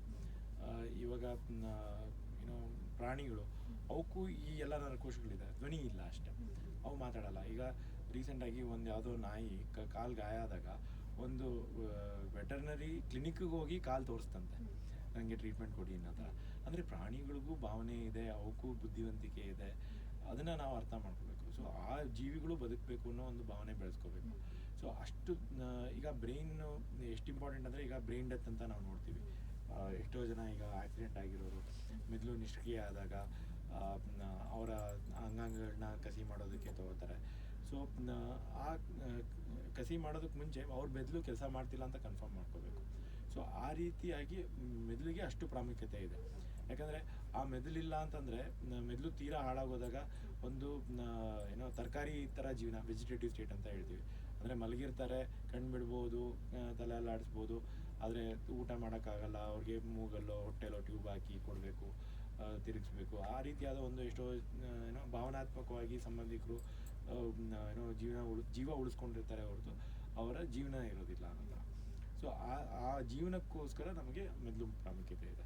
ಸೊ ಆ ಮೆದುಳನ್ನ ನಾವು ಯಾವ ಲೆವೆಲ್ಗೆ ಉಪಯೋಗಿಸ್ಕೋತೀವಿ ಅಂದರೆ, ಪ್ರಾಣಿಗಳ ಥರ ನಮಗೆ ಬರೀ ತಿನ್ನೋದಕ್ಕೆ ಬೇಕು, ಊಟ ಮಾಡೋದಕ್ಕೆ ಬೇಕು, ಒಂದು ಸುಖಕ್ಕೋಸ್ಕರ ಬೇಕು, ಒಂದು ಜೀವನಕ್ಕೆ ಬೇಕು ಅನ್ನೋ ದುರಾಸೆಯಲ್ಲಿ ಬೆಳೆಸ್ಕೋತೀವ, ಅಥವಾ ಒಂದು ಒಳ್ಳೆಯ ಮನುಷ್ಯನಾಗಬೇಕು, ವಿಶ್ವಮಾನವನಾಗಬೇಕು, ಆಮೇಲೆ ಮಾನವತೆಯಿಂದ ನಾವು ಏನೋ ಏನಂತೀವಿ ದೈವತ್ವಕ್ಕೆ ಹೋಗ್ತೀವ ಅಂತ. ಯಾಕಂದರೆ ಈಗ ನನಗೆ ಏನು ಬೇಕು ಅನ್ನೋದನ್ನು ನಾನು ಯೋಚಿಸಿದ್ರೆ ಅದು ಸಾರ್ಥಕತೆ ಆಗಬೇಕು ಅಂತಂದರೆ, ಆ ಮ್ಯಾನಿಫೆಸ್ಟೇಷನ್ ಅಂತ ಏನು ಹೇಳ್ತೀವಿ, ನಮಗೆ ಬೇಕು ಅಂತಂದರೆ ಅದಕ್ಕೆ ನನಗೆ ಬೇಕಿರೋದು ನಿಜವಾಗ್ಲೂ ನನಗೊಬ್ಬಂಗೆ ಬೇಕಾ ಎಲ್ಲರಿಗೂ ಬೇಕಾ ಅಂತ ಯೋಚಿಸ್ಬೇಕು. ನಾವು ಬರೀ ಸ್ವಾರ್ಥಕ್ಕೆ ಯೋಚಿಸಿದ್ರೆ ಅದು ಪ್ರಕೃತಿ ಮಾಡೋದಿಲ್ಲ. ಆದರೆ ನಾವು ಎಲ್ಲರಿಗೂ ಬೇಕು ಅನ್ನೋ ಥರ ಒಂದು ಮನಸ್ಥಿತಿ ಬೆಳೆಸ್ಕೊಂಡಾಗ ಆ ಆಲೋಚನೆಯೇ ಅದನ್ನು ರೂಪಿಸುತ್ತೆ. ಸೊ ಅದು ದ ಯೂನಿವರ್ಸ್ ವಿಲ್ ಕಾನ್ಸ್ಪೈರ್ ಅಂತ ಹೇಳ್ತೀವಿ, ಅಂದರೆ ಪೂರ್ತಿ ಪ್ರಪಂಚ ಅದನ್ನು ಸಾಕಾರಗೊಳಿಸುತ್ತೆ ಅಂತ. ಸೊ ಆ ರೀತಿಯಾಗಿ ನಾವು ಈಗ ನನ್ನ ಮನಸ್ಸಿನಲ್ಲಿ ಏನೋ ಒಂದು ವಿಷಯ ಇದೆ, ನನಗೆ ಯಾರಿಗೋ ಏನೋ ಹೇಳಬೇಕು ಅಂತಂದರೆ ನಾನು ಸಬ್ಕಾನ್ಷಿಯಸ್ಲಿನೂ ಹೇಳ್ಬೋದು, ಮಾತಾಡ್ದಲ್ಲೇ ತಿಳಿಸ್ಬೋದು. ಆ ತಿಳಿಸೋವಂಥ ಶಕ್ತಿ ನಾವು ಬೆಳೆಸ್ಕೋಬೇಕು ಅಂದರೆ ನಾವು ಸತ್ಯವಂತರಾಗಿ ಒಂದು ಧ್ಯಾನ ಮಾಡಿ ನಾವು ನಮ್ಮ ಅಂತರಾತ್ಮದ ಶಕ್ತಿನ ಹೆಚ್ಚು ಮಾಡ್ಕೋಬೇಕಾಗುತ್ತೆ. ಸೊ ಆ ಸುಪ್ತ ಶಕ್ತಿಗಳನ್ನ ಕಡಿಮೆ ಮಾಡೋದಕ್ಕೇ ನಮಗೆ ಎಲ್ಲ ವಿಷಯಗಳನ್ನ ಆಗ್ತಾ ಇರೋದು. ಪೆಸ್ಟಿಸೈಡ್ಸು, ಪ್ರಿಸರ್ವೇಟಿವ್, ಪ್ಲಾಸ್ಟಿಕ್ಕು, ಪೇಂಟು, ಆಮೇಲೆ ಈಗ ಟೂತ್ಪೇಸ್ಟಲ್ಲೂ ಫ್ಲೋರೈಡ್ ಇರುತ್ತೆ. ಸೊ ಅದನ್ನು ನಾವು ಹೋಗಿಸ್ಬೇಕು ಅಂದರೆ, ಈಗ ಎಷ್ಟೋ ಜನಕ್ಕೆ ತಲೆನೋವು ಬರುತ್ತೆ.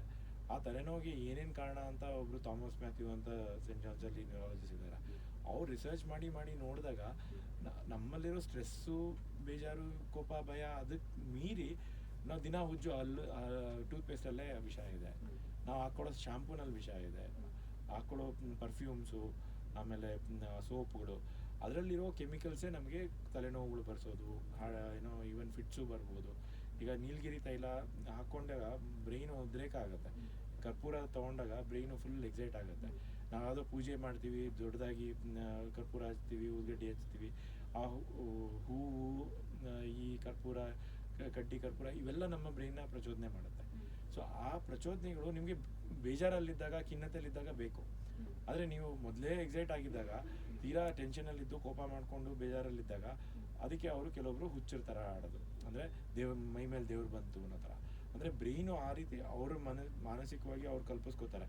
ಈಗ ದೇವರು ಅನ್ನೋದೊಂದು, ದೇವ್ರು ಈ ಥರ ಆಡಬೇಕು, ದೇವ್ರ ಮೈ ಮೇಲೆ ಬಂದರೆ ಈ ಥರ ಆಡಬೇಕು, ಅಥವಾ ದೆವ್ವ ಬಂದರೆ ಈ ಥರ ಆಡಬೇಕು. ಸೊ ಅಂದರೆ ನಮ್ಮ ಮನಸ್ಸೇ ನಮಗೆ ನಮ್ಮ ಸುಳ್ಳುಗಳನ್ನ ಅದು ಸಾಕಾರ ಮಾಡಿಬಿಡುತ್ತೆ. ಸೊ ಅಷ್ಟು ಸ್ಟ್ರಾಂಗು. ಈಗ ಮನಸ್ಸಿನಂತೆ ಮಾದೇವ ಅಂತ ನಾವು ಹೇಳ್ತೀವಿ ಗಾದೆ, ಅದು ಸತ್ಯ. ಅಂದರೆ ನಾನು ಹೇಳ್ತೀನಿ ಮನಸ್ಸಿನಂತೆ ದೇಹ ಅಂತ ಹೇಳ್ತೀನಿ. ಎಷ್ಟೋ ಸತಿ ನಮಗೆ ಮನಸ್ಸು ಬೇಜಾರಾದಾಗ ನಮಗೆಲ್ಲೋ ಒಂದು ಕಡೆ ಕೈ ನೋವು ಬರುತ್ತೆ, ಕಾಲು ನೋವು ಬರುತ್ತೆ, ಸೊಂಟ ನೋವು ಬಂದಂಗೆ ಆಗುತ್ತೆ. ಬಟ್ ಮನಸ್ಸು ಚೆನ್ನಾಗಿದ್ದಾಗ ನಾವು ಎಷ್ಟೇ ನೋವಿರಲಿ, ಈಗ ಇವಾಗ ನಿಮ್ಮನ್ನು ನಾನು ಕಾಶ್ಮೀರಿಗೆ ಟ್ರಿಪ್ಪಿಗೆ ಕರ್ಕೊಂಡು ಹೋಗ್ತೀನಿ ಅಂದರೆ ನೀವು ಏನೇ ನೋವಿದ್ರೂ ಎದ್ದು ಕೂತ್ಕೋತೀರಾ, ಪ್ಯಾಕ್ ಮಾಡ್ಕೋತೀರಾ, ರೆಡಿ ಆಗ್ತೀರಾ. ಆದರೆ ಅದೇ ನೀವು ಮನೇಲಿ ಇವತ್ತು ಕ್ಲೀನಿಂಗ್ ಬಾ ಅಂತಂದರೆ ನಿಮ್ಗೆ ಮನಸ್ಸು ಬರಲ್ಲ. ಅಂದರೆ ಅಷ್ಟು ಸ್ಟ್ರಾಂಗು ಮನಸ್ಸು. ಆ ಮನಸ್ಸನ್ನ ನಾವು ಹಿಡಿತದಲ್ಲಿ ಇಟ್ಕೋಬೇಕು, ಆ ಮನಸ್ಸಿಗೆ ನಾವು ಸರಿಯಾದ ದಾರಿ ತೋರಿಸ್ಬೇಕು, ಅದು ಮಾನಸಿಕತೆಗೆ ಬರುತ್ತೆ. ಇನ್ನು ಭೌತಿಕತೆಗೆ ಅಂದರೆ ಫಿಸಿಕಲ್ ಬ್ರೈನ್ಗೆ ನಾವು ಏನು ಆಹಾರ ಕೊಡಬೇಕು, ಆಗಲೇ ಹೇಳಿದೆ, ಕೋತಿ ಥರ ಹಣ್ಣು ತಿನ್ನಬೇಕು, ಮೇಕೆ ಥರ ಸೊಪ್ಪು ತಿನ್ನಬೇಕು, ಪ್ರಕೃತಿದತ್ತವಾದ ಎಲ್ಲದನ್ನು ಜಾಸ್ತಿ ತಿನ್ನಬೇಕು. ಜಾಸ್ತಿ ಅಂದರೆ ಪ್ರಕೃತಿಲಿ ಹೆಂಗೆ ಬೆಳೆದಿರುತ್ತೆ, ಆ ಸಿಪ್ಪೆ ಜೊತೆಗೆ ಮಾವಿನ ಹಣ್ಣು ತಿನ್ನಿ, ಆ ಬೀಜದ ಜೊತೆಗೆ ಏನೋ ದ್ರಾಕ್ಷಿ ತಿನ್ನಿ, ಕಲ್ಲಂಗಡಿ ಹಣ್ಣು ತಿನ್ನಿ ಅಂತ. ಆ ಕಲ್ಲಂಗಡಿ ಹಣ್ಣು ಸಿಪ್ಪೆ ತಿನ್ನಿ, ಅದೂ ಒಳ್ಳೇದು ಆ್ಯಕ್ಚುಲಿ. ಜಪಾನ್ ಅವರು ಯಾವುದೋ ಒಂದು ವಿಡಿಯೋ ಮಾಡಿದ್ದಾರೆ, ಮೇಲ್ಗಡೆ ಇರೋ ಹಸಿರದನ್ನು ಪೀಲರಲ್ಲಿ ಅಂದರೆ ಸುಮ್ಮನೆ ತೆಳ್ಳಗೆ ಕೆರೆದ್ಬಿಟ್ಟು ಅದನ್ನು ಕಟ್ ಮಾಡಿ ಕರುಮ್ ಅಂತ ಅನ್ನತ್ತೆ ಅಂತ ಒಂದು ಇದಕ್ಕೆ ಏನೋ ಹುಳಿ ಉಪ್ಪು ಖಾರಕ್ಕೆ ಹಾಕ್ಕೊಂಡು ತಿಂತಾರೆ. ಅಂದರೆ ಜಾಗತಿಕವಾಗಿ ಎಲ್ಲರ ಹತ್ರನೂ ಒಂದೊಂದು ಸತ್ಯ ಗೊತ್ತಿದೆ, ಆದರೆ ನಾವು ಅದನ್ನು ಉಪಯೋಗಿಸ್ಕೊಳ್ಳಲ್ಲ. ಹಾಗೆ ಪ್ರಕೃತಿಲಿ ಸಿಗುವಂಥ ಆಹಾರಗಳನ್ನ ನಾವು ಪೂರ್ತಿಯಾಗಿ ತಿನ್ನಬೇಕು. ಆದರೆ ಇವಾಗ ಹೆಂಗೆ ಅಂದರೆ ಮಕ್ಕಳಿಗೆ ತುಂಬ ಆಸೆ, ಏನೋ ಬಿರಿಯಾನಿ ತಿನ್ನಬೇಕು, ಆಮೇಲೆ ಇದು ಯಾವುದೋ KFC ತಿನ್ನಬೇಕು, ಅಥವಾ ಬೇರೆ ಏನೋ ಅಲ್ಲಿ ಟೇಸ್ಟಿಂಗ್ ಪೌಡ್ರು ಅನ್ನೋ ಕೆಮಿಕಲ್ ಹಾಕಿರ್ತಾರೆ. ಆ ಕೆಮಿಕಲ್ಲು ನಮಗೆ ಚಟ ಹತ್ಸುತ್ತೆ. ಅದು ಗ್ಲೂಟಮೇಟ್ ಅನ್ನೋದು ಕೆಲವೊಮ್ಮೆ ನಾನ್ ವೆಜ್ ತಿನ್ನೋ ಥರ ನಮಗೆ ಆಸೆ ಭಾವನೆ ಕೊಡುತ್ತೆ. ಅದಕ್ಕೆ ಈಗ ಪಾನಿಪುರಿ ಹೋಗಿ ತಿನ್ನಬೇಕು, ಚೈನೀಸ್ ಫುಡ್ ತಿನ್ನಬೇಕು ಅಂತೆಲ್ಲ. ಆಗ ತುಂಬ ಚೈನೀಸ್ ಫುಡ್ ಸಿಂಡ್ರೋಮ್ ಅಂತ ಏನೋ ತಲೆ ಎಲ್ಲ ಹಿಂಗೆ ಅಲ್ಲಾಡೋದು, ಕೈ ನಡ್ಗೋದು, ಆ ಥರ ಎಲ್ಲ ಕಾಯಿಲೆಗಳು ಬರ್ತಿತ್ತು. ಅದಕ್ಕೆ ಹೆಡ್ ನಾಡಿಂಗ್ ಸಿಂಡ್ರೋಮ್ ಅಂತ ಹೇಳ್ತೀವಿ ನಾವು, ಅಜಿನ್ಮೋಟೋ ಸಿಂಡ್ರೋಮ್ ಅಂತ ಕರಿತೀವಿ. ಅಜಿನ್ಮೋಟೋದು ಮೊನೋಸೋಡಿಯಂ ಗ್ಲೂಟಮೇಟ್ ಅಂತ. ಅದನ್ನು ಇವಾಗ ಹೆಂಗೆ ಮಾಡಿದ್ದಾರೆ ಅಂದರೆ, ಸರ್ಕಾರದಲ್ಲಿರೋ ಭ್ರಷ್ಟಾಚಾರ ಎಲ್ಲ ಮಸಾಲೆಗಳೊಳಗೆ ಹಾಕ್ಬಿಟ್ಟಿದ್ದಾರೆ. ಈಗ ಅಂಗಡಿಲಿ ಹೋಗಿ ನಾವು ಮಸಾಲೆ ಕೊಂಡ್ಕೊಂಡ್ರೆ ಅದರೊಳಗೆ ಅವರೇ ಮೊದಲೇ ಟೇಸ್ಟಿಂಗ್ ಪೌಡರ್ ಹಾಕ್ಬಿಟ್ಟಿರ್ತಾನೆ. ಅಥವಾ ಯಾವ್ದಾದ್ರು ಬಿಸಿಬೇಳೆ ಬಾತ್ ಪೌಡ್ರ್ ತೊಗೊಂಡ್ರೆ ಅಥವಾ ಸಾಂಬಾರು ಪುಡಿ ತೊಗೊಂಡ್ರೆ ಅದಕ್ಕೆ ಅವರು ಹಾಕ್ಬೋದು ಅನ್ನೋ ಪರ್ಮಿಷನ್ ಕೊಟ್ಬಿಟ್ಟಿದ್ದಾರೆ. ಸೊ ಹಾಗೆ ನಮ್ಮ ಮನಸ್ಸನ್ನು ಹಾಳು ಮಾಡುವಂಥ, ನಮ್ಮ ಮೆದುಳನ್ನ ಹಾಳು ಮಾಡುವಂಥ ಕುತಂತ್ರ ಸಮಾಜದಲ್ಲಿ ನಡೀತಾ ಇದೆ. ಅದನ್ನು ಮೀರಿ ನಾವು ನಮ್ಮ ಮೆದುಳನ್ನ ನಾವು ಆರೋಗ್ಯ ಚೆನ್ನಾಗಿ ಇಟ್ಕೋಬೇಕು. ಅದಕ್ಕೆ ಒಳ್ಳೆಯ ಆಹಾರ, ಪ್ರಕೃತಿದತ್ತವಾದ ಆಹಾರ ತಗೋಬೇಕು. ಇನ್ನು ವಿಚಾರಗಳು ಕರೆಕ್ಟಾಗಿರಬೇಕು, ಸತ್ಯವಾಗಿರಬೇಕು, ಆವಾಗ ಮೆದುಳು ಚೆನ್ನಾಗಿರುತ್ತೆ. ಇಲ್ಲ ಅಂದರೆ ಕಾಯಿಲೆಗಳು ಕಟ್ಟಿಟ್ಟಿದೆ. ಏನೋ ತಲೆನೋವು ಇರ್ಬೋದು, ಸ್ಟ್ರೋಕ್ ಇರ್ಬೋದು, ಫಿಟ್ಸ್ ಇರ್ಬೋದು, ಕ್ಯಾನ್ಸರ್, ಬ್ರೈನ್ ಕ್ಯಾನ್ಸರ್ ಇರ್ಬೋದು. ಬ್ರೈನ್ ಕ್ಯಾನ್ಸರ್ ಬಂದಮೇಲೆ ಎಷ್ಟೇ ಆಪ್ರೇಷನ್ ಮಾಡಿದ್ರೂ ಉಳಿಸೋದು ಕಷ್ಟ ಅನ್ನೋ ಥರ ಆಗಿದೆ. ಆದರೆ ಅದನ್ನು ಕಂಟ್ರೋಲ್ ಮಾಡೋದಕ್ಕೆ ಒಂದು ಏನೋ ಚೀಪಾಗಿರೋ ಮೆಥಿಲಿನ್ ಬ್ಲೂ ಅನ್ನೋ ಥರ ಔಷಧಿ, ಅದನ್ನ ಇವಾಗ ರಿಸರ್ಚ್ ಮಾಡಿ ಅದಕ್ಕೆ ಹೆಂಗೆ ಅಂದರೆ, ನೀವು ಕಾಮನ್ ಆಗಿ ಮೆಥಿಲಿನ್ ಬ್ಲೂ 150 ರೂಪಾಯಿಗೆ ಸಿಗುತ್ತೆ. ಆದರೆ ಅವ್ರೇನು ಮಾಡ್ತಾರೆ, ಅದಕ್ಕೆ ಇನ್ನೊಂದೇನೋ ಏನೋ ಅಂಶ ಸೇರಿಸ್ಬಿಟ್ಟು ಇದು ಮೆದುಳಿಗೆ ಡೈರೆಕ್ಟಾಗಿ ಹೋಗುತ್ತೆ, ಜಾಸ್ತಿ ಹೋಗುತ್ತೆ ಅಂತ ಹೇಳ್ಬಿಟ್ಟು, ಆ ಜಾಸ್ತಿ ಹೋಗೋದೊಂದು 5% ಜಾಸ್ತಿ ಹೋಗ್ಬೋದು, ಬಟ್ ಅಲ್ಲಿ ರೇಟು 50% ಜಾಸ್ತಿ ಆಗಿರುತ್ತೆ. ಅಂದರೆ ಒಂದು ಮಾರ್ಕೆಟಿಂಗ್ ಅವ್ಯವಸ್ಥೆ ಆ ಥರ ಇದೆ. ಅದಕ್ಕೆ ನಾವು ಸತ್ಯವಾಗಿ ಅರ್ಥ ಮಾಡಿಕೊಂಡು ಕಾಯಿಲೆ ಬರ್ದಂಗೆ ತಡೆಯೋಣ, ಬಂದಮೇಲೂ ಚೀಪಾಗಿ ಏನು ಆರೋಗ್ಯ ಕಾಪಾಡ್ಕೋಬೇಕು ಅದನ್ನು ಮಾಡೋಣ. ಸೊ ಆ ರೀತಿಯಾಗಿ ಮೆದುಳನ್ನ ನಾವು ಗಮನ ಕೊಡಬೇಕು. ಆಮೇಲೆ ಇನ್ನೊಂದು ವಿಷಯ ಏನಂದರೆ, ನಿಮಗೆ ಏನೋ ಜನಸಾಮಾನ್ಯರಲ್ಲಿ ಕಾಯಿಲೆ ಬಂದಾಗ ಒಂದು ಗಾಬರಿ ಪಡಬಾರ್ದು. ಈಗ ಮನೆ ಮದ್ದು ಏನೋ ಎದೆನೋವು ಬಂತು ಅಂದರೆ ಒಂಚೂರು ಶುಂಠಿ ಬಾಯಿಗೆ ಹಾಕ್ಕೊಂಡ್ರೆ, ಅಥವಾ ಕೆಲವೊಮ್ಮೆ ಹರಳೆಣ್ಣೆ ಇರ್ಬೋದು, ಅಥವಾ ಕೊಬ್ಬರಿ ಎಣ್ಣೆ ಇರ್ಬೋದು, ಕೆಲವೊಬ್ರು ಹಿಂಗು ತಗೋತಾರೆ. ಸೊ ಈ ರೀತಿ ಮನೆ ಮದ್ದಿಗೆ ನಾವು ಜಾಸ್ತಿ ಪ್ರಾಶಸ್ತ್ಯ ಕೊಡಬೇಕು. ಆದರೆ ಡಾಕ್ಟ್ರ್ ಹತ್ರ ಹೋಗೋದನ್ನು ಲೇಟ್ ಮಾಡಬಾರ್ದು. ಯಾಕಂದರೆ ಆಲೋಪತಿ ಡ್ರಗ್ಸು ತುಂಬ ಸ್ಟ್ರಾಂಗ್ ಇರುತ್ತೆ, ಅದು ಬೇಗ ಮ್ಯಾಜಿಕಲ್ ಎಫೆಕ್ಟ್ ಥರ ಇರುತ್ತೆ. ಬಟ್ ಆ ಡ್ರಗ್ಸಲ್ಲೂ ಈಗ ನಾನು ಗಮನಿಸ್ತಾ ಇರೋದೇನೆಂದರೆ, ಕೆಲವೊಂದು ಔಷಧಿಗಳು ಕರಿ ಕಣ್ಣವ್ರಿಗೆ ಚೆನ್ನಾಗಿ ಕೆಲಸ ಮಾಡಲ್ಲ, ಬರೀ ನೀಲಿ ಕಣ್ಣವ್ರಿಗೆ ಕೆಲಸ ಮಾಡುತ್ತೆ. ಸೊ ಆ ರೀತಿ ಜನಾಂಗೀಯ ಭೇದಗಳನ್ನೂ ಅರ್ಥ ಮಾಡಿಕೊಂಡು ನಾವು ಮೆದುಳಿಗೂ ಒಂದು ಪ್ರಾಶಸ್ತ್ಯ ಕೊಡಬೇಕಾಗತ್ತೆ. ಈಗ ಬ್ರೈನ್ ಸ್ಟ್ರೋಕ್ ಬರುತ್ತಲ್ವಾ, ಯಾವ ರೀತಿ ಅದು ಹೆಂಗ್ ಗೊತ್ತಾಗುತ್ತೆ, ಅಥವಾ ಗೊತ್ತಾಗದೆ ಇರೋ ಸಡನ್ ಅಂತ ಅಟ್ಯಾಕ್ ಆಗುತ್ತಾ, ಅಥವಾ ಗೊತ್ತಾಗುತ್ತಾ, ಯಾವ ರೀತಿ? ಕೆಲವೊಮ್ಮೆ ಸ್ಟ್ರೋಕು ನಿಧಾನವಾಗಿ ಆಗುತ್ತೆ. ಈಗ ಒಂದಿನ ನಿಮಗೆ ಇಲ್ಲಿ ಕೈ ಜೋಮ್ ಅನಿಸ್ತು, ಆಮೇಲೆ ಇಲ್ಲಿ ಮುಂಗೈ ಜೋಮ್ ಅನಿಸ್ತು, ಆಮೇಲೆ ಭುಜ ಜೋಮ್ ಅನಿಸುತ್ತೆ, ಆಮೇಲೆ ಕೈ ವೀಕ್ನೆಸ್ ಶುರುವಾಗುತ್ತೆ. ಸೊ ಬಟ್ ಕೆಲವೊಂದು ಸತಿ ಹೆಂಗೆ ಅಂದರೆ ಜೋಮು ವೀಕ್ನೆಸ್ಸು ಎಲ್ಲ ಒಂದು ಸಡನ್ನಾಗಿ ಹೋಗ್ಬಿಡುತ್ತೆ. ಅದು ಸ್ಟ್ರೋಕಲ್ಲಿ 2 ಥರ, ಒಂದು ರಕ್ತಸ್ರಾವ ಆಗ್ಬೋದು, ರಕ್ತ ಬ್ರೈನ್ ಒಳಗೆ ರಕ್ತ ಚೆಲ್ಲೋಗ್ಬೋದು, ಇಲ್ಲಾಂದರೆ ರಕ್ತ ನಾಳಗಳು ಬ್ಲಾಕ್ ಆಗ್ಬೋದು. ಸೊ ಈ ಬ್ಲಾಕ್ ಆಗೋ ಅವ್ಯವಸ್ಥೆ ಈ ಕೋವಿಡ್ ವೈರಸ್ಸಿಂದನೂ ಜಾಸ್ತಿ ಆಗ್ತಾಯಿತ್ತು, ಆಮೇಲೆ ಇಂಜೆಕ್ಷನ್ನಿಂದನೂ ಜಾಸ್ತಿ ಆಗ್ತಾಯಿದೆ. ಸೊ ಆ ಅವ್ಯವಸ್ಥೆಯನ್ನು ಅಂದರೆ ಆ ಕಾಯಿಲೆನ ನಾವು ಕಡಿಮೆ ಮಾಡಬೇಕು ಅಂದರೆ ನಾವು ಮನಸ್ಸನ್ನು ಶಾಂತವಾಗಿ ಇಟ್ಕೋಬೇಕು. ಕೋಪ, ಭಯ, ಬೇಜಾರು ಇದು ರಕ್ತನ ಹೆಪ್ಪುಗಟ್ಟಿಸುತ್ತೆ. ಇನ್ನು ಯಾರ್ದೋ ಶಾಪನೂ, ಈಗ ನಿಮಗೆ ಗೊತ್ತಿದೆ, ಏನೋ ತಲಕಾಡಲ್ಲಿ ಮಾತಂಗಿ ಹಾಕಿದ ಶಾಪಕ್ಕೆ ಮಹಾರಾಜರಿಗೆ ಮಕ್ಕಳಾಗಲಿಲ್ಲ ಅನ್ನೋ ಥರ. ಅಂದರೆ ಎಲ್ಲೋ ಒಂದು ಕಡೆ ಅವರ ಏನೋ ಅಂಡಾಶಯ ವೀರ್ಯಾಶಯದಲ್ಲಿರೋ ರಕ್ತನಾಳಗಳಲ್ಲಿ ರಕ್ತ ಹೆಪ್ಪುಗಟ್ಟಿ ಅವ್ರಿಗೆ ಮಕ್ಕಳಾಗಿಲ್ಲ ಅನ್ನೋ ಥರ ಆಗುತ್ತೆ. ಸೊ ಸೊ ಹಾಗೆ ಶಾಪನೂ ನಮಗೆ ತಟ್ಟುತ್ತೆ ಅನ್ನೋದು ಅರ್ಥ ಮಾಡ್ಕೊಂಡಾಗ ನಾವು ಸತ್ಯವಾಗಿ ಯೋಚಿಸ್ಕೊಂಡು ಸತ್ಯವಾಗಿ ನೋಡ್ಕೊಂಡು ಸತ್ಯವಾಗಿ ನಡೀತೀವಿ. ಇನ್ನು ಆಹಾರದಲ್ಲಿ ಕೆಟ್ಟ ವಸ್ತುಗಳನ್ನ, ಈಗ ಜಾಸ್ತಿ ಸಕ್ಕರೆ ಅಂಶ ಅಥವಾ ಏನೋ ಎಣ್ಣೆದು ಯಾವುದು ರಿಫೈನ್ಡ್ ಆಯಿಲ್ ಆ ಥರದ್ದೆಲ್ಲ ತೊಗೊಂಡಾಗ, ಆಮೇಲೆ ಈ ಪ್ಯಾಕೇಜ್ ಫುಡ್ಸು, ಟೇಸ್ಟಿಂಗ್ ಪೌಡ್ರು, ಅದು ಎಲ್ಲ ಕೆಮಿಕಲ್ಸ್ ಹಾಕಿರೋವು, ಆ ಥರದ್ದೆಲ್ಲ ತಿಂದಾಗ ಕೆಲವೊಮ್ಮೆ ನಮಗೆ ಆರೋಗ್ಯ ಹಾಳಾಗುತ್ತೆ. ಸೊ ಅದನ್ನೆಲ್ಲ ಅವಾಯ್ಡ್ ಮಾಡಿಕೊಂಡು ರಕ್ತ ಅನಾವಶ್ಯಕವಾಗಿ ಹೆಪ್ಪುಗಟ್ಟಬಾರ್ದು. ಆಮೇಲೆ ಬಿ ಪಿ ಜಾಸ್ತಿಯಾಗಿ ರಕ್ತನೂ ಸ್ಟಾವ್ ಆಗಬಾರ್ದು. ಸೊ ಕೋಪ ಮಾಡ್ಕೊಳ್ದಲೆ, ಬೇಜಾರು ಮಾಡ್ಕೊಳ್ದಲೆ, ಏನೇ ಸನ್ನಿವೇಶ ಬಂದ್ರೂ ಆಕಾಶನೇ ತಲೆ ಮೇಲೆ ಬಿದ್ದರೂ ನಾನು ನೆಮ್ಮದಿಯಾಗಿರ್ತೀನಿ ಅನ್ನೋ ನಿರ್ಧಾರ ನಾವು ಮಾಡಬೇಕು. ಹಾಲಲ್ಲಿ ಹಾಕಿದ್ರೆ ಕೆನೆಯಾಗಿರ್ತೀನಿ, ನೀರಲ್ಲಿ ಹಾಕಿದ್ರೆ ಮೀನಾಗಿರ್ತೀನಿ ಅನ್ಬೇಕು. ಹಾಲಲ್ಲಿ ಮೀನಾಗ್ಬಿಟ್ಟು ಒದ್ದಾಡಬಾರ್ದು, ನೀರಲ್ಲಿ ಕೆನೆಯಾಗಿ ಒದ್ದಾಡಬಾರ್ದು. ಆ ರೀತಿ ಮನಸ್ಥಿತಿ ಬೆಳೆಸ್ಕೋಬೇಕು. ಈಗ ಏನೋ ಒಂದು ಅಚಾತುರ್ಯ ಆಯಿತು, ಯಾರೋ ಒಬ್ಬರು ಮಕ್ಕಳೇ ಆಗಲಿ ಮನೆಯವರೇ ಆಗಲಿ ಏನೋ ತಪ್ಪು ಮಾಡಿರ್ತಾರೆ. ಸೊ ಆವಾಗ ಅದನ್ನು ಏನಕ್ಕಾಯಿತು, ಏನಕ್ಕೆ ಈ ಥರ ಮಾಡಿದೆ, ಯಾಕೆ ಈ ಥರ ಮನಸ್ಸು ಬಂತು, ಯಾರು ಈ ಮನಸ್ಥಿತಿಗೆ ಏನೋ ಪ್ರಚೋದನೆ ಮಾಡಿದ್ರು, ಯಾರು ಈ ಥರ ನಿನ್ನ ತಲೆಯಲ್ಲಿ ವಿಷಯ ತುಂಬಿಸಿದ್ರು, ಆ ಚರ್ಚೆಗಳು ನಡೆದಾಗ ಮುಂದೆ ಆ ಥರ ಆಗೋದು ತಪ್ಪುತ್ತೆ. ಇಲ್ಲಾಂದರೆ ನಾವು ಕೋಪ ಮಾಡಿಕೊಂಡು ಮನಸ್ಸನ್ನು ನಾವು ಹತೋಟಿಲಿ ಇಟ್ಕೊಳ್ಳಿಲ್ಲ ಅಂದರೆ ಅಲ್ಲಿ ಜಗಳ ಆಗುತ್ತೆ, ಸಂಬಂಧಗಳು ಹರಿತವೆ, ಆಮೇಲೆ ಸನ್ನಿವೇಶ ಇನ್ನೂ ಕೆಟ್ಟದಾಗುತ್ತೆ. ಸೊ ಅದನ್ನು ಬಿಟ್ಟು ಅಂದರೆ ನಾವು ಮನುಷ್ಯರಾಗಿ ಬುದ್ಧಿವಂತರಾಗೋದ್ರ ಜೊತೆಗಿಂತ ನಾವು ಪ್ರಬುದ್ಧರಾಗಬೇಕು. ಈಗ ಬುದ್ಧರಿಗೆ ಕೇಳಿದ್ರಂತೆ, ನಿಮಗೆ ಅಂಗುಲಿಮಾಲನ ಎದುರುಗಡೆ ಹೋಗೋದಕ್ಕೆ ಭಯ ಆಗಲಿಲ್ವಾ ಅಂತ. ನನಗೇನಕ್ಕೆ ಭಯ ಆಗಬೇಕು, ಅವನು ಇನ್ನೂ ತಪ್ಪು ಮಾಡ್ತಿರೋನು, ಅವನು ಇನ್ನೂ ತೊಂದರೆ ಕೊಡ್ತಿರೋನು ಬೇರೆಯವ್ರಿಗೆ, ಅವನಿಗೆ ಅವನ ಕರ್ಮದ ಭಯ ಇರಬೇಕು. ಅವನ್ನ ನಾನು ಎದುರಿಸ್ತೀನಿ ಅಂತ ಒಬ್ಬರೇ ಹೋಗಿ ಅವರು ಮುಂದೆ ನಿಂತ್ಕೊಂಡಾಗ ಅಂಗುಲಿಮಾಲ ಕೇಳ್ದ, ಏನಪ್ಪ ನೀನು ನನ್ನ ಮುಂದೆ ಬಂದಿದ್ದೀಯಾ, ಎಲ್ಲರೂ ನಡುಗ್ತಾರೆ ನನ್ನ ಹತ್ರ ಬರೋದಕ್ಕೆ, ನನ್ನ ನೋಡಿದ್ರೇ ಓಡೋಗ್ತಾರೆ, ನೀನು ನನ್ನ ಮುಂದೆ ನಡ್ಕೊಂಬರ್ತೀಯ ಅಂತ. ಅಂದರೆ ಆ ಆತ್ಮಶಕ್ತಿ ನಾವು ಬೆಳೆಸ್ಕೋಬೇಕು ಅಂತಂದರೆ ನಾವು ಸತ್ಯವಂತರಾಗಬೇಕು. ಅಲ್ಲ, ಇವಾಗ ಯಾವ ಏಜ್ ಅವ್ರಿಗೆ ಸ್ಟ್ರೋಕ್ ಬರ್ಬೋದು ಅಂದ್ರೆ ಚಿಕ್ಕವ್ರಿಗೂ ಬರುತ್ತಾ, ದೊಡ್ಡವ್ರಿಗೂ ಬರುತ್ತಾ, ಅಥವಾ ಈಗ ಸಾಕಷ್ಟು ಇನ್ಸಿಡೆಂಟ್ ನೋಡಿದ್ವಿ ನಾವು. ಬಸ್ಸಲ್ಲಿ ಹೋಗ್ತಾ ಇದ್ದಾಳೆ ಹುಡುಗಿ, ಅವಳ ಬ್ರೈನು ಡೆಡ್ ಆಯ್ತು. ಈ ರೀತಿ ಸಂದರ್ಭ ಬಂದಾಗ ಈಗ ಸಣ್ಣ ಮಕ್ಕಳಿಂದನೂ ಹಿಡಿದು ವಯಸ್ಸಾಗಿರೋರ್ವರೆಗೂ ಎಲ್ಲರಿಗೂ ಸ್ಟ್ರೋಕ್ ಆಗೋ ಚಾನ್ಸ್ ಇದೆ. ಸಣ್ಣ ಮಕ್ಕಳಲ್ಲಿ ನಾವು ಮೋಯಮಯ ಅಂತ ಒಂದು ಡಿಸೀಸ್ ನೋಡ್ತೀವಿ, ಅದರಲ್ಲಿ ರಕ್ತನಾಳಗಳ ಬೆಳವಣಿಗೆನೇ ಆಗಿರಲ್ಲ ಅಂಥವ್ರಿಗೆ ಸ್ಟ್ರೋಕ್ ಥರ ಆಗುತ್ತೆ. ಇನ್ನು ವಯಸ್ಸಾದವ್ರಿಗೆ ಕೊಲೆಸ್ಟ್ರಾಲ್ ಜಾಸ್ತಿ ಆಗಿ ಅಥವಾ ರಕ್ತ ಬೆರಣೆ ಕಟ್ಕೊಂಡು ರಕ್ತನಾಳ ಬ್ಲಾಕ್ ಆಗುತ್ತೆ. ಸೊ ವಯೋಮಿತಿ ಏನೂ ಇಲ್ಲ. ಏನೋ ಆರೋಗ್ಯ ಸರಿ ಇಲ್ಲದಿದ್ದಾಗ ಆಗುತ್ತೆ.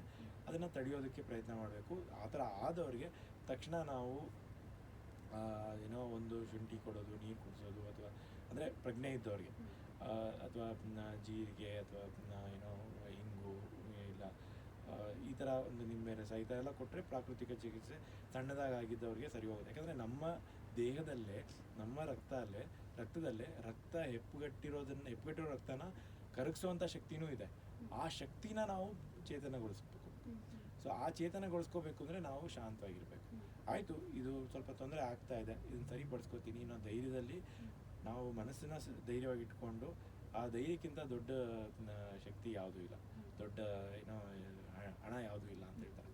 ಸೊ ಆ ಧೈರ್ಯನ ಉಪಯೋಗಿಸ್ಕೊಂಡು, ಯಾಕಂದರೆ ಎಷ್ಟೇ ಕೋಟಿ ಆಸ್ತಿ ಇದ್ರೂ ಧೈರ್ಯ ಮಾಡಲಿಲ್ಲ ಅಂದರೆ ಆ ರಕ್ತ ಇನ್ನೂ ಹೆಪ್ಪುಗಟ್ಟುತ್ತೆ, ಭಯ ಪಡ್ಕೊಂಡ್ರೆ.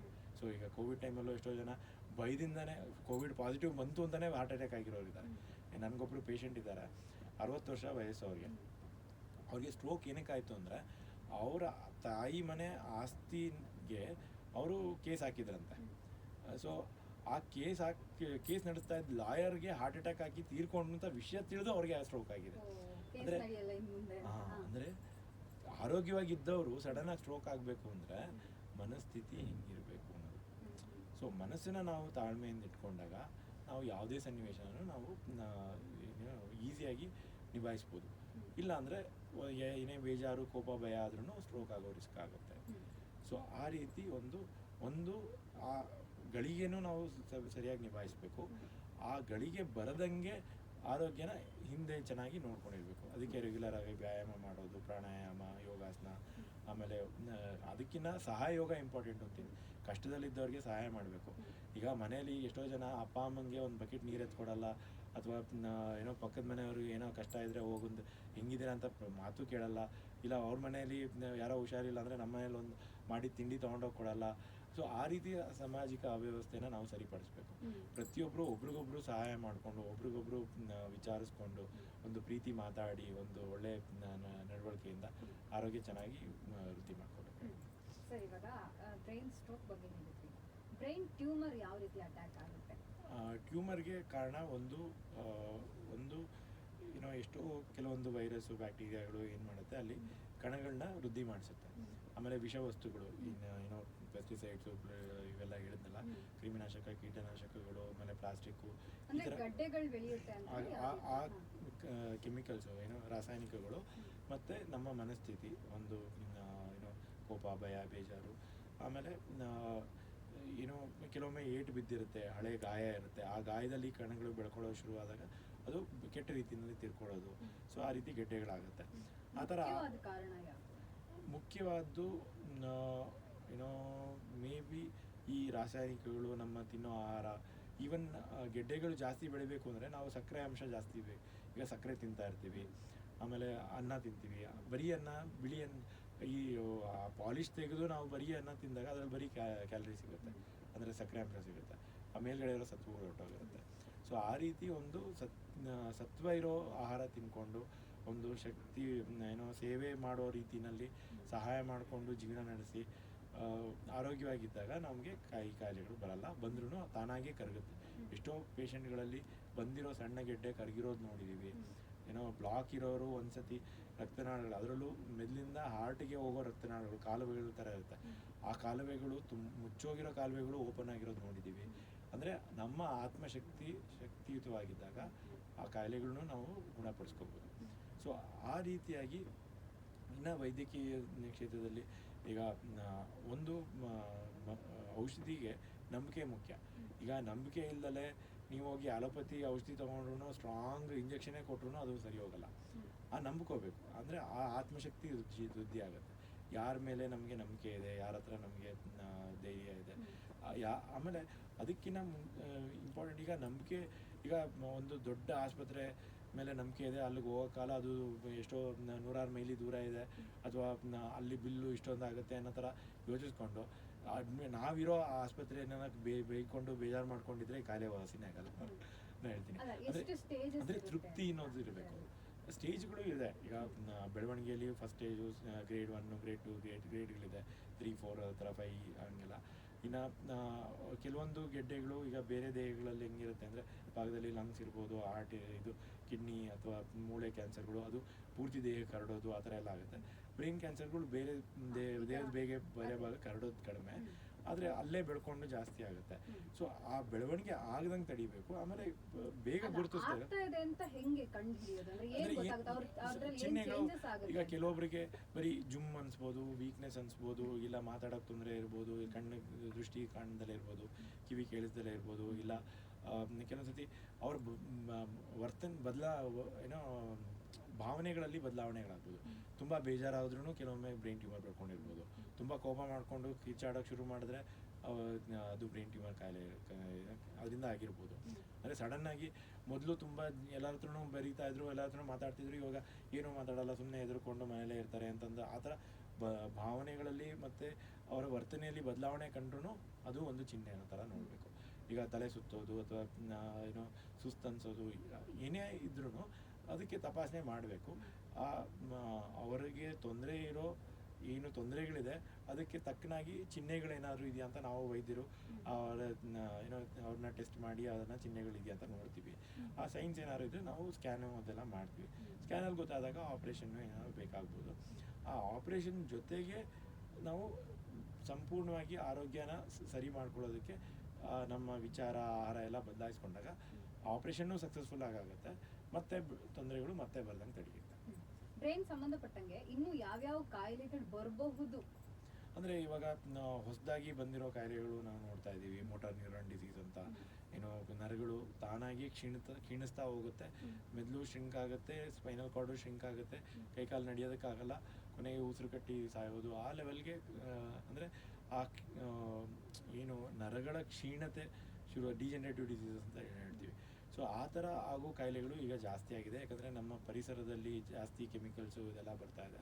ಸೊ ಅದಕ್ಕೆ ನಾವೆಲ್ಲರೂ ಪ್ರಯತ್ನ ಮಾಡಿ, ಈಗ ಬೆಳಿಗ್ಗೆ ಹಲ್ಲುಜ್ಜೋದಕ್ಕೆ ನಾವು ಉಪ್ಪು ಉಪಯೋಗಿಸ್ಬೋದು, ಇಲ್ಲ ಇಜ್ಜಲು ಉಪಯೋಗಿಸ್ಬೋದು, ಇಲ್ಲ ಬೂದಿ ಉಪಯೋಗಿಸ್ಬೋದು, ಇಲ್ಲ ಏನೋ ಈ ಸ್ನಾನ ಮಾಡೋದಕ್ಕೆ ನಾವು ಚಿಗರಿ ಪುಡಿ ಅಥವಾ ಶೀಗೆಕಾಯಿ ಅಥವಾ ಕಡಲೆ ಹಿಟ್ಟು ಆ ಥರ, ಅಂದರೆ ಬೋಂಡ ಇಷ್ಟಲ್ಲದೆಲ್ಲರೂ ಕಡಲೆ ಹಿಟ್ಟು ತೊಗೊಬೋದು. ಹಾಗೆ ನಾವು ಬದಲಾವಣೆಗಳು ಮಾಡಿಕೊಂಡಾಗ ನಮಗೆ ಈ ತಲೆನೋವು, ಫಿಟ್ಸು ಇವೆಲ್ಲ ಕಡಿಮೆ ಆಗ್ತವೆ. ಸೊ ಹಾಗೆ ಸಾಮಾಜಿಕವಾಗಿ ಬದಲಾವಣೆ ಆಗಬೇಕು. ಅದು ಈಗ ಹೆಂಗೆ ಏನೋ ಅಡ್ವರ್ಟೈಸ್ಮೆಂಟ್ಗಳು ಬರುತ್ತಲ್ಲ, ಈ ಸೋಪ್ ಹಾಕ್ಕೊಂಡ್ರೆ ಇವರು ಸೌಂದರ್ಯ ಜಾಸ್ತಿ ಆಗುತ್ತೆ, ಇವರು ಈ ಚಿಕ್ಕ ಮಗು ಥರ ಕಾಣಿಸ್ತಾರೆ, ಹಾಗೆಲ್ಲ ಅಪಪ್ರಚಾರಗಳಿದ್ದಾವೆ. ಹೇಗೆ ನೀಲಿ ಕಣ್ಣು ಮಗುನೇ ಬೇಕು ಅನ್ನೋ ಥರ ಅಪಪ್ರಚಾರ. ಸೊ ಆ ಅಪಪ್ರಚಾರಗಳನ್ನ ಬಿಟ್ಟು ನಾವು ಸತ್ಯವಾದ ಆರೋಗ್ಯಕ್ಕೆ ನಾವು ಯೋಚಿಸಿದಾಗ, ಆಮೇಲೆ ಮೆದುಳು ದೊಡ್ಡ ಶಕ್ತಿ, ಅದೊಂದು ಏನೋ ಮೆದುಳೇ ದೇವರು ಅಂತ ಒಬ್ಬರು ಹಾರ್ಟ್ ಸರ್ಜನ್ ಹನುಮಂತಯ್ಯ ಅಂತ ಇದ್ದಾರೆ ಡಾಕ್ಟರ್, ಅವ್ರು ಹೇಳ್ತಾರೆ. ಅಂದರೆ ನಮ್ಮ ಮೆದುಳು ಯೋಚನೆ ಮಾಡಿದ್ದು ನಾವು ಪೂರ್ತಿ ಪ್ರಪಂಚ ಸೃಷ್ಟಿ ಆಗುತ್ತೆ ಅಂತ. ಸೊ ಆ ಸೃಷ್ಟಿ ಮಾಡುವಂಥ ಶಕ್ತಿನ ನಾವು ಚೇತನಗೊಳಿಸ್ಬೇಕು. ಸೊ ಅದಕ್ಕೆ ನಾವು ಆತ್ಮಶುದ್ಧಿ ಮಾಡ್ಕೋಬೇಕು, ಒಂದು ಸತ್ಯವಾದ ದಾರಿಯಲ್ಲಿ ನಡಿಬೇಕು. ಅಂದ್ರೆ ನರಮಂಡಲಕ್ಕೆ ಸಂಬಂಧಪಟ್ಟಂಗೆ ಒಂದು ಹೊಡೆತ ಬಿದ್ದರೆ ಒಂದು ನರ ಕಟ್ಟಾದ್ರೆ ಏನಾಗುತ್ತೆ? ಅಂದರೆ ಈಗ ಕೈ ಕಾಲು ಏನಂದರೆ ಇಲ್ಲಿ 33 ಏನೋ ಮೂಳೆಗಳಿರ್ತವೆ, 33 ಜೋಡಿ ನರ ಹೊರಗೆ ಬರುತ್ತೆ. ಸೊ ಆ ನರ ಹೊರಗೆ ಬರೋದು ಒಂದೇನಾದ್ರು ಕಟ್ಟಾದರೆ ಅದಕ್ಕೆ ಬೈಪಾಸ್ ಚಾನಲ್ ಇಲ್ಲ. ಈಗ ಒಂದು ರೋಡ್ ಬ್ಲಾಕ್ ಆಯಿತು ಅಂದರೆ ನಮಗೆ ಅದ್ರ ಬದಲು ಪಕ್ಕದ ರೋಡ್ಗೆ ಹೋಗ್ಬೋದು, ಇನ್ನೊಂದು ರೋಡ್ಗೆ ಹೋಗ್ಬೋದು, ಅದೇ ಜಾಗಕ್ಕೆ ಹೋಗ್ಬೋದು ಅಂತ. ಬಟ್ ನರಗಳಲ್ಲಿ ಹೆಂಗೆ ಅಂದರೆ ಆ ಥರ ಬೈಪಾಸ್ ಚಾನಲ್. ಈಗ ರಕ್ತನಾಳಗಳಲ್ಲಿ ಬೇರೆ ಇಲ್ಲಿಂದ ಬರ್ತಾ ಇರೋದು ಇನ್ನೊಂದು ಸೃಷ್ಟಿ ಆಗುತ್ತೆ. ಅಪರೂಪಕ್ಕೆ ನರಗಳು ಬೆಳ್ಕೊಳ್ಳುತ್ತೆ. ಆ ಬೆಳ್ಕೊಳ್ಳೋದಕ್ಕೆ ನಮ್ಮ ಆರೋಗ್ಯ ಜೀವನ ಶೈಲಿ ಬದಲಾಯಿಸ್ಕೊಂಡು ಅದನ್ನು ಸರಿ ಮಾಡಿಕೊಂಡ್ರೆ ಚಿಕ್ಕ ವಯಸ್ಸಲ್ಲಿ ಬೆಳ್ಕೊಳ್ಳೋ ಚಾನ್ಸಸ್ ಜಾಸ್ತಿ ಇರುತ್ತೆ. ವಯಸ್ಸಾದವ್ರಿಗೆ ಕಡಿಮೆ ಆಗುತ್ತೆ. ವಯಸ್ಸಾಗಿರೋರು ಒಂದು ಆತ್ಮಶಕ್ತಿ ಕಡಿಮೆ ಇರೋರಿಗೆ ಕಟ್ಟಾದರೆ ಅದು ಬೆಳ್ಕೊಳ್ಳೋದಿಲ್ಲ ಅನ್ನೋದು. ಎಸ್ಪೆಷಲಿ ಈಗ ಮೇಲಿಂದ ಬಿದ್ದಿರ್ತಾರೆ ಅಥವಾ ಸ್ವಿಮ್ಮಿಂಗ್ ಪೂಲಲ್ಲಿ ಡೈವ್ ಮಾಡಿರ್ತಾರೆ, ಕತ್ತು ಅಥವಾ ಸೊಂಟ ಮೂಳೆ ಏನೋ ಬೆನ್ನು ಮೂಳೆ ಮುರಿದೋಗಿರುತ್ತೆ ಅಂಥವ್ರು ಕಾಲು ಕೆಲಸ ಮಾಡಲ್ಲ, ಕೆಲವೊಬ್ರು ಕೈ ಕೆಲಸ ಮಾಡಲ್ಲ, ಆ ಥರ ಆಗುತ್ತೆ. ಈಗ ನಮ್ಮ ಟಿ ವಿ ಆ್ಯಕ್ಟ್ರು ಕರಿಬಸಪ್ಪ ಅವರು ಅದೇ ಥರ ಒಂದ್ಸತಿ ಅವ್ರನ್ನ ನಾನು ನೋಡಿದ್ದೆ. ಅವರು ಬಿದ್ದ ಕೈಕಾಲು ಆಡಿಸ್ತಿರ್ಲಿಲ್ಲ ಅವರು, ಆಮೇಲೆ ಬೇರೆ ಆಸ್ಪತ್ರೆಗೆ ಕರ್ಕೊಂಡು ಹೋದ್ರು. ಬಟ್ ಅಂದ್ರೂ ಅವರು ಇನ್ಫೆಕ್ಷನ್ ಎಲ್ಲ ಆಗಿ ಪ್ರಾಣ ಆಗೋಯಿತು. ಸೊ ಆ ರೀತಿ ನರಗಳು ಸೂಕ್ಷ್ಮ, ಅತಿ ಸೂಕ್ಷ್ಮ. ಅದು ಹಾಳಾದಾಗ ನಾವು ಕೆಲವೊಮ್ಮೆ ಏನೂ ಮಾಡೋಕ್ಕಾಗಲ್ಲ ಅನ್ನೋ ಸನ್ನಿವೇಶ. ಬಟ್ ಇವಾಗ ಅದಕ್ಕೂ ಹೊಸ ಟೆಕ್ನಾಲಜಿಗಳು ಪ್ರಯತ್ನ ಮಾಡ್ತಿದ್ದಾರೆ. ನ್ಯಾನೋ ಟೆಕ್ನಾಲಜಿನಲ್ಲಿ ಕೆಲವೊಂದು ಸ್ಕೆಫೋಲ್ಡ್ಸ್ ಅಂತ ಹಾಕಿ ಬೆಳೆಸೋದಕ್ಕೆ, ಅದನ್ನೆಲ್ಲ ತುಂಬ ಅತಿಯಾದ ದುಡ್ಡಿಗೆ ಮಾರಾಟ ಮಾಡ್ತಿದ್ದಾರೆ. ಅದ್ರಲ್ಲಿ ಪ್ರಯೋಜನ ಎಷ್ಟಿದೆ ಅನ್ನೋದು ಗ್ಯಾರಂಟಿ ಇಲ್ಲ, ಬಟ್ ದುಡ್ಡು ಜಾಸ್ತಿ ಆಗ್ತಾ ಇದೆ. ಅದನ್ನು ಈ ರಾಜಕೀಯ ವ್ಯವಸ್ಥೆಯಲ್ಲಿ ಯಾರು ದುಡ್ಡಿರ್ತಾರೋ ದುಡ್ಡು ಮಾಡಿರೋರಿಗೆ ಒಂದು ಸವಲತ್ತು ಕೊಡ್ತೀವಿ ಅನ್ನೋ ಒಂದು ಕುತಂತ್ರ ನಡೀತಾ ಇದೆ. ಸೊ ಅದರಿಂದ ಮೀರಿ ಸತ್ಯವಾಗಿ ಯಾರಿಗೆ ಅವಶ್ಯಕತೆ ಇದೆಯೋ ಅವ್ರಿಗೆ ಎಷ್ಟೇ ಸರ್ಕಾರ ವ್ಯವಸ್ಥೆ ಹೆಂಗಿರಬೇಕು ಪ್ರಪಂಚದಲ್ಲಿ ಅಂದರೆ ಯಾರಿಗೆ ಅವಶ್ಯಕತೆ ಇದೆಯೋ ಅದು ಅವ್ರಿಗೆ ಸಿಗಬೇಕು. ಆ ರೀತಿ ಒಂದು ಏನೋ ಆರೋಗ್ಯ ಸೇವೆಗೋಸ್ಕರ ನಾವು ಸತ್ಯವಾದ ಯೋಗ ಮಾಡಬೇಕಾಗಿದೆ, ಒಂದು ಸತ್ಯವಾದ ರಾಜಕಾರಣ ಮಾಡಬೇಕು. ಈಗ ತಲೆನೋವುಗಳು ಬರುತ್ತೆ, ಅಂದರೆ ಡಿಫ್ರೆಂಟ್ ತಲೆನೋವು ಬರುತ್ತೆ. ಕಣ್ಣಿಗೆ ಸಂಬಂಧಪಟ್ಟಾಗ ಆಗಿರ್ಬೋದು, ತಲೆಗೆ ಸಂಬಂಧಪಟ್ಟಾಗ ಆಗಿರ್ಬೋದು. ಅಂದರೆ ಯಾವ ರೀತಿ ತಲೆನೋವು ಬರುತ್ತೆ ಅಂತ? ತಲೆನೋವಿಗೆ ಈಗ ಕೆಲವೊಬ್ಬರಿಗೆ ಚಾಕ್ಲೇಟ್ ತಿಂದಾಗ ಬರುತ್ತೆ, ಅಥವಾ ಏನಾದರೂ ಬಿಸಿಲಿಗೆ ಹೋದರೆ ಬರುತ್ತೆ, ಅಥವಾ ಯಾವ್ದಾದ್ರು ಕೆಲವೊಬ್ಬರಿಗೆ ಒಂದು ಹೂವಿನ ವಾಸನೆ ಕುಡಿದ್ರೇ ತಲೆನೋವು ಬರೋಕ್ಕೆ ಶುರುವಾಗುತ್ತೆ. ಅಂದರೆ ಅಂದರೆ ಅವ್ರಿಗೆ ಕೆಲವೊಂದು ಅಲರ್ಜಿ ಇರುತ್ತೆ, ಅಥವಾ ಅವ್ರ ದೇಹಕ್ಕೆ ಹೋಗೋದಿಲ್ಲ, ಅಥವಾ ಈಗ ದೇವಸ್ಥಾನ ಎಫೆಕ್ಟ್ ಆಗುತ್ತಾ ಅದರಿಂದ. ಅಂದರೆ ನಮಗೆ ನಾವು ಅರ್ತ್ಕೋಬೇಕು ನಮಗೆ ಏನು ತೊಂದರೆ ಆಗುತ್ತೆ ಅಂತ. ಅದು ನ್ಯಾಚುರಲ್ ಆಗಿರೋ ವಸ್ತು ಆದರೆ ಅದರಿಂದ ನಾವು ದೂರ ಇರಬೇಕು. ಈಗ ಆರ್ಟಿಫಿಷಿಯಲ್ ವಸ್ತು, ಈಗ ಟೂತ್ ಪೇಸ್ಟಿಂದ ತಲೆನೋವು ಬರ್ತಿದೆ ಅಂತ ಗೊತ್ತಾದ್ಮೇಲೂ ನಾವು ಟೂತ್ ಪೇಸ್ಟ್ ಉಪಯೋಗಿಸ್ತೀವಿ ಅಂದರೆ ನಮ್ಮಂತ ಪೆದ್ರಿಲ್ಲ. ಸೊ ಹಂಗೆ ಇನ್ನು ಶಾಂಪೂ ಉಪಯೋಗಿಸಿ ಅಥವಾ ಏನೋ, ಬಟ್ ಅದರಿಂದ ಆಗುತ್ತೆ ಅನ್ನೋ ಸತ್ಯ ಪ್ರಚಾರ ಇಲ್ಲ. ಈಗ ಸೋಪು ಉಪಯೋಗಿಸೋರು ಕೆಲವೊಂದು ಸ್ಟ್ರಾಂಗ್ ಸೋಪ್ ಹಾಕೊಂಡಾಗ ಮೂಗು ಕಟ್ಕೊಳ್ಳೋದು, ನೆಗಡಿ ಆಗೋದು ಅಥವಾ ತಲೆನೋವು ಬರೋದು ಆಗುತ್ತೆ. ಅದನ್ನು ನಾವು ಅರ್ಥ ಮಾಡ್ಕೋಬೇಕು, ಅದ್ರ ಸಾಧ್ಯತೆ ಇದೆ ಅಂತ ಅರ್ಥ ಮಾಡ್ಕೋಬೇಕು. ಅದಕ್ಕಿಂತ ಮೀರಿ ನಾವು ಮಾಡೋ ಯೋಚನೆಯಿಂದ ತಲೆನೋವು ಬರುತ್ತೆ. ನಾವು ನಮ್ಮ ಮನಸ್ಸಲ್ಲಿರೋ ಬೇಜಾರು, ಕೋಪ, ಭಯ ಅದರಿಂದ ತಲೆನೋವು ಬರುತ್ತೆ. ನಾವು ಮಾಡೋ ಏನೋ ವಿಚಾರಗಳಿಂದ. ಈಗ ತುಂಬ ತಲೆ ಕೆಡಿಸ್ಕೊಳ್ಳೋದು, ಪ್ರತಿಯೊಂದು ವಿಷಯನೂ ಅತಿಯಾಗಿ ಹಿಂಸೆ ಆಗೋಗಿರೋದ್ರ ಬಗ್ಗೆ, ಅಂದರೆ ಚೆಲ್ಲೋಗಿರೋ ಹಾಲ್ ಮೇಲೆ ತಲೆ ಕೆಡಿಸ್ಕೊಂಡು ಒದ್ದಾಡೋವಂಥ ಅವ್ರ ಮನಸ್ಥಿತಿ ಇರುತ್ತೆ. ಸೊ ಅದ್ರ ಬದಲು ಆಯಿತು ಹಾಲು ಚೆಲ್ಲೋಯ್ತಾ ಅದನ್ನು ಬಾಚ್ಬಿಟ್ಟು ನಾಯಿಗೆ ಹಾಕ್ತೀನಿ ಅಂತ ಖುಷಿ ಪಡೋದೆ, ಆ ನಾಯಿಗೆ ಋಣ ಇತ್ತು ಅಂತ ಅಂದ್ಬಿಟ್ಟು ಖುಷಿ ಆದರೆ ಆ ಸನ್ನಿವೇಶ ತಿಳಿಗೆ ಆಗುತ್ತೆ. ಅದ್ರ ಬದಲು ಚೆಲ್ಲೋಯ್ತು ಹಾಲು ಅಂತ ಬೇಜಾರು ಮಾಡಿಕೊಂಡ್ರೆ ಅದಂಥ ಮೂರ್ಖತನ ಇನ್ನೇನಿಲ್ಲ ಅಂತ. ಸೊ ಯಾವುದೇ ಸನ್ನಿವೇಶದಲ್ಲಿ ನಾವು ಆರೋಗ್ಯನ ಆಯ್ಕೆ ಮಾಡಬೇಕು, ಸತ್ಯನ ಆಯ್ಕೆ ಮಾಡಬೇಕು, ಒಂದು ಏನೋ ಸೇವೆನ ಆಯ್ಕೆ ಮಾಡ್ಕೋಬೇಕು. ಈಗ ನನ್ಗೆ ಹಾಲು ಚೆಲ್ಲೋಯ್ತು ಅಂತ ಬೇಜಾರು ಮಾಡ್ಕೊಳ್ಳೋದಕ್ಕಿಂತ ನಾಯಿಗೆ ಸಿಕ್ತು ಅಂತ ಖುಷಿ ಪಡೋಣ. ಅವಾಗ ಸನ್ನಿವೇಶ ಬದಲಾಗತ್ತೆ. ಇಲ್ಲಾಂತಂದರೆ ಇರೋ ಸನ್ನಿವೇಶದಲ್ಲೇ ಒದ್ದಾಡ್ತಿರ್ತೀವಿ. ಈಗ ಸತ್ತೋಗ್ತಾರೆ ಅಲ್ವಾ, ಸೊ ಆ 24 ಅವರ್ಸಲ್ಲಿ ಅಂಗಾಂಗಗಳನ್ನ ದಾನ ಮಾಡ್ತಾರೆ. ಸೊ ಬ್ರೈನನ್ನ ಯಾವ ರೀತಿ ಮಾಡ್ಬೋದು ಅಂತ? ಈಗ ಬ್ರೈನನ್ನು ದಾನ ಮಾಡೋದು ಅಂತಂದರೆ, ಈಗ ನನ್ನ ಬ್ರೈನ್ ನಿಮ್ಗೆ ಹಾಕಿದ್ರೆ ನೀವು ಭಾನುಪ್ರಕಾಶ್ ಆಗ್ತೀರಾ, ನಿಮ್ಮ ಬ್ರೈನ್ ನನಗೆ ಹಾಕಿದ್ರೆ ನಾನು ಇವಾಗ್ತೀನಿ ಈ ಥರ ಆಗುತ್ತೆ. ಸೊ ಅಂದರೆ ಆ ಬ್ರೈನಲ್ಲಿ ನಮ್ಮ ಜೀವನದ ನೆನಪುಗಳು, ಭಾವನೆಗಳು ಇರೋದ್ರಿಂದ ಅದನ್ನು ಟ್ರಾನ್ಸ್ಪ್ಲಾಂಟ್ ಮಾಡೋಕ್ಕೂ ಆಗಲ್ಲ.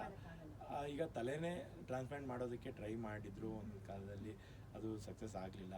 ಅಂದರೆ ಜೀವಂತವಾಗಿ ಇಡ್ಬೋದಷ್ಟೇ ಹೊರತು ಸ್ವಲ್ಪ ಕಾಲಕ್ಕೆ. ಈಗ ಹಾರ್ಟ್ ಅಟ್ಯಾಕ್ ಆಗಿದೆ, ಹೃದಯ ಕೆಲಸ ಮಾಡ್ತಿಲ್ಲ, ಅಥವಾ ಕೈ ಏನೋ ಅವ್ರಿಗೆ ರಕ್ತ ಸಂಚಾರ ಬೇಕು ಅಂದರೆ ಪಂಪ್ ಮೇಲೆ ಹಾಕಿ ಕೆಲವೊಂದು ಸತಿ ಪ್ರಾಣ ಉಳಿಸ್ಬೋದು, ಅಂದರೆ ಮೆದುಳು ಕೆಲಸನ ಮುಂದುವರಿಸ್ಬೋದು.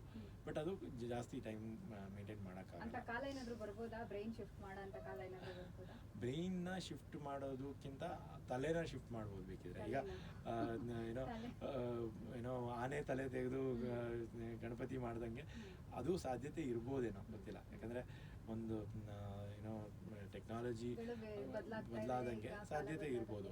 ಬಟ್ ಅದು ಆ ನರಗಳನ್ನ ಜೋಡಣೆ, ಆ ಜೋಡಿಸಿದ ನರಗಳು ಕೆಲಸ ಮಾಡೋದು ಅದು ತುಂಬ ವಿಪರೀತವಾದ ಮಾತು ಈಗ ಸದ್ಯಕ್ಕೆ ಇರೋ ಏನೋ ಕುಶಲತೆ ಬಗ್ಗೆ ಯೋಚಿಸೋದಾದರೆ.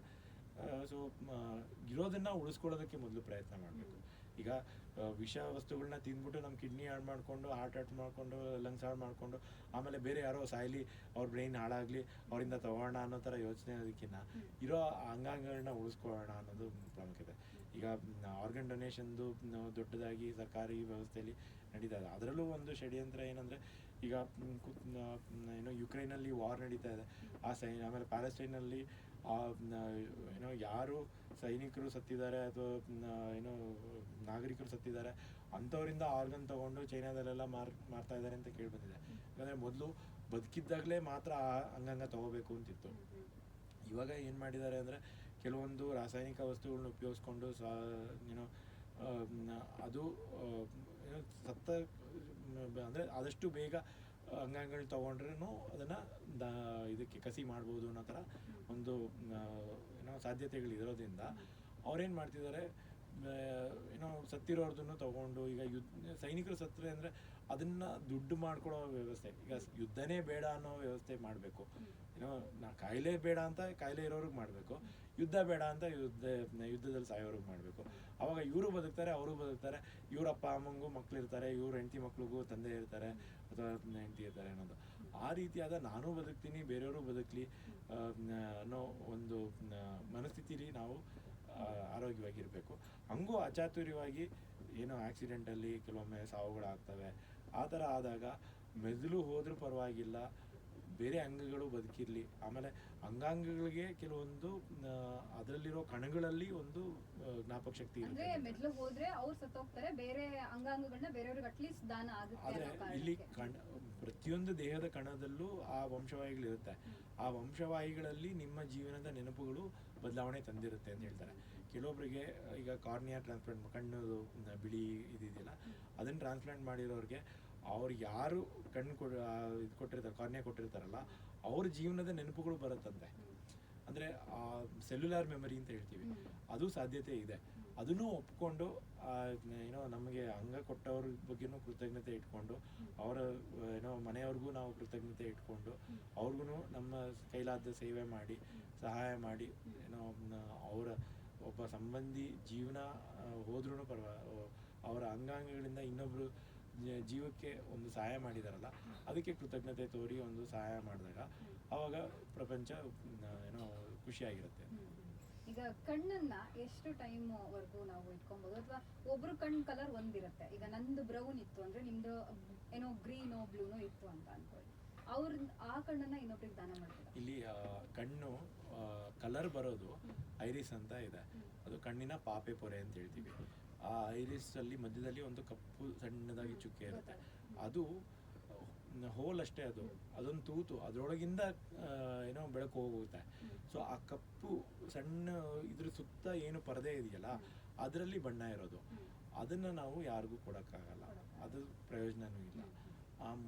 ಅದ್ರ ಮುಂದೆಗಡೆ ಪಾರದರ್ಶಕವಾಗಿ ಕಾರ್ನಿಯಾ ಅಂತ ಇದೆಯಲ್ಲ ಅದನ್ನು ಮಾತ್ರ ಟ್ರಾನ್ಸ್ಪ್ಲಾಂಟ್ ಮಾಡೋದು ಈಗ. ಸೊ ಅದನ್ನು ಮಾಡಿದಾಗ ಅವ್ರ ಕಣ್ಣಿನ ಕಲರ್ ಏನಿರುತ್ತೋ ಅದೇ ಉಳ್ಕೊಳುತ್ತೆ, ಏನು ಬದಲಾವಣೆ ಮಾಡೋಕ್ಕಾಗಲ್ಲ. ಅಂದ್ರೆ ಕಣ್ಣು ಜೊತೆ ನರಗಳಿಗೆ ಏನಾದ್ರು ಕನೆಕ್ಷನ್ ಇರುತ್ತಲ್ವಾ? ಹೌದು. ಇವ್ರ ಕಣ್ಣನ್ನ ಇನ್ನೊಬ್ರಿಗೆ ಕೊಟ್ರೆ ಆ ಟೆಕ್ನಾಲಜಿ ಇನ್ನೂ ಬಂದಿಲ್ಲ.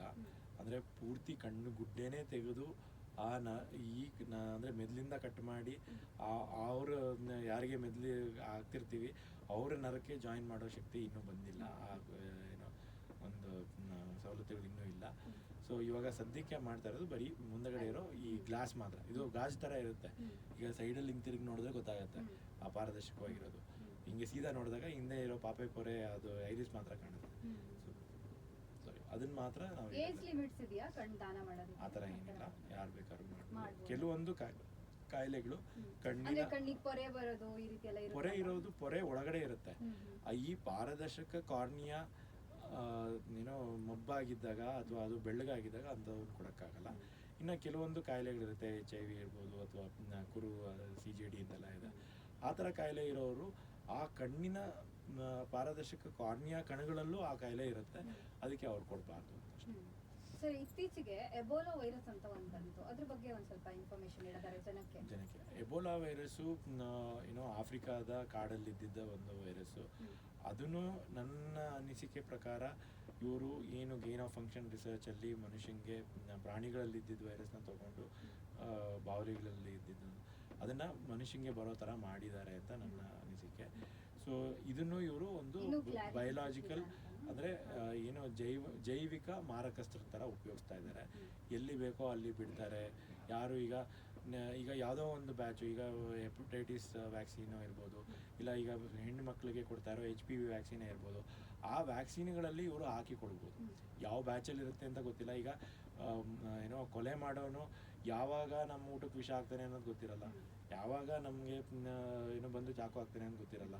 ಸೊ ನಮ್ಮ ಆತ್ಮಶಕ್ತಿ ಎಷ್ಟಿರಬೇಕು ಅಂದರೆ ಯಾವಾಗಲೇ ಹಾಕಿದ್ರು ನಾವು ಜೀರ್ಣಿಸ್ಕೊಳ್ತೀವಿ ಅನ್ನೋ ಮನಸ್ಥಿತಿ ಬೆಳೆಸ್ಕೋಬೇಕು. ಹಾಗೆಯೇ ಅವನು ಮಾಡ್ತಾ ಇದ್ದಾನೆ ಅನ್ನೋ ಅರಿವು ಬರೋಷ್ಟು ಸತ್ಯ ನಮ್ಮಲ್ಲಿರಬೇಕು. ಸೊ ಆಗಿದ್ದಾಗ ನಾವು ತಡೆಯಬಹುದು ಅಂತ ಹೇಳ್ತೀನಿ. ಹಾಗೆಯೇ ಇವರು ಏನೇ ವೈರಸ್ ಹಾಕಿ ಏನೇ ಬಿಟ್ಟರು ಅದರಿಂದ ಕಾಯಿಲೆ ಏನೋ ಈಗ ಎಷ್ಟೋ ಜನ HIV ವೈರಸ್ ಇರೋರು ಕಾಯಿಲೆ ಇಲ್ದಲೇ ಜೀವನ ನಡೆಸ್ತಾ ಇದ್ದಾರೆ. ಹಾಗೆ ಏನೇ ವೈರಸ್ ಬಂದ್ರೂ ನಾನು ಅದನ್ನು ಸಹಜೀವಿಯಾಗಿ ನೋಡ್ಕೋತೀನಿ, ಅದು ನನಗೆ ತೊಂದರೆ ಕೊಡಲ್ಲ, ನಾನು ಅದಕ್ಕೆ ತೊಂದರೆ ಕೊಡಲ್ಲ ಅನ್ನೋ ಒಂದು ಮನಸ್ಥಿತಿ ಬೆಳೆಸ್ಕೊಂಡಾಗ ಅವ್ರು ಏನೇ ಕುತಂತ್ರ ಮಾಡಿ ಅದನ್ನು ಬದಲಾಯಿಸಿ ಹಾಕಿದ್ರು ನಾವು ಜೀವಂತವಾಗಿರ್ಬೋದು. ಇನ್ನು ಕೆಲವೊಮ್ಮೆ ನಮ್ಮ ರೋಗ ನಿರೋಧಕ ಶಕ್ತಿ ಕಡಿಮೆ ಇದ್ದಾಗ ನಮಗೆ ಕಾಯಿಲೆ ಬರ್ಬೋದು, ಗಾಬರಿ ಪಡೋದು ಬೇಡ. ಅದರಲ್ಲಿ ಈಗ ಕೋವಿಡಲ್ಲಿ ರಕ್ತ ಹೆಪ್ಪುಗಟ್ತಾ ಇತ್ತು, ಇದು ರಕ್ತ ಸ್ರಾವ ಆಗುತ್ತೆ. ಅಂದರೆ ರಕ್ತನಾಳಗಳು ವೀಕಾಗಿ ಹೊಡ್ಕೊಳ್ತಾ ಇದೆಯಾ, BP ಜಾಸ್ತಿಯಾಗಿ ಹೊಡ್ಕೊಳ್ತಾ ಇದೆಯಾ. ಸೊ ಆ ಒಂದು ಉರಿಯೂತ ಮಾಡೋ ಅಂಥ ಮನಸ್ಥಿತಿಯಿಂದ ಹೊರಗೆ ಬರಬೇಕು. ಆ ಆರೋಗ್ಯಕರ ಇದನ್ನು ಆಹಾರ ತಗೋಬೇಕು. ಆವಾಗ ನಾವು ಅದನ್ನು ಒಂದು ರೋಗಿಗಳಿಗೆ ಸಹಾಯ ಮಾಡೋ ಮನಸ್ಥಿತಿನಲ್ಲಿ ನಾವು ವೈದ್ಯಕೀಯ ಸೇವೆಯಲ್ಲಿರೋರು ಸೇವೆ ಮಾಡಿ ಉಳಿಸ್ಕೊಳ್ಳೋಣ ಎಷ್ಟೇ ಜನರನ್ನ. ಸೊ ಒಗ್ಗಟ್ಟಲ್ಲಿ ಒಂದು ಬಲ ಇದೆ, ಆ ಒಗ್ಗಟ್ಟಲ್ಲಿ ನಾವು ಎಲ್ಲರೂ ಅದನ್ನು ಎದುರಿಸೋಣ ಅಂತ ಹೇಳ್ತೀವಿ. ಸರ್, ಕೊನೆಯದಾಗಿ ಈಗ ಬ್ರೈನ್ ಹೆಲ್ತನ್ನು ಹೆಂಗೆಲ್ಲ ಆಗುತ್ತೆ, ಏನೆಲ್ಲ ಎಫೆಕ್ಟ್ ಆಗುತ್ತೆ ಅನ್ನೋದೆಲ್ಲ ತಿಳಿಸ್ಕೊಟ್ರಿ. ಕೊನೆಯದಾಗಿ ಬ್ರೈನ್ ಹೆಲ್ತನ್ನು ಚೆನ್ನಾಗಿ ಇಟ್ಕೊಬೇಕು ಅಂದರೆ ಯಾವೆಲ್ಲ ಆಹಾರಗಳು ಜೊತೆಗೆ ಯಾವೆಲ್ಲ ಕೆಟ್ಟ ಆಲೋಚನೆಗಳನ್ನ ಬಿಡಬೇಕು, ಈ ರೀತಿ ಯಾವ ರೀತಿ ಹೆಲ್ದಿಯಾಗಿ ಇಟ್ಕೊಬೇಕು ಅಂತ? ಒಂದು ಮನಸ್ಸನ್ನು ಸತ್ಯವನ್ನು ಯೋಚಿಸಿ ಸತ್ಯವಾಗಿ ನೋಡಿಕೊಂಡು ಸತ್ಯವಾಗಿ ನಡ್ಕೊಂಡು, ಆಮೇಲೆ ಪ್ರಕೃತಿಯಲ್ಲಿ ಸಿಗುವಂಥ ಎಲ್ಲ ಆಹಾರಗಳು, ಅದರಲ್ಲೂ ಈಗ ಶಂಖಪುಷ್ಪಿ, ಬ್ರಾಹ್ಮಿ ಇವೆಲ್ಲ ಮೆದುಳಿಗೆ ಒಳ್ಳೆ ನರಿಶ್ಮೆಂಟ್ ಅಂತ ಹೇಳ್ತೀವಿ. ಸೊ ಆ ರೀತಿ ಸೊಪ್ಪುಗಳು, ತರಕಾರಿಗಳು ಎಲ್ಲ ತೊಗೊಂಡು ಒಂದೆಲಗ ಅವೆಲ್ಲ ಇದಾವೆ, ಅದರದ್ದನ್ನು ನಾವು ಜಾಸ್ತಿ ಉಪಯೋಗಿಸಿ, ಆಮೇಲೆ ಅಮೃತ ಬಳ್ಳಿ ಅದೆಲ್ಲ ಇದೆ. ಸೊ ಅದ್ರ ಜೊತೆಗೆ ಒಂದು ಸಮಾಜದಲ್ಲಿ ಎಲ್ಲರಿಗೂ ಸೇವೆ ಮಾಡಿಕೊಂಡು ಒಂದು ಹಸನ್ಮುಖರಾಗಿ ಎಲ್ಲರೂ ಒಗ್ಗಟ್ಟಾಗಿ ನಾವು ಏನೋ ಪೂರ್ತಿ ಪ್ರಪಂಚನ ಸತ್ಯಯೋಗಕ್ಕೆ ತೊಗೊಂಡೋಗಿ ಒಂದು ಭೂಮಿಯಲ್ಲಿ ಸ್ವರ್ಗ ಮಾಡಿಕೊಂಡು ನಮ್ಮೆಲ್ಲರ ಮೆದುಳನ್ನು ಒಂದು ಏನೋ ಕಮಲದ ಥರ ಅರಳಿಸ್ಕೊಂಡು ಒಂದು ಪ್ರಬುದ್ಧತೆ ಬೆಳೆಸ್ಕೊಂಡು ನಾವು ಎಲ್ಲರೂ ವಿಶ್ವಮಾನವರಾಗೋಣ, ಒಂದು ಭೂಮಿಯಲ್ಲೇ ಸ್ವರ್ಗ ಮಾಡೋಣ, ಸತ್ಯಯೋಗ ಕಟ್ಟೋಣ. ಇಷ್ಟೊತ್ತು ನಮ್ಮೊಟ್ಟಿಗೆ ಡಾಕ್ಟರ್ ಭಾನುಪ್ರಕಾಶ್ ಅವರು ಬ್ರೈನ್ ಬಗ್ಗೆ ಸಾಕಷ್ಟು ಮಾಹಿತಿನ ತಿಳಿಸ್ಕೊಟ್ರು. ನಿಮ್ಮೆಲ್ಲರಿಗೂ ಹೆಲ್ಪ್ಫುಲ್ ಆಗಿರುತ್ತೆ ಅಂತ ಅನ್ಕೊಂತ ಈ ಕಾರ್ಯಕ್ರಮನ ಮುಗಿಸ್ತಾ ಇದ್ದೀನಿ. Sir heartly thank you sir, ನಿಮಗೆ ಕಾರ್ಯಕ್ರಮಕ್ಕೆ ಬಂದು ಇಷ್ಟೆಲ್ಲ ಮಾಹಿತಿ ತಿಳಿಸ್ಕೊಟ್ಟಿದ್ದಕ್ಕೆ ಥ್ಯಾಂಕ್ ಯು. ಧನ್ಯವಾದ. ಸತ್ಯಮೇವ ಜಯತೆ. Thank you. ನೋಡ್ತಾ ಇರಿ ಬಾಸ್ ಟಿವಿ, ಸಾರಿ ಎಸ್, ನೋಡ್ತಾ ಇರಿ ಡಾಕ್ಟರ್ ಬಾಸ್ ಕನ್ನಡ. ಯುವಾಸ್.